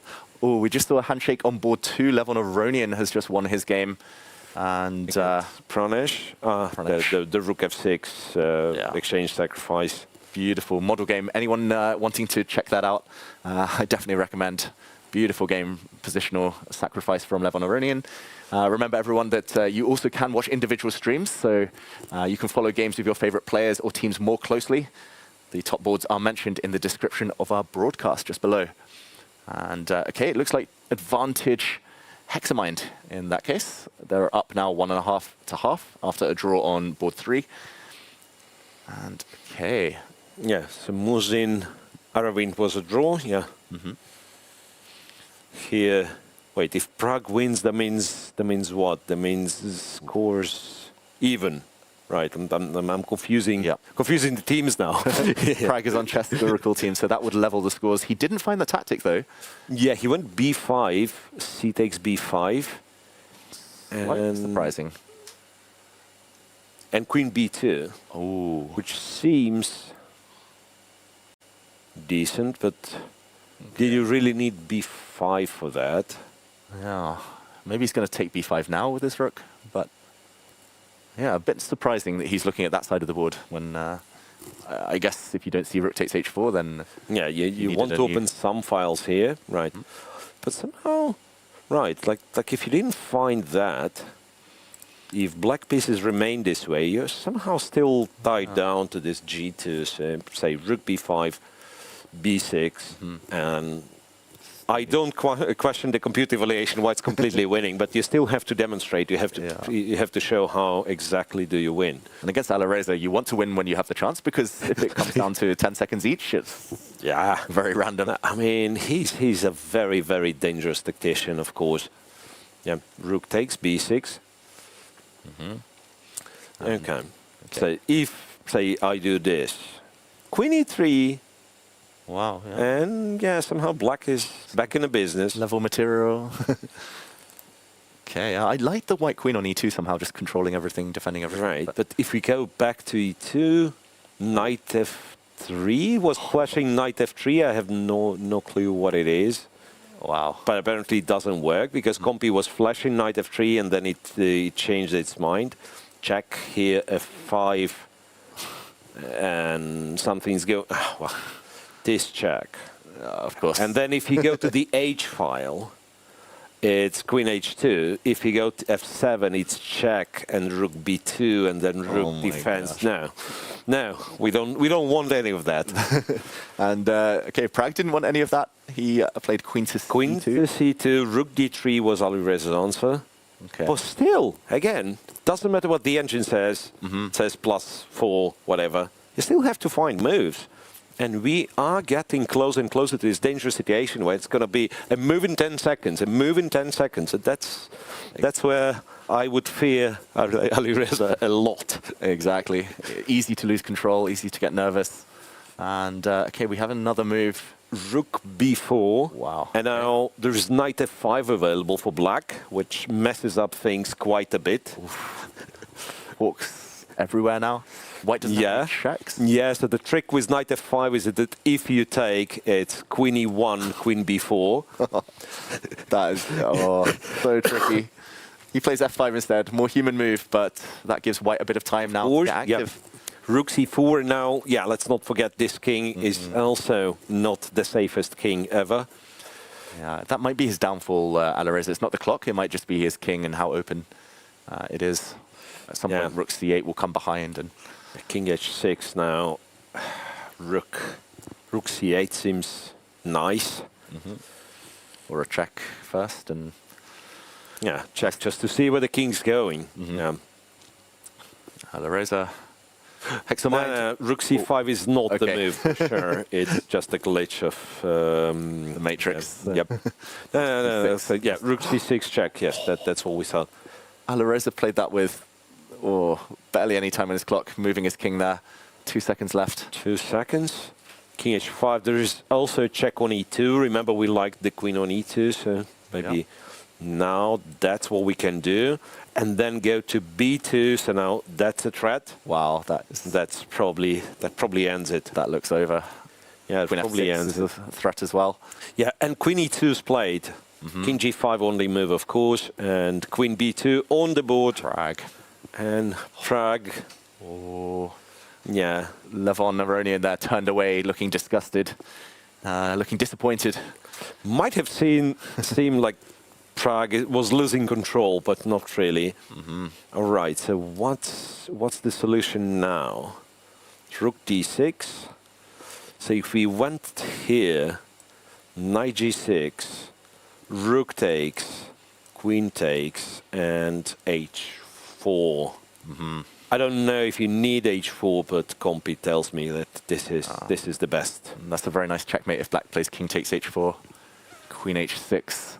Queen h3, rook f5. Oh, yeah, and rook f5. The king gets chased around the board. But okay, blocked with the rook and gotten a check from e7. Okay, where's the knockout after the black king goes to h5? Oh, it feels like this is so close. Some sacrifices. There should be something. Oh, well, you just take g6 now. And now queen h7. Take g6. I'm confused. I thought here, if we take g6, no, just hallucinated apparently. You take. Still looks very good. I mean, it's probably but after king g6, the g2's hanging. So anyway, back to reality. So queen e7, king to h5. Pragg started repeating the moves because he's down 2 seconds himself.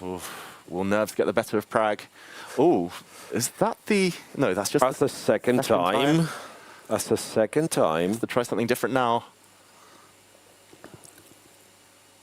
Pragnananda needs to win. I mean, he can take on g6, and then at least, like, black takes back with the knight, so there is no checkmate threatened, and you can you can do stuff. Yeah. But, okay, he has taken the rooks off the board. It looks like from the camera, so no draw on this one yet. Just an update that Vidit's tough run continues. Vidit lost for Hexamind. So, yeah. So that is... Okay. What does it make it?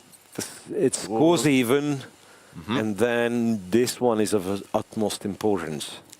Yeah, so... Can Alireza escape? And just an update on the other match. Kaz Chess are 1-0 up, but still the other 4 games. It looks like they're ongoing, although Mamedyarov, it looks like, has just checkmated Nodibek Abdusattorov. So there's action everywhere, but okay, we maybe stay here for now. Well, Alireza just played a5. So he says, I don't know what's going on, but I have my pass pawns, so I'm moving them forward. He's so calm. Oh, Rook F4 though. Rook F4, threatening H4. H4.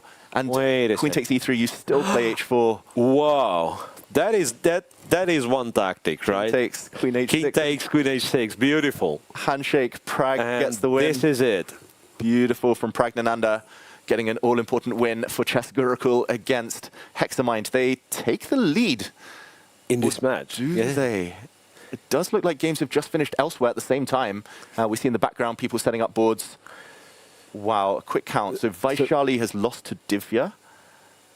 So that's Divya is on Hexamind team. Yeah. So that is. So how many points Hexamind scored? It's Divya wins. And Levon, those are the only And ones. Levon wins, that's 2. Draw from Merzin. Draw from Merzin, that's 2.5. And on the last board, Chess Gurukul won. Wow. So Chess Gurukul have won the match. The match is over. Yeah. Right? All 6 boards are over. It's 3.5 for Chess Gurukul over Hexamind Chess. That is crazy. So we've seen the downfall of the top seed in the previous round, and now this number second seed. Yeah, second seed. And let's go then to the other match, Kaz Chess against Uzbekistan, that we were following. It looks like Sindarov is still desperately trying to defend. And he's in trouble? He's lost. He's lost. Compi tells me White's winning. Okay. Here we go. Compi tells me White's winning, and yeah.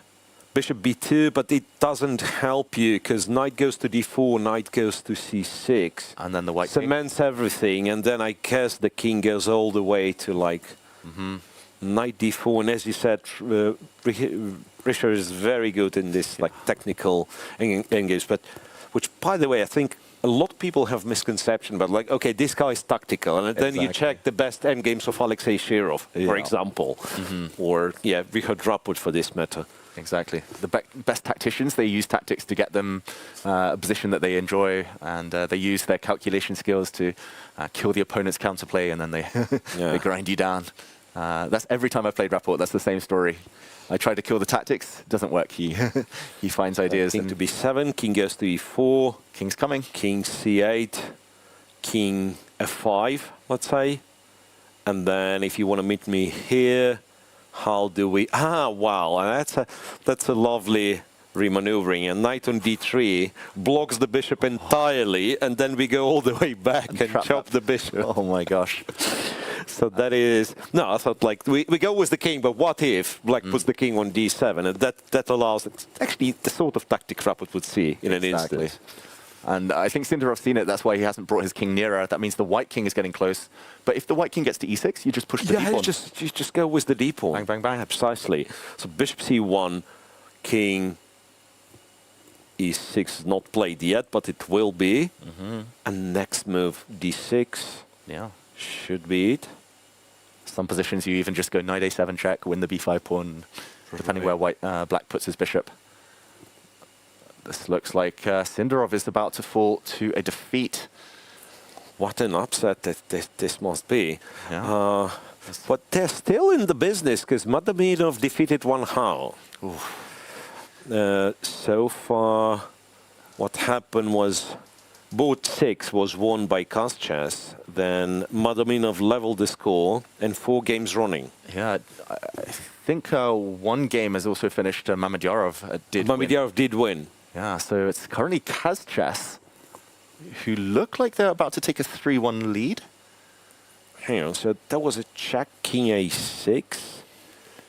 So okay. How exactly do we win? He just wants to bring it. Do we go king d7, bishop d2? Oh, he's reaching for his d pawn. He's gonna push the c pawn. d6. And then if you take it c6 and c7 and the pawn promotes. Yeah, promotes with the check. And this is it. This is it. Yeah. Handshake. Richard Rapport takes down Javokis Sindarov. It's almost like, yeah. What a swing in one match. Exactly. He was lost by move 15 or something. Yeah. And yet he wins after 68 moves.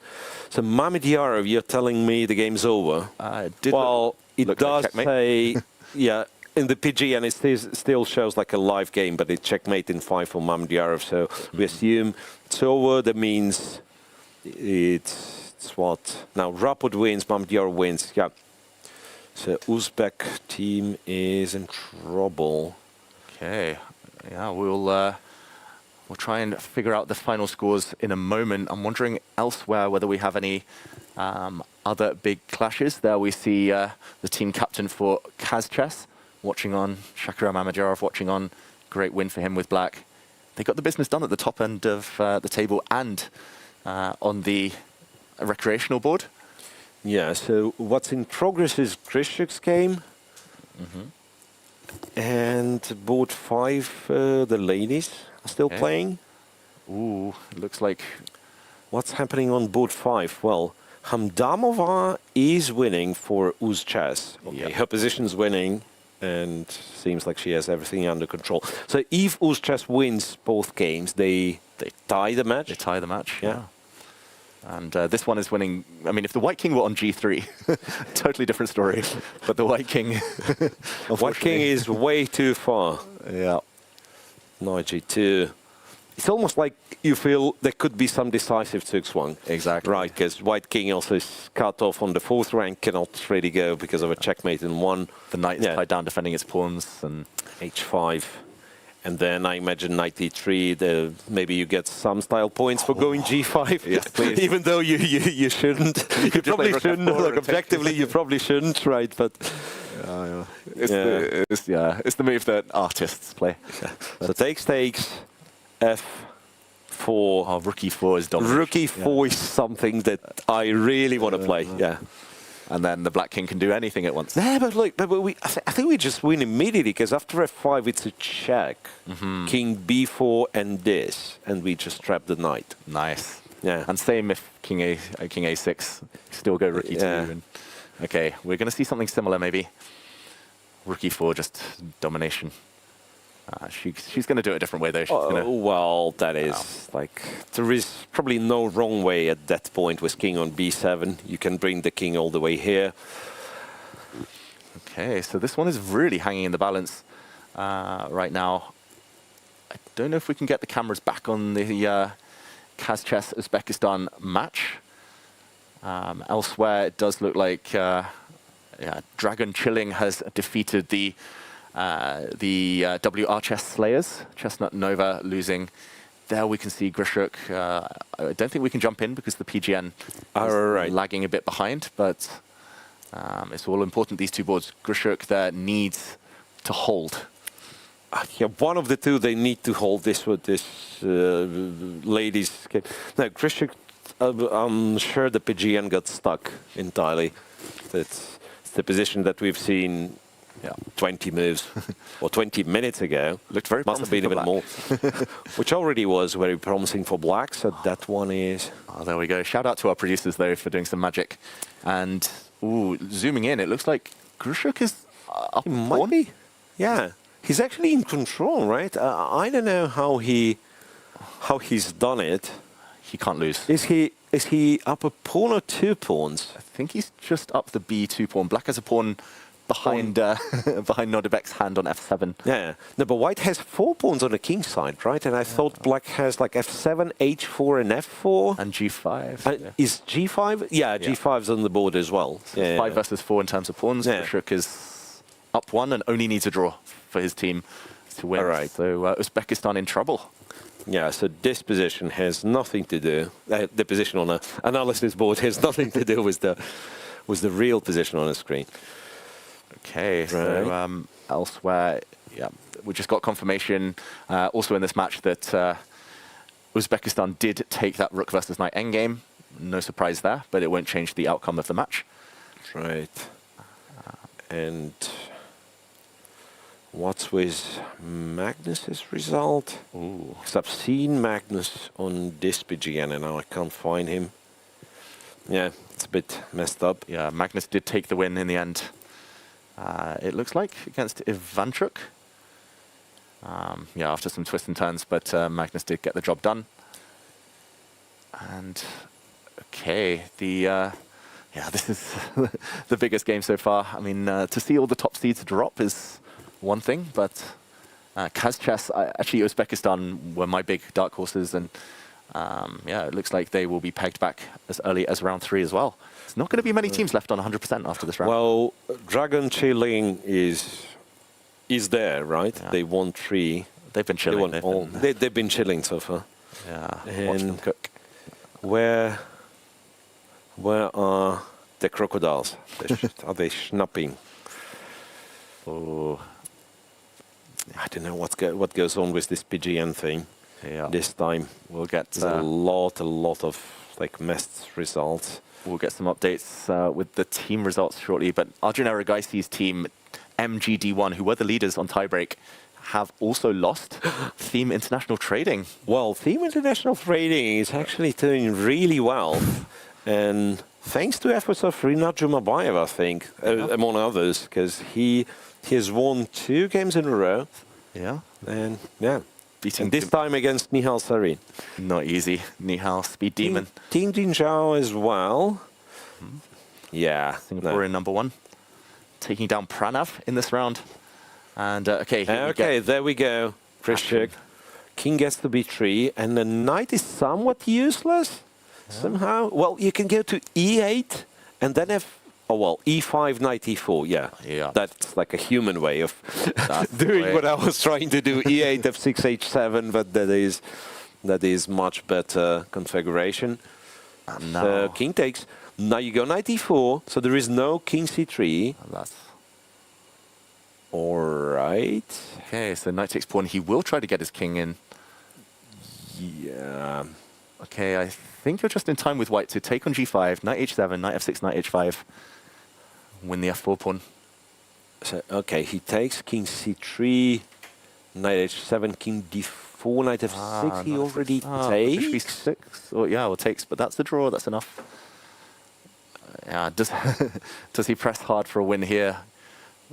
What he needs is a draw, but does he know that he needs a draw? Yeah, that's another question. Because he's one of those who he'll be so locked in on his own game, right? Because he's been playing on increment for so long. Yeah, and he's been in time trouble for the entirety of this game, right? So he might have not had a chance to look at the other results. He takes the pawn. Yeah, but on the other hand, like you can't really push here with white after king e5, and so you just you make sure that you're safe, and that's pretty much it.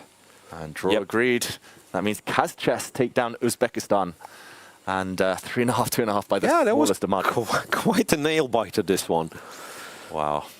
And yeah, we could say Sindarov's game after all decided the match. It was by this 1 point, this or that way. Yeah. That was the decider of the match. The swing in Sindarov's game did decide things. Really shouldn't have lost that. Even if he wasn't able to convert, at least played a bit safer. But yeah, the clock wreaking havoc on Sindarov there. Maybe good news for Gukesh fans watching from afar. So just a confirmation that Sindarov is human. Exactly. Doesn't have many weaknesses, but there we did see a little bit of one. And these two players analyzing after a long game. Yeah, Kazimjanov there won't be so happy, but yeah, they'll be back. They'll be in the mix. Right, and that probably means that one of the latest or kind of longest games in this round. So usually players, technically they're not allowed to analyze, but when you're one of the last games in the whole tournament hall, there is nobody playing around. So yeah, think it's all played in good spirits, this tournament. Considered okay to discuss a little bit. Okay, so that looks like round 3 has wrapped up. And yeah, in the background, it looks like Sam Savian was finishing his game. Carissa Yip, Liam Le. Yeah, everywhere I look, there's grandmasters. Everywhere I look, there's super strong players. And there we get confirmation that the playing hall is pretty much empty. And okay, in the meantime, we do have Angelica with us here in the studio. But in the meantime, before Angelica steps in and shows us some highlights from round 3, we do have an interview. Take it away, Charlize. I'm here with Shahriar Mamedyarov. How is it here in your team? You've got an incredibly strong team, Kaz Chess, of course, Bibisara, latest Norway chess winner. Tell me how it is in the team. Okay, it's not my first year in a Kaz Chess team. I played 2 years ago. Of course, we have a very good, friendly team, very interesting players, very fighting players. Yeah, I hope we will play good. And apart from being strong individual players, what makes a team good altogether? I don't know. For me, it's a little bit different. I think it's, first of all, for me, it's very important friendly team. If it's friendly, everything going well. And second, I don't know. I mean, we need to maybe support each other when we play. I mean, we see board when it's bad position. I mean, just to be friendly and team player. So if someone's not doing so great, you're more supportive and making them feel better. Of course, we check during the game all boards. If someone is in bad position, of course, we take risk for sure, because first of all, this one is team event, and second, of course, is also not classical chess. Yeah, I mean, you classical, maybe you a little bit afraid about your rating, something, but here you absolutely zero thing and you go all in. Yeah. You're just having fun while playing. Yeah, of course. Yeah. Well, thank you very much, and good luck for the rest of the event. Thanks. Thank you very much. Thank you, Charlize. There we heard from Mamedyarov, one of the players of the round. In the meantime, of course, we were focusing in on the top 2 matches, but we had our lady on the spot, Angelica, filling us in on what we missed. What caught your eye this round? Thank you so much, David. Yeah, indeed. I mean, so much action is happening. You cannot keep up an eye on all of the games. This one happened in the match of Team MGD1 Pranav against Team Jingyao. And actually, the white pieces had chance to win the game right in the opening. And I believe both of you, are familiar with this position. So C4 was played, Bishop F5. And here, Black, Pranav, was greedy enough to take the pawn on C3.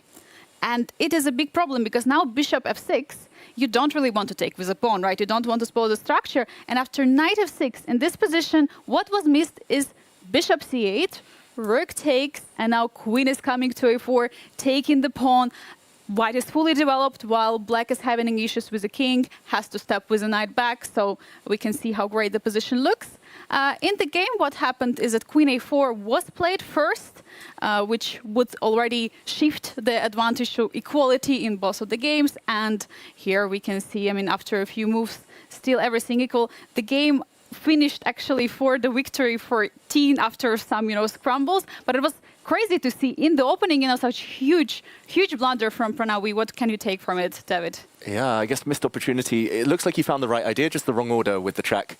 But the fact that he was able to kind of get that second opportunity win. I'm half Singaporean, so seeing Tin Jingyao, the Singaporean #1 win, yeah, I'm secretly a bit proud. Also continuing your topic about that, how we're all feeling that everyone is human, everyone can make a mistake when such top grandmasters are doing them.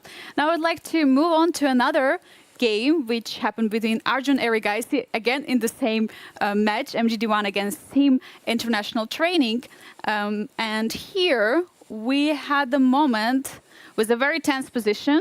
As we can see, Black's pieces are very active, and Theodor was practically winning. And in this position, after King H1, the huge problem for White, is a knight here, because after the move rook f6, knight is being under attack, and it's not possible to defend it. If you defend with a queen, we're just going to capture the rook, and queen is just simply overloaded in this position.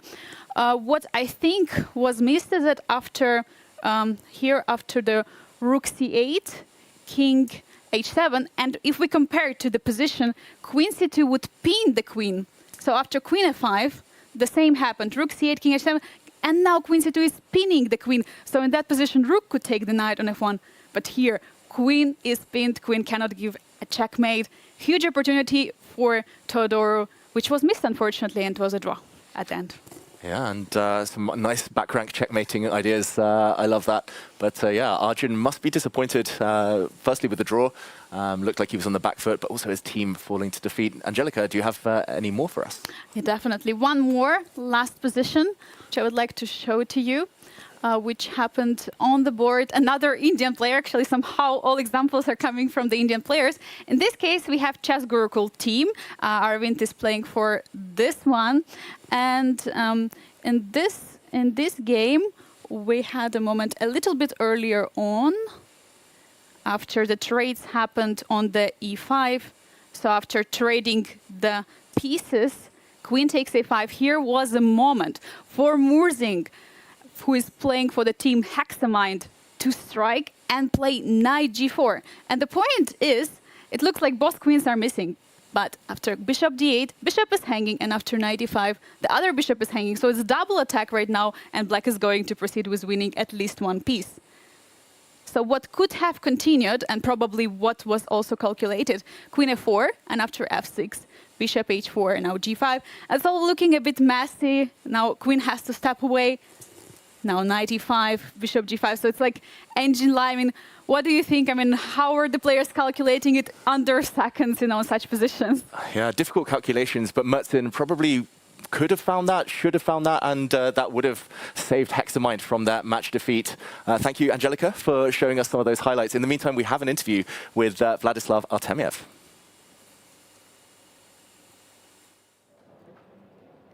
I'm joined by Grandmaster Vladislav Artemiev. Now, you are really great at fast-time controls. This is your thing. How do you enjoy the format of this event?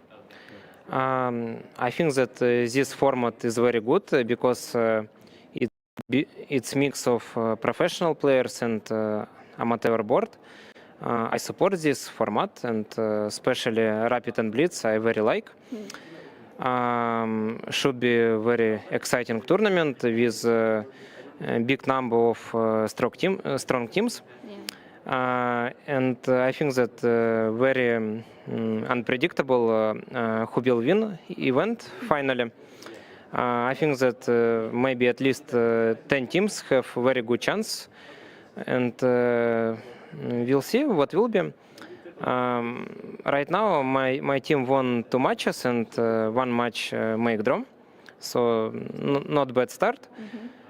Personally, me, sometimes I play it well, sometimes very bad. I have 50%. One game I lost, one game I won, and 1 draw. So you have all the results. That's good. Not so well, but at least I won last game, so my emotions is better. But okay, in chess sometimes you have very good games, sometimes bad. It's life, yeah. Very important to believe in your possibilities and try to improve your style and enjoy, of course. Some players here are very relaxed and enjoying the fun part of the event, but it's also a little serious, it's world titles we're fighting for. Where do you see yourself? Are you enjoying it or also just taking it seriously at the same time? I feel that this event very popular in Hong Kong. I see a lot of fans, a lot of people, and meet with very good people, very positive. And for me, it's a fantastic event. I'm very glad to be here in Hong Kong. I was a lot of times in China, but in this city, it's my first visit. So it was very special for me. I very wanted to come in Hong Kong. And I think that it was an excellent job, FIDE World Chess Federation, and everyone who support, who organized this event. Thanks a lot, and need to continue. And I'm happy that when such this make traditional. Already 4 competitions, I think. I played one time before in Kazakhstan, and my personal opinion that this format one of the best, because very fresh, very interesting for fans. When you have seconds on the clock, it's very stressful, and for opponent, for you, and many emotions. Yeah, I think that it's more interesting than classical, because in classical it's mostly interesting for professionals, I think. So I'm really support this format. Well, thank you so much, and good luck for the 4th game of the day, which is going to be taking place soon after a short break. Thank you very much. All the best. See you next time.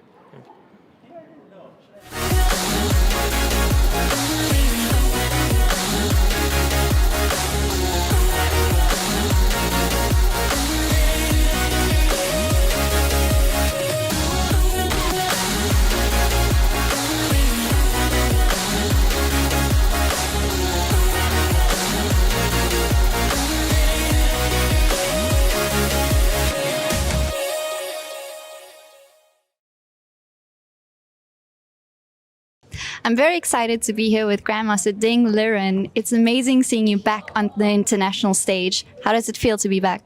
Yeah, I haven't played the worldwide tournament for a long time. Last one was SCO in Shanghai, and we win the medal, win the champion. So this time we would like to repeat the success. And of course, we can't ignore the team name, Dragon Chilling. Tell me your side of that. Were you happy to find out about it? Yeah, you can see the other teammates, their T-shirt. Yeah, this is Dragon Chilling, but for me it's special. This was. They have Dragon Chilling and you have Ding Chilling. That's amazing. For me, yeah. And you have an incredibly strong team, all Chinese super grandmasters. Are you guys working together? You're obviously very good friends. Tell me about the team dynamic.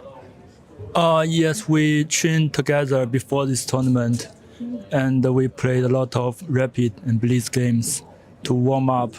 And we are very familiar with each other, and we have been playing for a team for many times.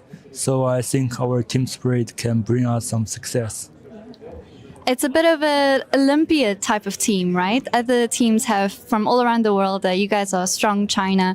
How does it feel kind of representing China in a different way? It's always been nice to represent my country, and it was very motivated to play for the team. Well, thank you so much, Ding. It's amazing to see you back, and good luck. Thank you.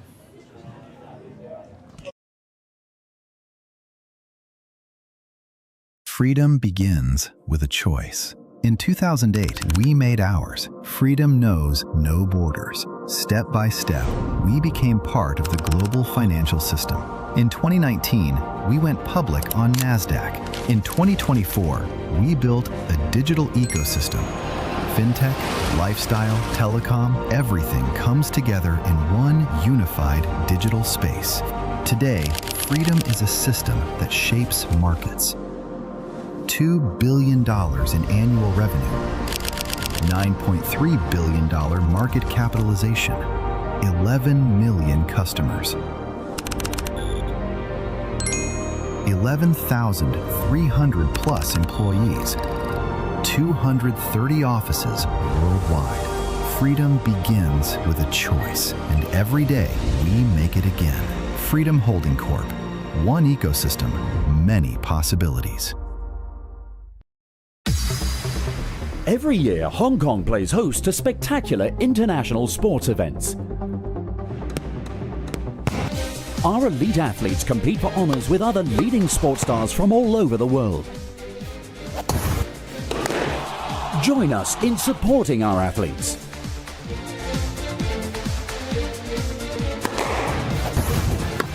Come and enjoy the excitement of NMARC events, Hong Kong's top sporting events. I'm here with Grandmaster Ranak Sadwani, who just drew to Magnus Carlsen. You said that this was a normal game, yet it's an incredible result. Tell me about it. No, it's a normal result. Yeah, I'm white, so it was fine. But I was not happy to see both two. Like, he blundered a piece. Otherwise, we were doing very good in the match. But I think still we can win the match because 5 and 6 are still unclear positions. So I hope for the best. Yeah. How do you manage your emotions in a team event like this, trying to focus on your game, but seeing that the board next to you is a bit shaky? Yes, sometimes you have to change your play depending on how the board is. So you have to adjust to it during the game. So there's nothing you can do before. And the pressure of playing board 1, tell me a bit about that. No, I was happy to get board 1. I had a choice, maybe 3 or 1, but I chose 1, so 1. Ah, so it was a choice. Is the captain's not making the decisions? You are? No, he asked me my preference, yeah, and initially I think we planned board 3, but then, okay, board 1 was good, yeah. Well, thank you very much, and good luck for the rest of your games. Thank you.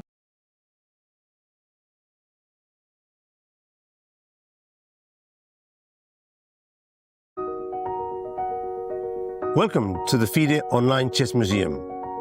The International Chess Federation proudly presents the FIDE Chess Museum, an online space celebrating the rich history and evolution of chess. Explore exhibits that trace the game's fascinating journey. Discover the origins of chess, beginning in the distant past, and follow FIDE's centenary journey. Rare chess sets, unique books and memorabilia, autographs of chess legends, trophies of historical tournaments, and stories of the chess champions. Explore the game's legacy and future. Chess is more than a game. It's a global culture of strategy and unity. Join us to experience this unique online journey where history, culture, and passion for chess converge. And also on your phone. Tired of paywalls? How about unlimited play, puzzles without limits, uncapped analysis, master-level studies, tools to learn and improve, and watch tournaments from all over the world, all for free? That's Lichess. No ads, no trackers, no subscriptions. Open source and funded by donations, not by data selling. Our focus is just on chess. Find us at lichess.org or on the app stores.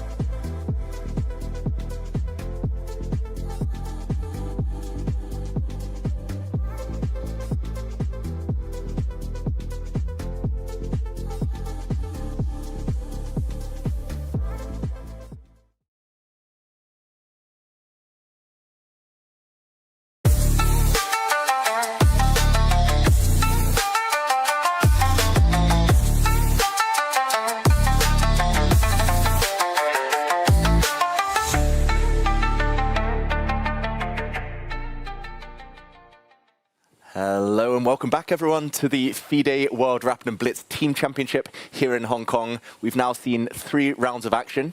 Grandmasters Howell and Miroshnichenko here at your service. Miro, we've seen some bigger shocks than ever. The top seeds, the second seeds, now dropping points. And yeah, it's been a crazy day so far. Well, I have to confess I'm confused who's leading now after these 3 rounds. And let's not forget, it will be the last round for today, round 4. But we will have 2 more days of those. Exactly. Yeah, so that is, well, absolutely amazing. So to check the pairings for this round 4, well, that's the standings for you. Yeah, Chilling Dragon, the dragon which is chilling, is really chilling with 6 match points and 14 board points. Exactly, that is very, very impressive so far. 14 board points from a possible 18. So they've only dropped 4 points, and they are one of 4 teams still on 100%. They're joined by Kaz Chess, Chess Gurukul, and Theme International Trading, maybe the surprise package of the day so far. Absolutely. And then on 5 match points, which means 2 wins and a draw, that's Mr. Birdie and Friends and Red Pseudo Dragon. So we have the dragon which is chilling, followed by the Pseudo Dragon on 5 and 12.5 board points.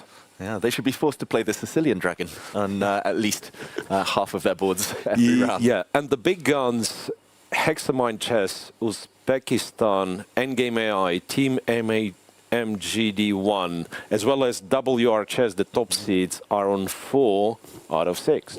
Yeah, so catching up is the name of the game for those other teams. The top 4, the leaders, will be facing off against each other. Let's check out those pairings.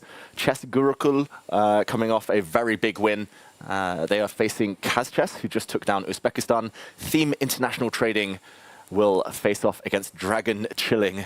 I'm especially looking forward to that one. The all-Asian battle there. And Red Pseudo Dragon against Mr. Birdie and Friends. That's where we'll be looking mainly. But Snappy Crocodile makes an appearance on the top boards again. They're back. Yeah, Snappy against WR Chess and Hexamind against Sky Chess. So those will be the matches we will try to cover. Exactly. So a lot of big names, a lot of big games. And yeah, Pragnananda and Rapport are the 2 who will be facing each other in Chess Gurukul against Kaz Chess on the top board. And yeah, which individual games are you looking forward to in this round? Well, on the second board, or second match, that is, Wei against Rinat Jumabayev, that's one game to watch. And full disclosure, we have to pick a player of the day, right? We know it already, but you guys might have not heard of it. We are picking the player of the day, and for now, Jumabayev is one of our favorites because the guy performs really well on 100%. 100%, and I just want to check who. So he defeated Alexander Bortnik, maybe not the most impressive name, but, you know, the Blitz and Rapid specialist, then Linier Dominguez and Nihal Sarin. That's his way of being on 3 out of 3, and he's facing Wei, Rinat Jumabayev. So, yeah, definitely a player to watch. Magnus Carlsen against whoever plays for Snappy Crocodile is another one. Zhu Xiangyu will be the Chinese Grandmaster facing Magnus Carlsen. We'll check in on that game a bit later. Magnus is currently on 1.5 out of 2. Yeah. After sitting out his first round. Okay, and WR decided it's enough of like having their players rest, so they play with the main 4 boards, I want to say. I'm still not sure. And they have Kostyniuk back in, or no, maybe for the first time in action. Alexander Kostyniuk is playing for them. Yeah, she made an appearance in round 3, but yeah, she's the new weapon. And Vadim Rosenstein completes the lineup for WR Chess. Here we see Polina Shuvalova just shake hands there. She plays, this is the team of Red Pseudo Dragon, and now facing off against Sam Savian, Liam Le, the team of Mr. Birdie and Friends, making their first appearance on the top view boards. Yeah, so well, we will pick the play of the day. Then the other ideas were the uniform of the day of the tournament, and my vote goes for Snappy Crocodile. But also I'm thinking, like, we have to really figure out the names of the teams, because not only the crocodile thing, but, you know, who's Mr. Birdie? I want to know who Mr. Birdie is. And, you know, why the red dragon is a pseudo dragon. Exactly. A lot of questions, but we have a kickoff. Yeah, we'll get Charlize on the case. We'll interview every single team captain until we find out the reason behind every name. Yeah, all these dragons, all these crocodiles. It seems like a good kind of omen this year. And okay, there we see it is dragon chilling. Also have cool uniforms. They will be facing the Singaporean team, Theme International Trading. And it looks like some of the games have begun, some players still entering the tournament hall. And, okay. That is... Maybe we jump in. Yeah, Ding Liren with Nicholas Teodoro. And that is the Ragozin. The Ragozin defense with 5th Queen B3. Okay, a rare guest at the top level, Queen to B3. Normally the Queen would go one step further, maybe to A4 with a check. But Nicholas Theodoru, he's a very, very well-prepared player. Lots of tricky ideas in the opening. C5, DC5, Knight C6, and Bishop went to G5, Queen A5. Well, very, very fast pace. Okay, see lots of exchanges, black with doubled F-pawns, but yeah, not a big deal. G6, and then hopes to regain the balance on C5. And yeah, it looks like Ding will need to be well prepared here. Okay, he does take the pawn back. Ding, yeah, he's played a couple of World Championship matches. Of course, he's studied this type of thing before. Yeah. But Queen F4, very fast. Okay. I don't know how serious this line is from white. Are there like hidden tricks here, or you just like play it to be solid and you know that this is it, that's your approach? Yeah, if this were a classical tournament, I would say, okay, he's being solid, try and play for 2 results, go symmetrical.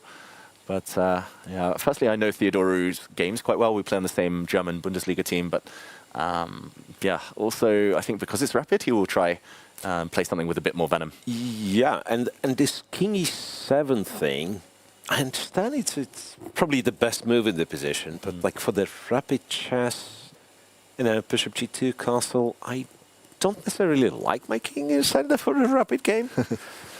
Yeah, I could see knights coming to E4 long term. Now after E5, knight H4, knight F5 later. Yeah, this could be tricky, but it seems like Ding is well prepared. He's Bishop barely paused. E6, he plays very fast. Now Bishop H3 is one move to consider. Then like attempting to trade the light square bishops. And if black was to take on A2, I think it's extremely dangerous. Okay, it's not extremely dangerous, it's just purely bad. The castles and unpinning the knight, knight E4 is the threat. Yeah. So here, I know, Bishop E6 was not played, sorry. Okay. I thought Bishop E6 is kind of the natural follow-up to E6, E5, but Ding pauses here. Yeah, Ding, he's been making eye contact with his opponent a couple of times. Maybe he's like, oh, are you bluffing, or do you actually have an idea here? But yeah, Bishop H3 is very clever. Okay, so how to fight against that? Or maybe he doesn't need to fight against it, but... Maybe... Yeah, I'm not quite sure if I like E5, to be honest. Yeah. Like, especially like this sequence, like E5 and pause after that. Exactly. Right? I mean, E5 might have been like, yeah, everything's well prepared and so on, but if you go E5 and then you start thinking, probably means E5 wasn't that well thought after. Yeah, and also you can't really just play for symmetry, or you're not going to get the queens off now. It's not as solid as it was. Theodoru, I've seen games where he's just won against 2,700 grandmasters, pure preparation. He beat Radjabov famously in 19 moves in a Petrov, and yeah, this is potentially dangerous for Ding. Nothing too dramatic yet, but okay, Ding with his first real think of the game. Right, so shall we explore this much further then? and check Wei against Jumabayev. Let's do it. So Jumabayev with the black pieces, and that's this funny option in the Berlin defense after knight f6, d3. Like people mostly play bishop to c5, some play d7, d6, but there is this move bishop to d6, which in a sense, like if white wanted to trade, then the bishop is better on d6 than it is on c5, defending the pawn. That's true. And then after knight d2, a6, b5 covering c4, so knight c4 won't happen. Castles, rook e8, rook e1, knight a5, going after this bishop. So black bishop is going to return to f8, which is very normal for Rui Lopez, right? And then you'll forget if it went to f8 from e7, which would be absolutely normal, or from d6. True. And he just made eye contact with us there. Rinat, he's taking the bishop. It looks like he's still in preparation. He's been very impressive. We said he might be player of the day so far. One of the most standout performers. But yeah, every time I've played him, he's a time trouble addict, but he plays extremely well when the clocks go low. So I wouldn't be shocked if he's still in prep, judging by the fact he's only used a minute so far. Yeah, so knight takes b3. I imagine we take with the knight. Oh, yeah. And black's problem is that somehow this e5 is not that easy to maintain. Like you cannot really take because of e5. And what do we do? Guess we play bishop to b7. We trade everything. And just f3. f3, bishop f4. Knight a5 sometimes. Yeah, I quite like knight takes b3. Actually, like the guess was that Renat is in prep, but like then what's his prep after knight b3? I'm curious to know. That's a good question. Unless he just felt that that final position at the end of that line was wait, how bad? Equal. How bad is this? Bishop b4. Bishop b4. And so I guess I take the knight. If we take the knight, bishop e1, knight e1, queen f6. It's a lot of pawns. This could be okay, right? This could be okay, even if white wins the d4 pawn, which I'm not sure he does. If I say knight f3, I don't have c5, but I just go bishop b7. After knight takes, I can go c5 here now, because knight takes is queen d4 and a back rank problem. Yeah, and black seems to be like perfectly mobilized, and yeah, should be at least not worse. Yeah, so in that variation, the other option after bishop b4 was to play c3, I guess? c to c3, right. And then it's a piece and not two pieces against the rook, right? So rook takes, knight takes. But it is 3 pawn. Queen f6. Wow. That's very messy then. This could be uncomfortable for Wei Yi if he doesn't know the evaluation and he thinks that Jumabayev is still in prep like we do. And it could be that he has prepared that, really. So, knight b3, anyway. He's taking with something. He's taking with the knight. Yeah, knight b3. Okay. So now remains to be seen if it was a prep or he's just like playing quickly, reasonable moves, which is another approach to rapid chess. Exactly. And yeah, maybe he's just very confident because he's done so well already at this point. Maybe he shouldn't have started with knight takes b3, you know. Maybe bishop b7 first or something along those lines. Just to keep the white bishop on c1 blocked in. And right. Yeah, but okay.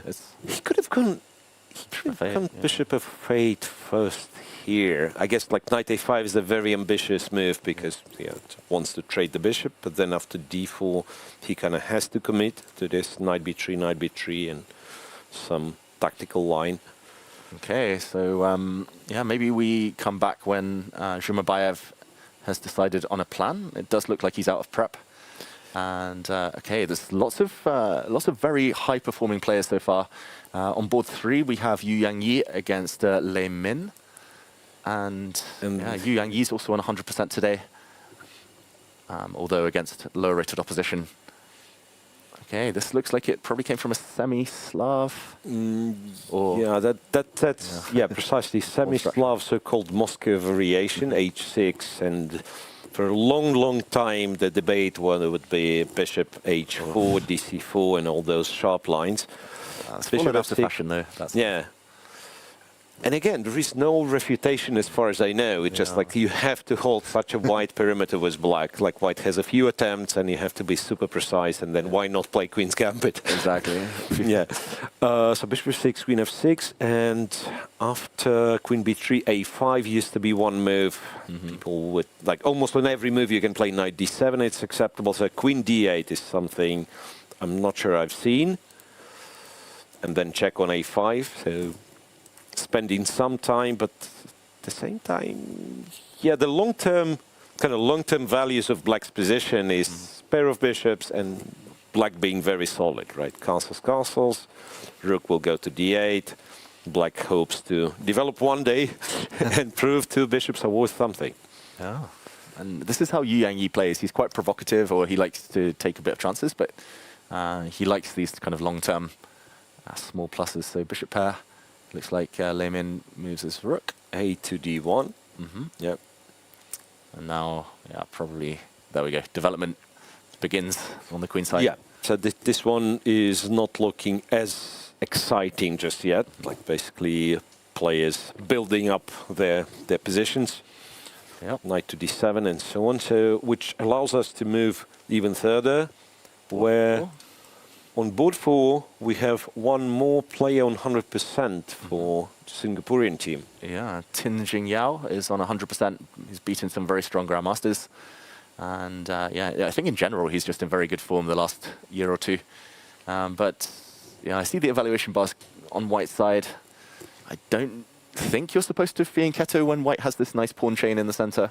White's just playing h5, h6, and or maybe h5 just take on g6, soften black up. That is, somehow reminds me of what do you call it, the King's Indian attack. If the knight is on h2, especially instead of g2, right? What opening was that? There was the King's Indian. So that's what you get in King's Indian nowadays, right? Rook e1, bishop f5, and okay, something very original. It's like a super-powered King's Indian attack, though, for white now. Yeah. You don't have to mess around with queen e2 and bishop 4. I guess e6 was kind of optimistic, let's call it this, because I understand black didn't want to take, because it's probably like slightly worse and so on, but e6 feels like taking too much risk. Yeah, getting pieces off the board, though, if you're slightly worse, like space then isn't an issue, but now bishop f4. Ooh. Yeah.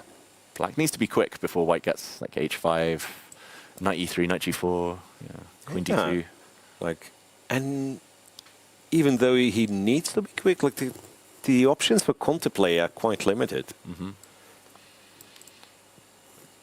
Okay, cool. Queen c7, that's not quick. c7, that's not quick. And moreover, it might run into, some stuff like that. Knight d5 followed by e6. I don't think it's here, but there was like famous Fischer game when he came up with this trick. So knight e3, I think main thing after knight e3, it's not knight takes d5, but just going knight g4 and going after those dark squares. Yeah, looks very, very suspicious for black, this one. So Tin Jing Yao, who was one of my candidates for player of the day, looks like he might be in a little bit of trouble at this early stage, although still a long way to go, of course, as he brings his rook across to the queen side. And remember, everyone, you can follow individual streams where you can watch your favorite players' teams more closely. And the streams are mentioned, especially of the top boards, in the description of our broadcast. But in the meantime, maybe we continue our tour of this clash between two of the leaders. Yeah.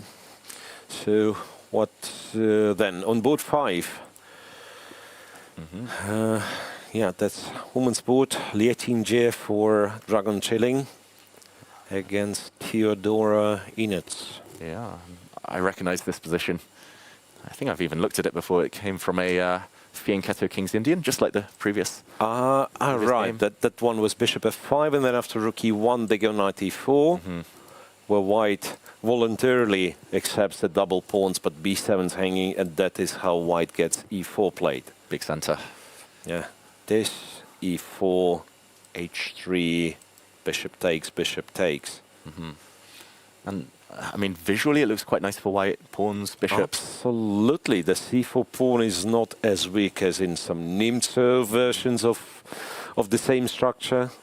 Yeah, I think black's supposed to have to go c5 quite quickly. I'm not sure whether now or in the next few moves, but just to justify. That's the setup you want, right? c5, knight to c6. But there's always, if you can get it, e5 tricks, and yeah, this could come to life. Because some sort of knight d7, it's just like a passive position. It's not the King's Indian you want, like any sort of like e5 play. No, exactly. And Lei Ting-jie, she will have to decide. She's been spending a lot of time on the clock. Yeah, what do we think? Small advantage for white long term? Yeah, it feels like comfortable for now, but again, the positional factors, I feel like in a, in rapid, oftentimes this positional factors matter more than in classical, strangely. Yeah. Because, like you would think the shorter the time control, the more kind of dynamic factors matter and so on, but also like to prove that you have dynamic compensation for some position imperfections, you also need time and energy, right? So like ideally what you want, like easy play. I keep saying this, I don't even remember what easy play is. Like, the moment I sit at the board, I never get an easy play. Exactly, especially against these top guys. Yeah, like natural moves. So something develop, rooks on the open files. Yeah, that's what we like. Oh, we do have action. Yeah, we do have action here. So c5 and white goes with e5. Knight to c6, and what would happen would be, I'm not sure, like I have to decide this stuff somehow. So probably takes here. Then ideally, I'd want to go f4, but that's not allowed by FIDE rules, so I'll have to go bishop f4. You cough, you wait for your opponent to look away, and then you put the pawn on f4. And it's still probably like white better, black not without a chance. Yeah, so black's solid enough. That's the evaluation, right? The game goes on, and let's go on as well to the remaining board in this clash. So far, it feels like Dragon Chilling maybe slightly better on a lot of the boards, but and as well as on the last board, because apparently this one, at least like I'm looking at what computer has to say, and it's better for white. Okay. On the other hand, like the line computer gives is b4, which I don't think can be played or allowed to be played in on an amateur board. A board like a move like b4. It's too strong. It's too strong. Maybe it wins a pawn though, because I wanted to say bishop takes h7. Bishop h7 immediately. Is there rook takes g2? Yeah, there is. Rook takes g2, rook takes g2, queen f3. Even though this whole endgame is still like white's better. Yeah, white's better. Two bishops, potentially h pawn. Some bishop g8 annoyance at some point. Yeah. But I think the difference is after b4 you can safely take, and here computers just... And it even goes c4 first, and then pushes the queen even further, and then eventually takes the pawn, goes back. But yeah, this is very committal. This one is anybody's game, I want to say. Like black has chances, this rook g2, just imagine how scary it should look. Yeah. Okay, so this is the amateur board, but overall maybe Dragon Chilling slightly, looking like slight favorites at this early stage. Maybe we can check out board 1 where we have Chess Gurukul against Kazchess. Right, and Richard Rapport, after his lucky win in the previous round, luck/skill, a bit of both. Yep, so this time with black against Pragnananda. Okay. And that is, I do not recognize this position. It could have come from a variety of openings. From a lot of stuff. Yeah, like sometimes you see and you immediately can tell, even if it's the end game. But yeah, this one doesn't strike me as like, okay, it was whatever, Petrov, Gambit. Looks like a Queen's Indian. Queen's Indian something. Yeah. So something I've been told not so long ago, and I've just like come to realization how true it is, that isolated pawn, I believe we can agree it was reevaluated with like modern strong engines, like because the belief was the end game is always better for the side who plays against the isolated pawn, but isolated pawn can be defended with the king and cannot be attacked with the king. So in a way, it's less vulnerable in the end game because you can put a king on e6 very often, or whatever, e7, and then it gets to d6 fast. Yeah. So I guess black's okay. Yeah, something Magnus told me as well, because he's not afraid of defending these with black. He said it's easy to defend in an endgame if you have the same exact pieces as the opponent. So if they have a dark square bishop, you have a dark square bishop. If they have a knight, you have a knight. Like if it's any material imbalance, then it becomes harder to defend. Oh yeah. So that's an interesting observation. Yeah. But yeah, for now, okay, Pragg is maybe symbolically a bit better, having more fun, but should be level. Yeah, and anyway, not the most exciting of them all, so we are safe to move to board 2, where we have Pranesh against Mamedyarov with white against Pranesh. And it, like the fact that I cannot tell who's better and why probably gives you an idea how complex the position is. Looks like white's a pawn up, so... White is a pawn up, but does it... Well, it kind of survives for now because the bishop has another job. The bishop cannot take this pawn. Bishop has the knight to defend. So that's why black's last move was a4, so hoping to lure away the white knight. I don't even know. So the pawn was here for quite some time. f4, f6, and king g3, a4. Is it one plan to just go and take that knight, like rook a to d1? King h3 is mysterious. No, I don't... Well, he did play, I can see it from the camera. Yeah. He did play king to h3, which is a big surprise. Okay. So a to d1, indeed. What would be... Maybe... So apparently, like, f takes, and if... Is there, like, a tactic after f takes? No, not really. Because I was a bit scared of dropping the a-pawn and maybe black's a-pawn becomes strong, but I mean, 2 pieces for a rook, if black isn't super quick, then... No, seriously, king h3, I just cannot really, don't really understand what it is. Okay, and the eval bar did drop, I noticed. Yeah. No, seriously, I don't know how accurate it was, but after e4, apparently, white could have taken on f6. If you take with the bishop, then you're no longer attacking a 3-pawn and rook a d1, and white's completely winning. Oh, that makes sense. So yeah, so black would have to take and still. So that's a right idea. Okay. Some rook a8. Okay, that's a computer line for you. Bishop takes. Rook to d2, rook to a2, white much better / winning. And after king h3, takes, knight to c5, takes. It's absolutely equal now. And it's fine not to play, I mean, that line, it wasn't clear Yeah, white it was taking on f6, but... tricky, but yeah, how do you explain going king h3? Exactly. It's not... It's a worse not square. apparent what's the idea, right? Every variation, it's a bad square. Now there's like bishop f1 check ideas later. I mean... Yes. That's precisely bishop b5, and yeah, this one hanging with a check. So you'll end up, I guess you'll end up capturing the bishop. Otherwise, black rooks come in, and okay, it should be a draw, but yeah, I think I would take black. I mean, you kind of have to take and pray that you're not worse, right? Because rook b3, rook c3 coming in quite quickly. The speed at which they're playing, especially Pranesh, like he's got nearly 13 minutes. g5. Oh, okay, I guess he's hiding the king here, and he wants to mate. So now both rooks on the 3rd rank, I guess, or how do we do it? Yeah, bring him in. There's also the idea of rook b3, and if the white king goes forward, rook c4. I don't know if that's attractive. Rook c4. Takes, and either white's mating black, or maybe he's probably not. Yeah, I guess c3 would be naive, right? Because there is no check. That would be a vital check from a3. Okay, it's a long way from reality, but Yeah, but I like the idea of bringing both black rooks in. Still balanced, and I feel like rook b3, rook c3 is one of the ways to guarantee that black is never ever risking, as you're always going to have a perpetual check on the third rank. Okay, so Amadyarov maybe the one who'd be happier with a draw here, just with 4 minutes left on his clock.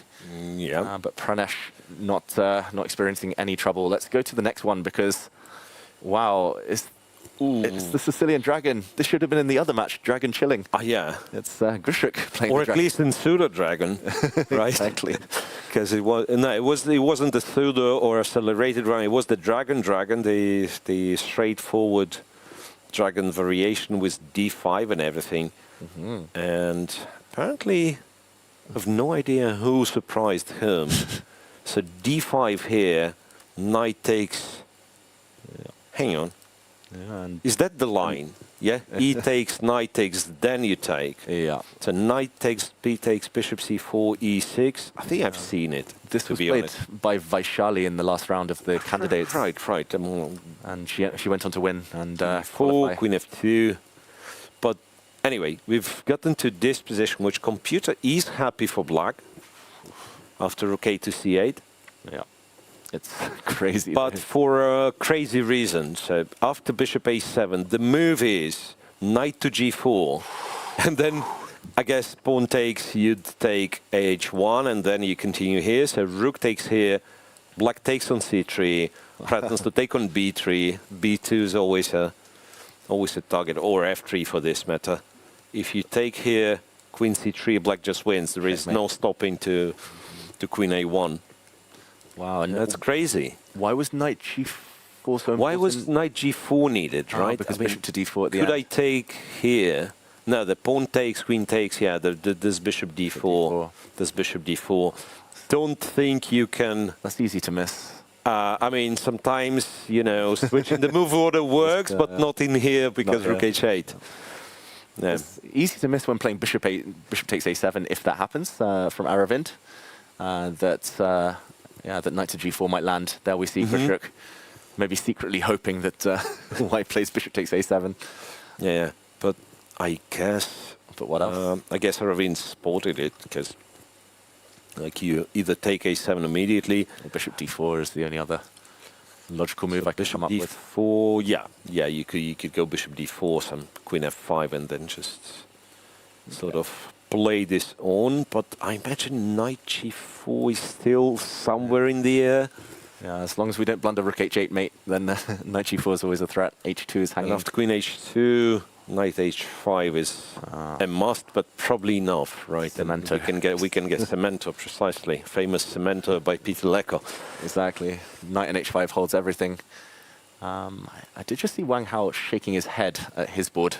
That is on board 4, where Wang Hao against Murali Kartikeyan. Because, wait. Oh, maybe he's shaking it because he's winning? Kind of in a happy way. Wow. So queen g7 and I don't know. What's happening here? Computer, well, screams at me white is winning. And it's hard to tell what's planned after knight f4, to be honest. That's strange. Normally I would say sack the exchange, but yeah. Here No. I think that's what he's planning anyway. But what exactly does he miss? Because, well, I can see in some lines computer defense with rook to c2 and f2, f3. But even if I played in the most stupid way possible, queen f3, king h1, rook g1, still black seems to have more than enough time to defend. It feels like black's king's more open than white's and material and down. Otherwise, like you allow knight f4 if you don't have, say, a move. Wait, knight takes could it be that he was... No, but here there's always some knight e6, right? Takes here, knight e6, then take on e5, take everything. Yeah, looks like a blunder. Yeah, and I like the outfit from Murali Kartikeyan with his initials on the back of his shirt and his board number, 4KM. But it looks like he's in big trouble. No time on the clock either. Ah, yeah, he's down to less than 2 minutes. That's why I always lose to Wang Hao. He's always shaking his head when he's winning. It confuses me. That takes a 4 played. Okay, and it does look like there was a draw, as we kind of predicted, between Mamedyarov and Pranesh on board 2. Yeah. Speaking of players of the day, could you please check how many points Wang Hao has? Ooh, I will. Because it could be that he's doing extremely well. Okay, he did sit out round 1, and then he did lose round 3 to Madaminov. Right. So, so not exactly 100%. Not yet. But let's go to the women's board, because we have two really big names there as well. So 2 candidate players, and not only the players, but the winner of the candidates, and a silver and first and place. second. Yeah. And okay, this was a tight race. Bibisara needed. Well, they actually went into the last round on level points, but Bibisara drew. Vaishali won at the candidates, so Vaishali qualified for a match against Zhu Wenjun. But here, level material, but White's rook is very active. Yeah, rook on e7, we like. Black's king is stuck in the corner. Wow. Here, just bishop b3, and I don't care what the engine says, but imagine you're playing this and your king is on h8 in the endgame. No, not something one wants to see. No fun. I guess she couldn't have taken on a7 there because of some tricks against her bishop, but... Yeah, well, apparently bishop a6 was strong. Bishop a6, so that you keep the pawn on a7, kind of physically blocking it, and then, yeah, then... That's very clever. Starts to... Yeah, so this way... kind of... Because now a5, black does get some counterplay, the a-pawn coming, and... Right, a4, and maybe you'll have to step off this diagonal. If you went a4, then b5, again, exchanging some pawns. Yeah, she's famously good at Blitz, Bibisara, and this is kind of Blitz territory, 3 minutes versus 3. Yeah, but again, it's a very, very tight match, right? So, so we think Wang Hao winning, but then, well, maybe not as much. Aravind could be in trouble. We thought first board was level. Yeah. Here, slight advantage Vaishali, perhaps. And I have no idea how their last boards match up against each other. Looks like a grandmaster position. Exactly. Some Carlsberg, and then like White's marginally better, Black's super solid. Yeah, very professional game so far. This match could go either way, delicately poised. Miro, I'm going to take us over to the second match, back to Ding Liren, because Dragon Chilling might be about to lose on the top board. Wow. Former world champion is in huge trouble. Precisely as you predicted, Nicholas Theodorou, he's a very, very dangerous player. Yeah, he's a Dragon Slayer. I was going to say it beforehand, and then I realized the team was... yeah, here we go. E4, well, and Dean just blundered badly. I mean, he was trying to solve his problems dynamically, and Queen takes f6. That's the point. Wait, even this one's not so clear. Apparently, he just had to take, so that White's pawn structure is not as nice. Somehow decided to sack another pawn. Yeah. And yeah, just something went terribly wrong. Even this one was unclear, and where was the last moment we blundered? a5, knight to c6, and rook b1. Oh, and now it's completely lost. That's just another pawn on b6 that's about to fall. Knight d4, rook b7, rook f6 just wins for White. Yeah, I mean, he's going to end up with 4 versus 2. Black will take on a2, but will lose the b and a pawns, probably. Yeah, Black's king is just so bad, and the rook on h8 not in the game. Yeah, but think, like, rook f6, say, you go king g, or whatever you take, right? The king is still terrible. Yeah. Maybe I take with this rook. Doesn't really matter, I guess. And you can't really go king g7. It's checkmate in 2. Yeah. And back rank mate. Yeah, king e7 is like 2 point down 2 pawns, right? Nah, it's awful. You can't go bishop c4 because of rook check again, knight f5. Yeah, awful. Ding. Tough.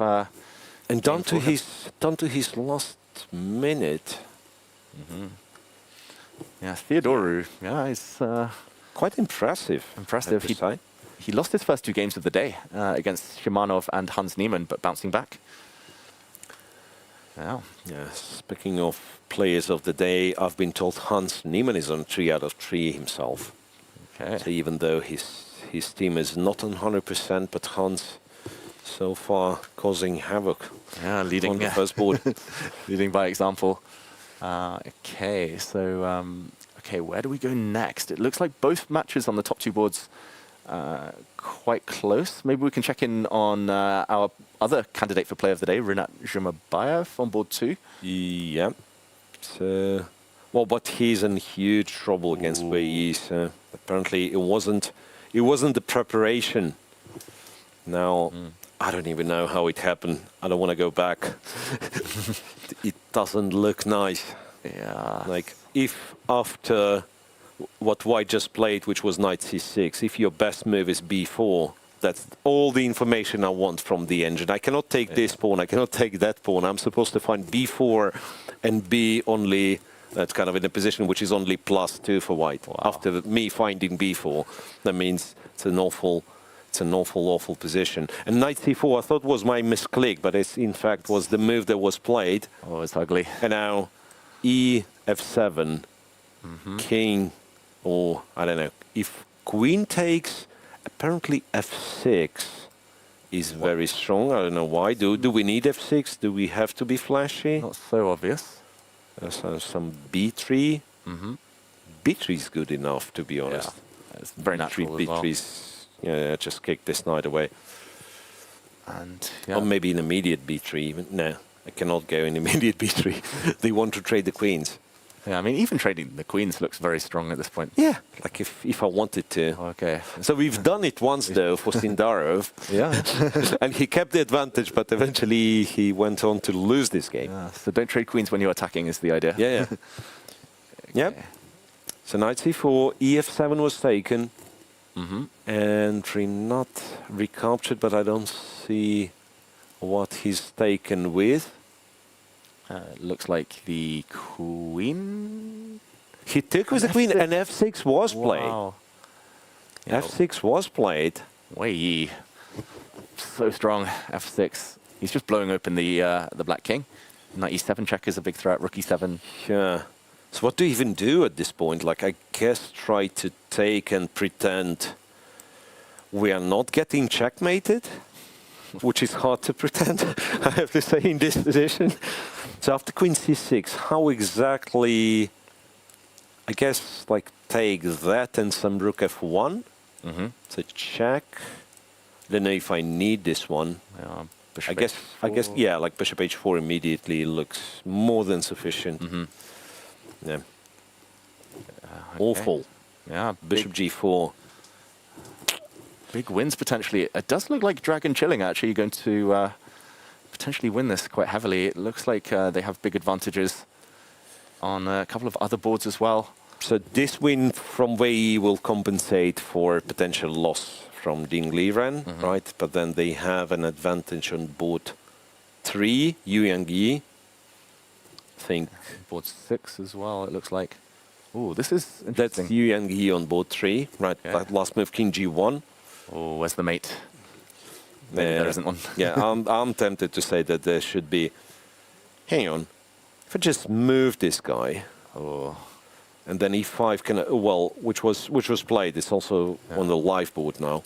Okay. So you can't take. You don't want to go king h1. Knight e5. Wow, that's clever. What's going on, guys? He just wants to. What's going on? So now bishop takes, rook e5. The bishop's attacked. Yeah. Okay, then he's getting out into an endgame maybe. Okay, what are the other options? This, and bishop b6, and how is White? Ah, well, and White has rook e1, and he survives for now. Okay, so that's cool. Tough defense ahead. That's cool. I wanted to play knight d3 after knight c5. Is that? And you'd be brilliant, because it's the one that wins. Oh, wow. Knight d3, rook f3. Rook check, knight f2, rook f2, and the difference with rook e1 line that you've already won a pawn and you're still threatening. So I still probably have to go like rook e1, and then you take. Ah, no, you don't take. You go a4. And win the bishop. You go a4 and you just win, you win everything. Wow. Okay, so Yu Yangyi, if he plays knight d3, is that the only winning move? Bishop takes looks also... Yeah, bishop takes big advantage, but knight d3 is, well, of course, like a lot of style points. Okay. Yeah, and... Okay, we have time here to think of style and to calculate. He has 2 minutes, so maybe he'll find it. Looks like, yeah, this match at least is going to be very decisive. The other match looks like it's much more balanced. Well, Theodora Edens has already won against Lie Qingye. Okay.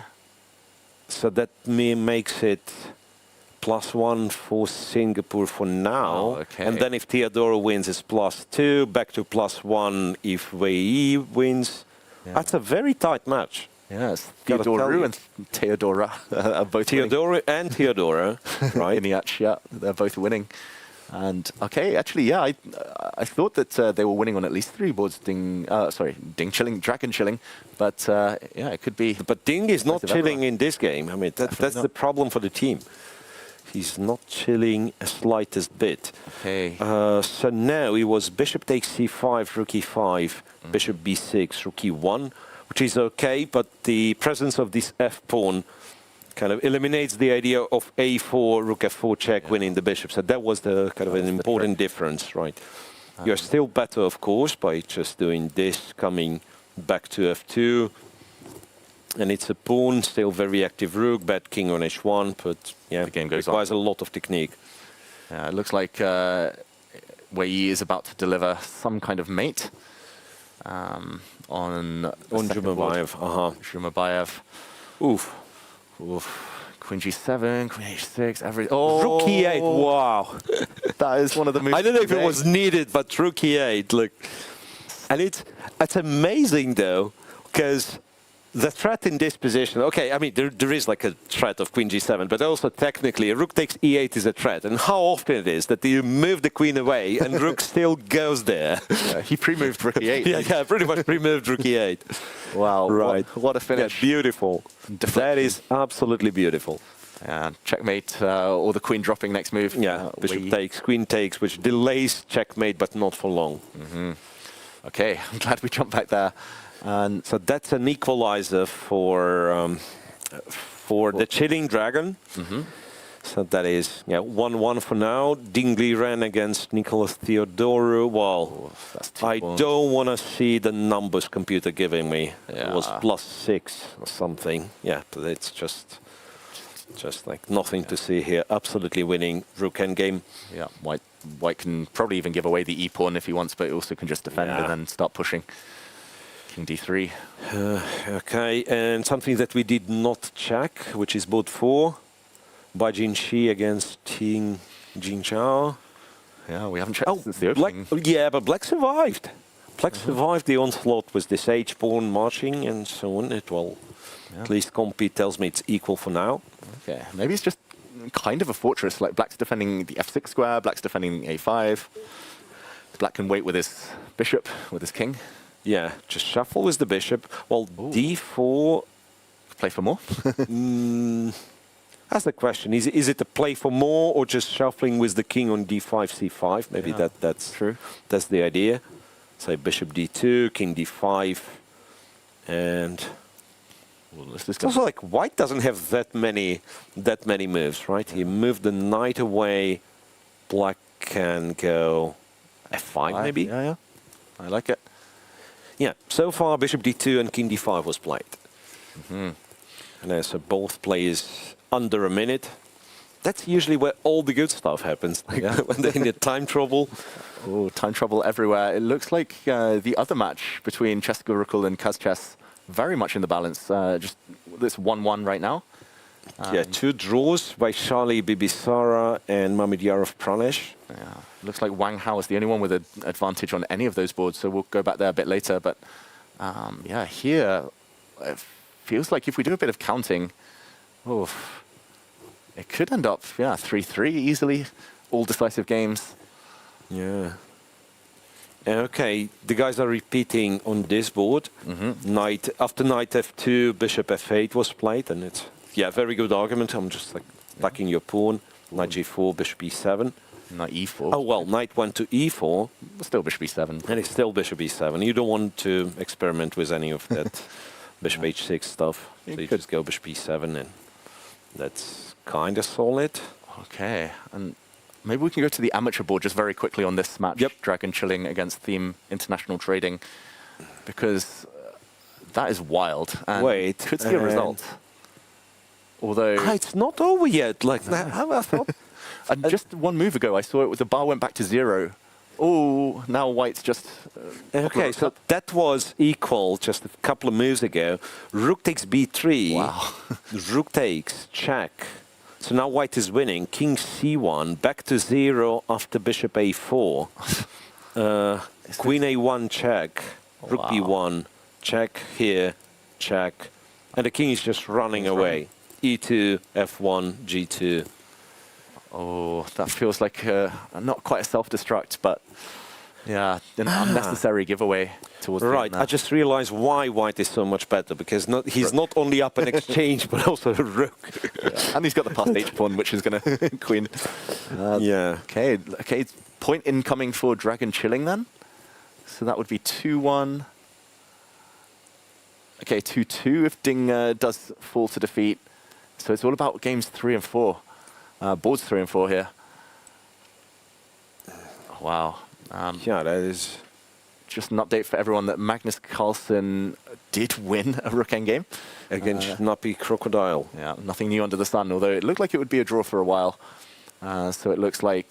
Okay, Vadim Rosenstein also winning, so it looks like WR Chess has already won. Kostyniuk lost, though.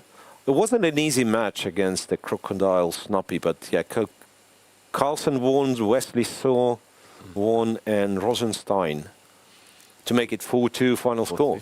Yeah. So, okay, where do we go? Oh, okay, maybe we go to the other match on top boards. Check out Rapport against Pragg. Rapport against Pragg. Pragg, upper pawn with almost no chance of converting. Not against Richie. Yeah, not with no time, and Black's rook so active. Yeah, this should be a draw, no passed pawns. That's the main thing. That'll make it 1.5. 1.5, I wanted to say, and now I see Grishuk's game is over, and he has won. Okay. We left it a while ago, but... Yeah. Black's position... It's been this, and been, like basically some... Not much has happened for White, and Black munched all the king side and promoted the g-pawn.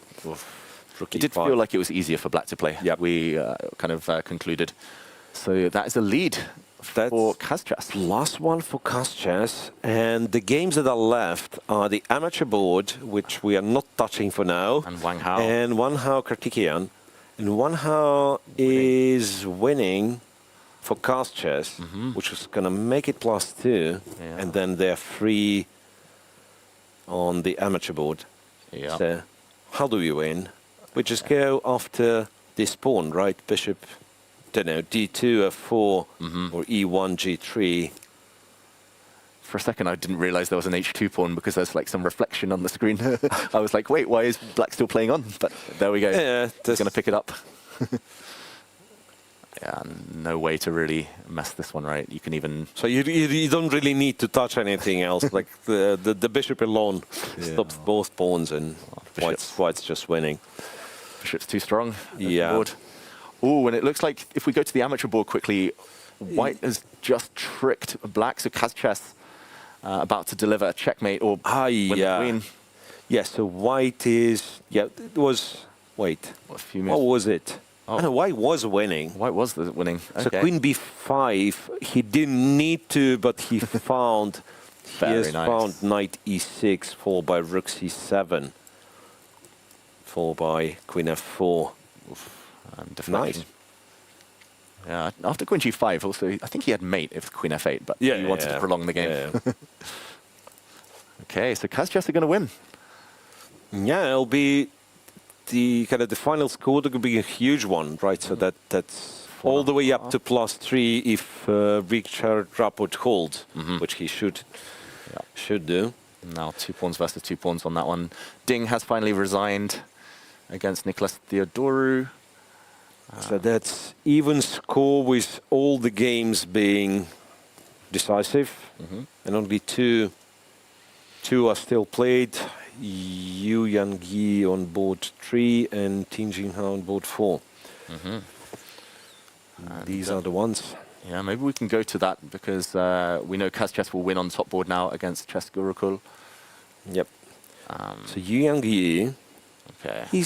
He actually, well, missed the chance to convert it almost immediately. Yeah. And now is this one pawn. Yeah. And it's very hard to make progress. I guess he wants to play h4 at some point, maybe not yet.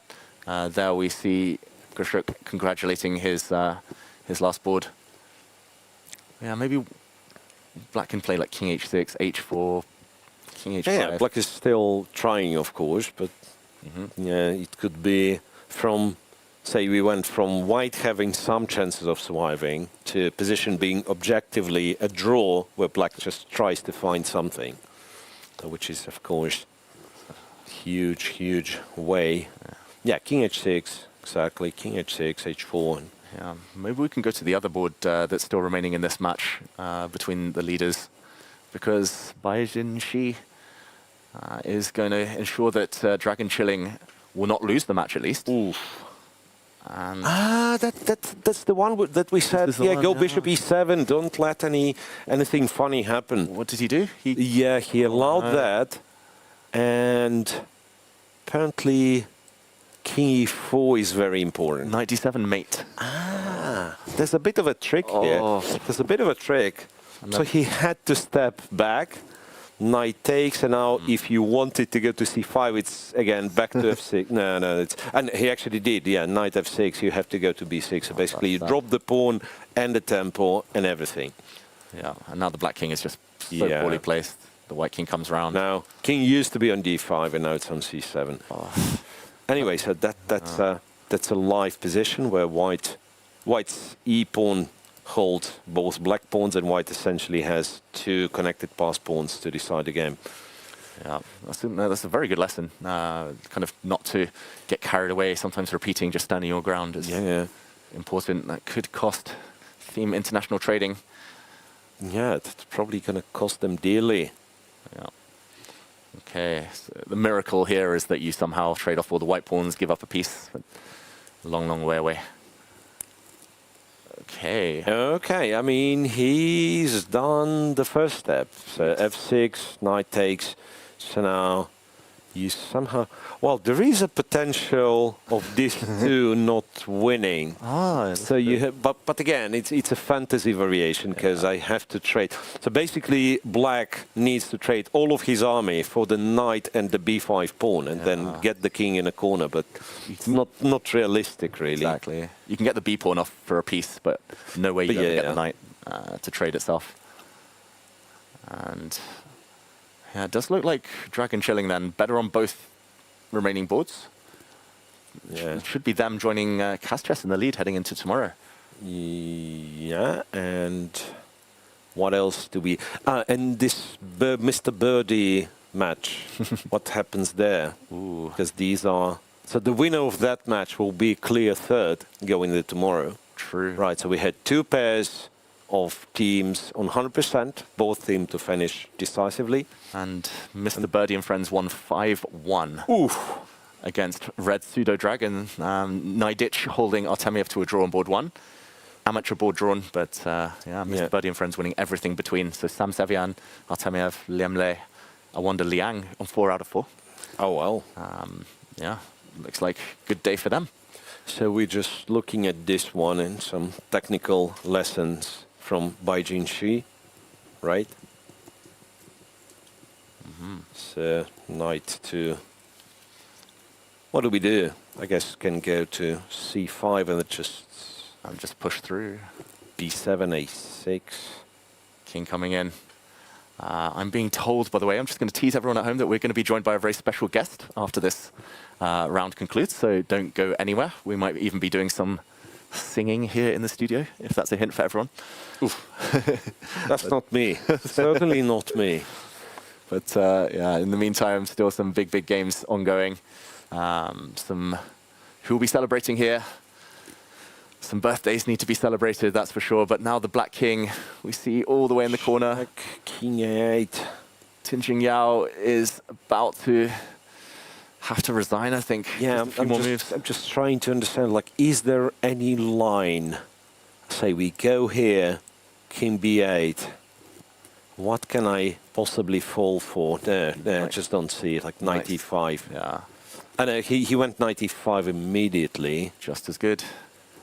He's keeping the knight. because you can take on b6 twice, but that's not the bishop white has. It's the knight on e5, and that's of course enough to. Yeah, so capture the pawn, bishop takes. And you can play a few more moves. Of course, you still play. Yeah, of course you still play because that's you're fighting for the team. Yeah, the dream here is to get the knight off for the pawn and hope that the opponent doesn't know how to checkmate with a bishop and knight, but of course he will. And Yu Yangyi, Knight c7. He actually is about to. He's about to get to this pawn. So sudden stalemate idea. Don't take it. That is stalemate. So White can keep the pawn. Is he going to push the pawn to a7? Is he going to play King b6? It looks like King b6 allows what we didn't want to allow. Yeah.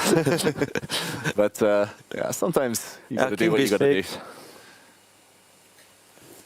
Okay. I had this story prepared for the previous instance that we almost got knight and bishop. So, being a guest of St. Louis Chess Club, once I wanted to show off and show the technique of checkmate with knight and bishop with limited time on a special board, which was 12 by 12. They have boards for, like, you know, side quests, different games with hawks, elephants, and all of that. And it happened to be not easy. Okay. And the usual Twix W thing that it doesn't work on 12 by 12 because the board's too big. They run towards the kind of a wrong corner, and they still have enough files. So that is, it's crazy. Seriously, like, don't ever try to figure out like a checkmate with knight and bishop on a board that's bigger than 8 by 8. Have you ever had to checkmate like that in your career? I've gotten the material once in a classical game, but somehow it wasn't much of it. Like, it was. We played 10 moves, the guy resigned because I was making progress while getting more time on the clock. So there was no intrigue. Convincing enough. Yeah. Here. Okay, it looks like it's about to happen. Yeah. Looks like this will decide the match between the leaders here. Because Yu Yangyi still unable to make progress. Yeah, let me see. Oh, well, now it just looks like a draw. Should be. Question mark. Yeah, with the king on the edge of the board like this, the white rook can just sit, cutting the king off. Right, and so assuming that is a draw, it all comes down to whether Bai Jinshi can deliver the killer blow. I think it is going to be knight and bishop versus king. It's pretty much guaranteed at this point. And knight to c7, he does allow this capture for quite some time, by the way. Like, didn't take once. Yeah, he didn't take yet. And just while we watch the closing stages of this game, or this match between Dragon Chilling and Theme International Trading, we're joined in the studio by a very special guest, none other than birthday boy Peter Svidler. Hello. Congratulations. Yeah, I'm finally home. Peter, how are you? How's life? I think the 3 games I played today were my 3 games of any kind this year, including online. Wow. I am very retired. I promised my guys that I will tell that story the moment I have the opportunity to tell that story. But basically, I went to Kazakhstan to do a session with their youngsters who are very good at chess and very enthusiastic and very, very nice to be around. And at the end of the session, they said, "Would you like to play for a second team in Hong Kong?" And I said, "As long as everybody understands I can't play this game anymore, I will be very happy to come." And they just nodded and said yes. And I thought, okay, I mean, as long as we've agreed the basics before the tournament begins, that like there's no expectation that I still remember how the pieces move, then it's fine. I haven't been to Hong Kong, and it's obviously it's an experience. And how did it feel being back at the board festival? Tough, slow, things glitching, but 2.5 out of 3 is a decent enough result. We did lose the one game I did not win. That match, but that match was lost, I think, regardless of what I did, and we did win the other 3. So so far so good. As I said, like I really like this group of people, the young guys and the guys in charge, the guys who put the whole thing together. They're all, you know, the coaches are all friends of mine, and the new generation is extremely promising and very bright-eyed and, you know, young things. So yeah, it's nice to be there as a kind of representative of the dinosaur age. Okay, and Peter, I think all your fans want to see you play more, so even if you're enjoying being that kind of inspirational figure, hopefully this brings you back. I do miss it. It's just that it's not entirely in jest. Like, I feel like everything is incredibly rusty, and it takes a long time to remember what I'm supposed to do, where and how. And I think we both know that feeling, that's for sure. First of all, how are you celebrating your birthday tonight? Well, we might have there was a suggestion that we might watch some World Cup game of some sort by England. I don't know. I might be. Is it England today? England, okay. I mean, this probably swings it. That happens. I think it's quite early in the morning, Hong Kong time. I am so unaware. Like if you ask me who's. We have 5 debutants, I think, in the second test against New Zealand. This I can talk about for hours. But the World Cup, I'm really not on top of it all. Yeah. And Peter, I noticed you've pulled up a very interesting game on the screen. Mark told me he was beating our old friend Mohamed Al-Mudaka. It doesn't seem like he was beating him anywhere, but he was fine. And then eventually, I mean, Mark is the viewers of this program should know who Mark is. But Mark makes all of this run, and he also is playing for his team here, which is quite an impressive feat of stamina and madness, frankly. But and he was completely fine at some point in this game. But basically, he met me and he asked me, "Do you want to come on air?" And as we were walking here, he started telling me that he was doing this, you know, fantastic sacrificial attack that he was playing against Mohamed, and I wanted to find the game and take a look, but no, he was fine, but not winning.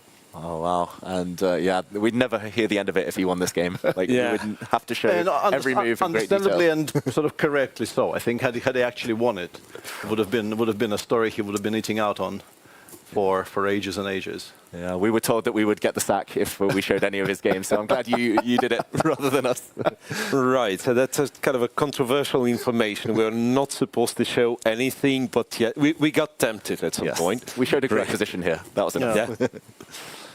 And yeah, in the meantime, Peter, who have you been? I guess you've been busy playing, but yeah, it's difficult to pay attention to what's going on. But there's already been some very interesting clashes up top. We are not participants of that, but there's been some very interesting matches which I haven't seen properly. I'm hoping to maybe get a bit of time in the evening between this and that to take a look, because there's already, and I mean, tomorrow and day after tomorrow there will be exciting clashes every round. But already I think starting from round 3 you were getting absolute top teams playing each other, and this is what this is all about. Obviously, this is a very, very strong field.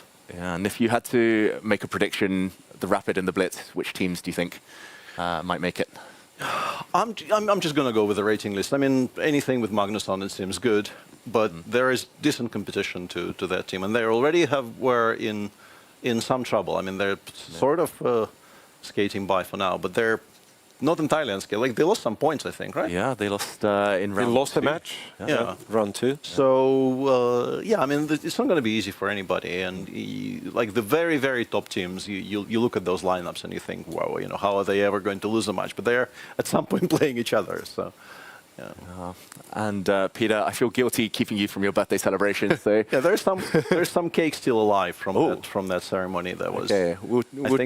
I think they might not be starting on the cake before I arrive there, so I should probably go so that people can have cake. Yeah. So once again, happy birthday, and you go slice the cake. We wrap the show up quickly, and we might join you.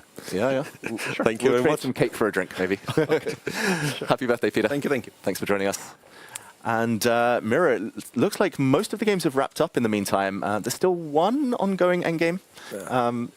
Yu Yang still in action between Dragon Chilling and Theme International Trading, but shouldn't affect the destiny of that match. Yeah, as long as he doesn't go mad and lose this position with black, it should be yeah, should be a match for Dragon Chilling.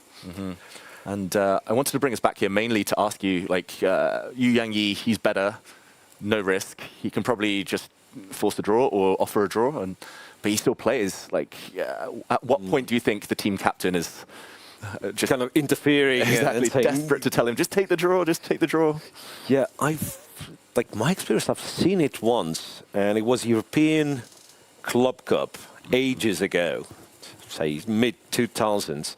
I remember the player was Ivan Chiparinov for some Spanish team, I think, and it's a decisive round, and he needs a draw so the team wins, so they are either champions or I think they were champions. But wow. Yes.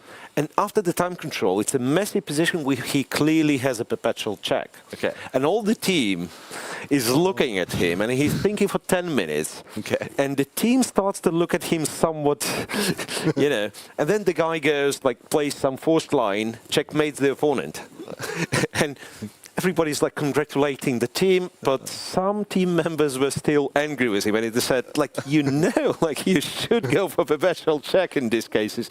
Well, I don't think it's exactly the situation here, but yeah, Yu Yang being a practical player, I mean, he'll try, but he'll wrap it up as soon as there is like any sort of inconvenience. It's those rating points. He's Anything actually, for a rating point. He's actually making progress. Wait, after King F2, by the way, wow, now he's winning because Black just gets to play Bishop G3, King G2, take on C6. I think that's the thing. So you just yes, they go here. Wait, and if King F1, it's Rook C. Say same thing. Rook C1, just force you away. Go King G2.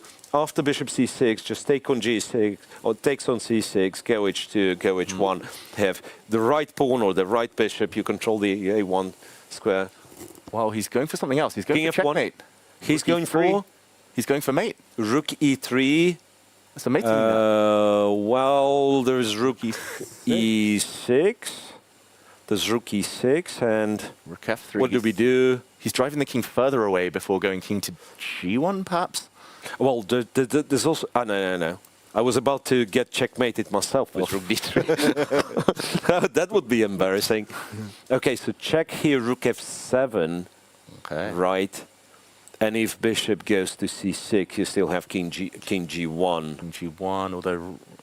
okay, Rook That's G6. less clear somehow. Yeah, he could have forced it. He could have forced it. And actually, we're going to see this play out, but he forced the king to E3 first. To E3 first, then like Rook F7. So after Bishop C6. So my problem is that after King G1, there's Rook G6, right? Yep. And I can't really go H2. And then, yeah. And this is where computer wanted to go Rook F1, and Bishop F2 might not be winning anymore after King E2, and we are back to this situation. eternal game. Yeah, and we see Ding in the background. We see Nihua, the Dragon Chilling captain. And yeah, all the grandmasters hoping that Yu Yang doesn't overpress or forget about the clock. Right. It's happened to me too many times, by the way, that overpress. I used to take draws a lot just to help the team, but then I realized my rating was dropping for England. And the one time I decided to play on, oh wow, it backfired. So yeah, it's got to be careful. Yeah, so the most memorable story of me saving the team was Russian League, some second division.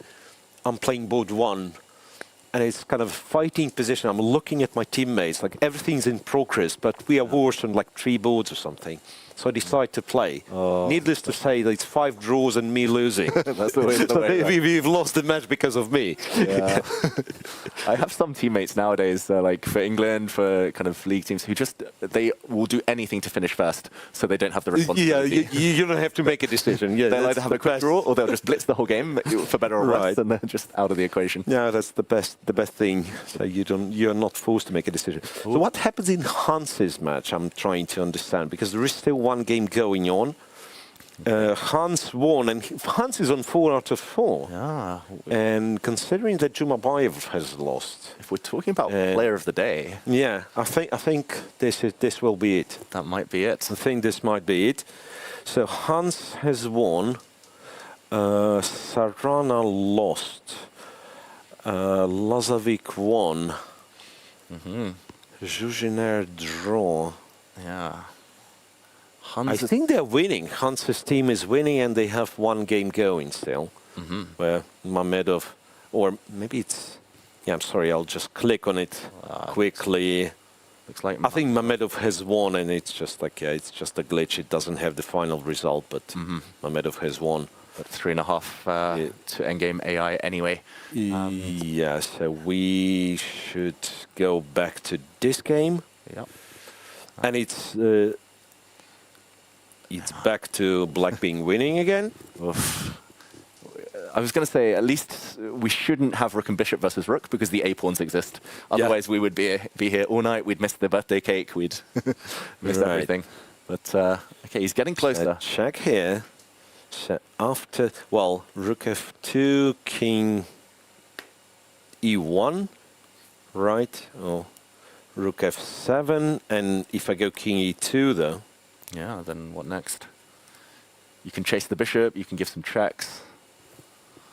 He does chase the bishop. It looks like. I goes rook c7. So, but I'm still yet to understand the mechanism. Because it doesn't seem that I can win immediately, right? So, say bishop h1 or something. Now, I can see computers move, which is king f4, and that is like... I understand black's probably winning in a long game, just saving the h-pawn, going after the a-pawn and so on. But that's going to take us another half hour or so. Bishop d5, king f4 is played. Yeah. And I guess I'm pinning the bishop. So king f2, there's rook c2 check. Maybe some mating that even forced to the first rank. And then maybe bishop e5. And I guess, like, with the king being that bad, like at some point. I mean, the black's threatening king e3, rook c1, and I actually threaten rook c1 as well, just win the bishop, right? Yeah, maybe that's it. Yeah, rook c2 played. Okay, looks like we're getting closer. Now just there's this. Oh, bishop e5 wins immediately. In fact, any square with the bishop, or is e5 specifically? Could be any square. This one wins as well. Yeah. Actually, I quite like e5 because the king is shielded when it goes king e3. Yeah, king e3 and also threatening a checkmate. That's a good idea. First. Goes check first. Oh. What's the difference? Oh, the difference is that now I can go after the a-pawn, I guess. Okay, he has to, otherwise, if black wins the bishop with this h-pawn, then it's over. So I go here, bishop c3. Then king d3. No, king d3, you give check, take bishop. Wow, so many tricks. It's like almost there. Like white's still fine. Wait, what's rook d? Rook d8. That's a tricky move. Layman is very, very resourceful. Very tricky online specialist as well. And that is move number 131. And I cannot really predict when this game's going to end. Because the material, you still have the pawns there. Yeah. So if we ever get to rook and bishop, that is 50 moves. I'll be starting from that position. Move 200 will be done. But it doesn't. King e5. And then, and king e5 blunders bishop g2. So now if you promote, it's a check, followed up bishop takes, followed by rook a5. King e5, bishop f3, same thing. Bishop f3. Okay, now after a check. Bishop g2 was more precise for whatever reason, because after this check you would have gone king f3, I guess. Then king f3, king g3, you go round. Right. But now he's forced to the back rank. And now you go h1 check. Yeah. Wow. Whoa. That's the end of this game. h1 check, and you don't have the time to go rook d5 with intermezzo. Wow. Such small details decided, but Yu Yangyi is triumphant in his long grinding attempts there. He takes it. Dragon Chilling, therefore, wins the match 4-2. 4-2. And Ding let off the hook. Wow, that was huge. Nice to see a smile on the face of both players. But Miro, that I'm guessing is the end of all boards. 133 It must be. Yeah. It's the end of all boards, and the end of day one of World Team 4 rounds. Rapid and Blitz Championship, Rapid portion particularly, day 1 of the Rapid portion. Yeah, 4 rounds in the books. And yeah, let's share the standings. Let's see who is... Oh. Okay. We'll shortly show these standings. We're just getting those ready right now. The last result just incoming. Miro, we've been talking about Player of the Day. I think we'll reveal that shortly. But yeah, what's been your overall impression here on day 1? Sometimes these events, you know, it takes a bit of time for people to warm up, but not Hans Niemann, winning 4 out of 4. Yeah, well, brilliant performance by Hans, and it's really a pity we were not staying on any of his games closely, but yeah. Good for him. Well, what can I say? There is no respect, I would say. The Team Magnus, and Magnus himself, he struggled, right? Couple of games here. Oh, was it 1 draw or? It was just 1 draw in the end. It was 1 draw. The last round, it looked like it was destined for a draw until the last minute. Yeah, so we've already seen downfall of the team favorites, then Dingley Ren losing, again, like one of the strongest players. So there will be a lot of blood on the streets. Yeah. So that's my impression for today, and I expect more of that to come tomorrow, day after tomorrow. And yes, Peter said it all. It's all these teams, you look at them and you think, how can this team lose? And this until they start playing each other. So that was very well put. Exactly. And yeah, for those of you just joining, or for those of you who've been with us the whole day, let's recap the results. And Chess Gurukul had a dream event until round 4, where they fell to Kazchess, 4.5 to 1.5. Theme International Trading as well, so close. Put up such a good fight, but fell to Dragon Chilling. So those two are on 100%, Kazchess, Dragon Chilling. Elsewhere, Mr. Birdie and friends, dominant victory. Big win, yeah, a big win against Red Pseudo Dragon. WR Chess plays the catch-up game, 4-2 against Schnappy Crocodile. And Hexamine Chess, somehow we missed it, and they missed a win, and they also missed a draw in this round 4. So Hexamine Chess, with a lot of board points, I believe, they are on 50%, David. Believe it or not, but they're on 50% in terms of match points. They won 2 matches, but they also lost 2 matches. I mean, they have Alireza Farusha, they have Levon Aronian, Anish Giri, Volodar Mertzin, Vidit, some of the best players in the world, and they've lost their 4 matches. Shout out to the likes of Andrew Hong, who won against Giri with black. Oof. And yeah, they've also been struggling, Hexamind, I think, mainly on the recreational board, losing 2 in a row there. Yeah. Okay, let's I guess say our final words of the day. We'll be back, of course, tomorrow, Miro, with 4 more rounds of Rapid. Yeah, so we had the poll of the day. I have no idea who won the poll, but from the teams that were on the list, only Dragon Chilling is leading with 100%, right?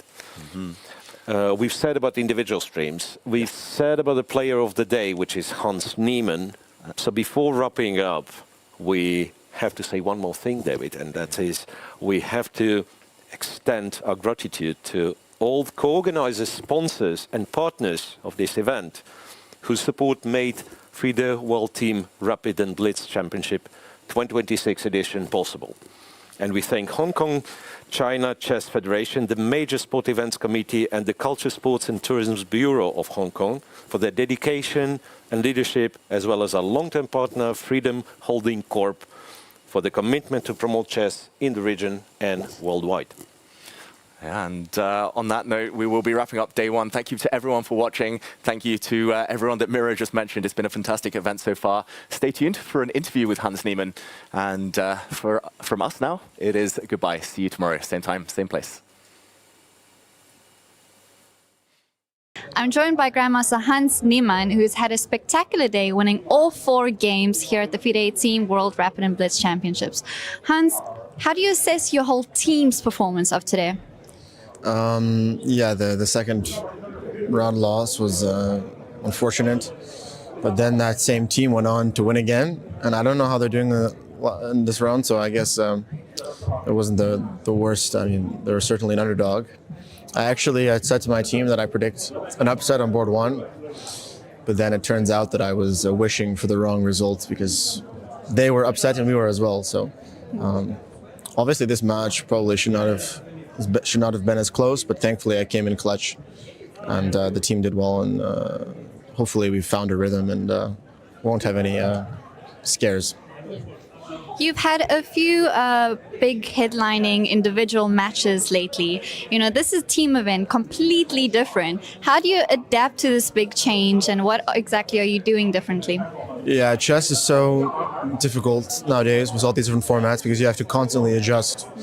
It's like there's a reason why tennis players have a clay season, a hard court season, a grass season. You know, so in chess we kind of have to switch between every single discipline and time control. So this is just a fun event. Obviously, I'm happy that I'm personally doing well, but I'd much rather that I did poorly and the team won. So hopefully, the team continues to do well.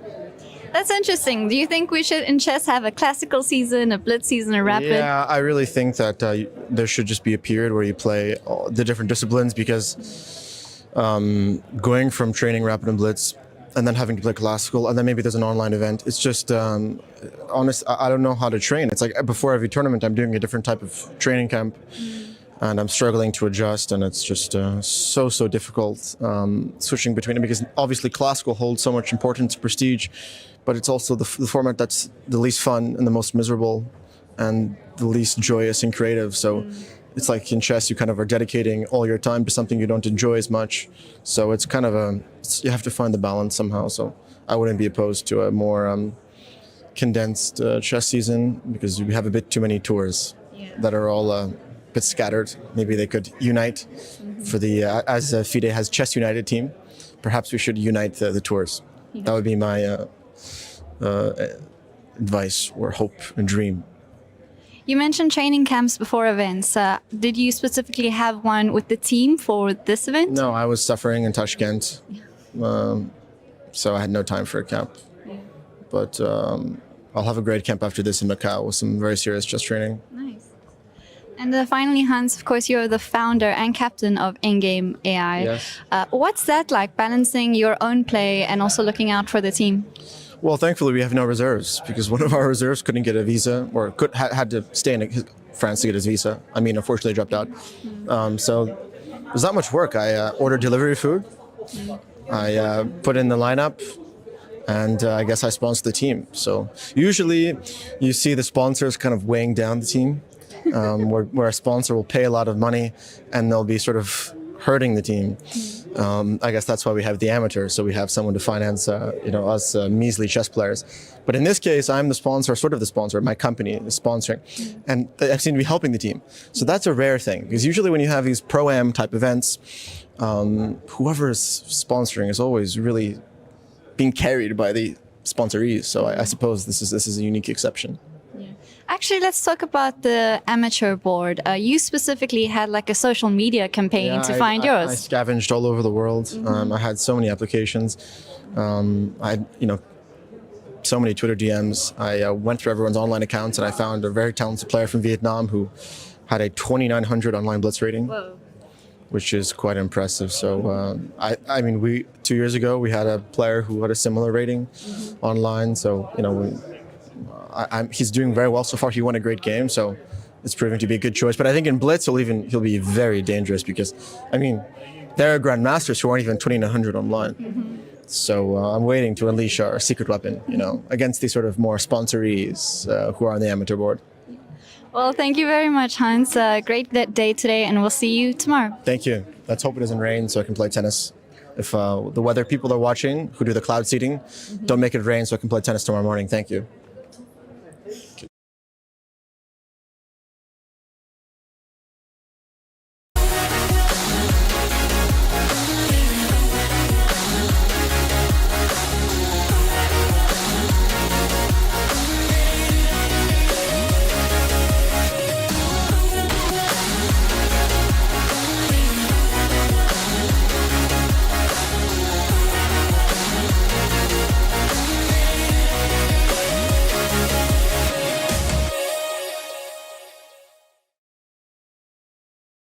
Freedom begins with a choice. In 2008, we made ours. Freedom knows no borders. Step by step, we became part of the global financial system. In 2019, we went public on NASDAQ. In 2024, we built a digital ecosystem. Fintech, lifestyle, telecom, everything comes together in one unified digital space. Today, Freedom is a system that shapes markets. $2 billion in annual revenue, $9.3 billion market capitalization, 11 million customers, 11,300 plus employees, 230 offices worldwide. Freedom begins with a choice, and every day we make it again. Freedom Holding Corp. One ecosystem, many possibilities. Every year, Hong Kong plays host to spectacular international sports events. Our elite athletes compete for honors with other leading sports stars from all over the world. Join us in supporting our athletes.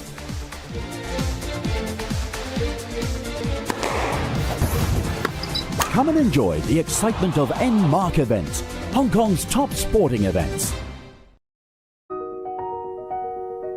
Welcome to the FIDE Online Chess Museum. The International Chess Federation proudly presents the FIDE Chess Museum, an online space celebrating the rich history and evolution of chess. Explore exhibits that trace the game's fascinating journey. Discover the origins of chess, beginning in the distant past, and follow FIDE's centenary journey. Rare chess sets, unique books and memorabilia, autographs of chess legends, trophies of historical tournaments, and stories of the chess champions. Explore the game's legacy and future. Chess is more than a game. It's a global culture of strategy and unity. Join us to experience this unique online journey where history, culture, and passion for chess converge. And also on your phone. Tired of paywalls? How about unlimited play, puzzles without limits, uncapped analysis, master-level studies, tools to learn and improve, and watch tournaments from all over the world, all for free? That's Lichess. No ads, no trackers, no subscriptions. Open source and funded by donations, not by data selling. Our focus is just on chess. Find us at lichess.org or on the app stores.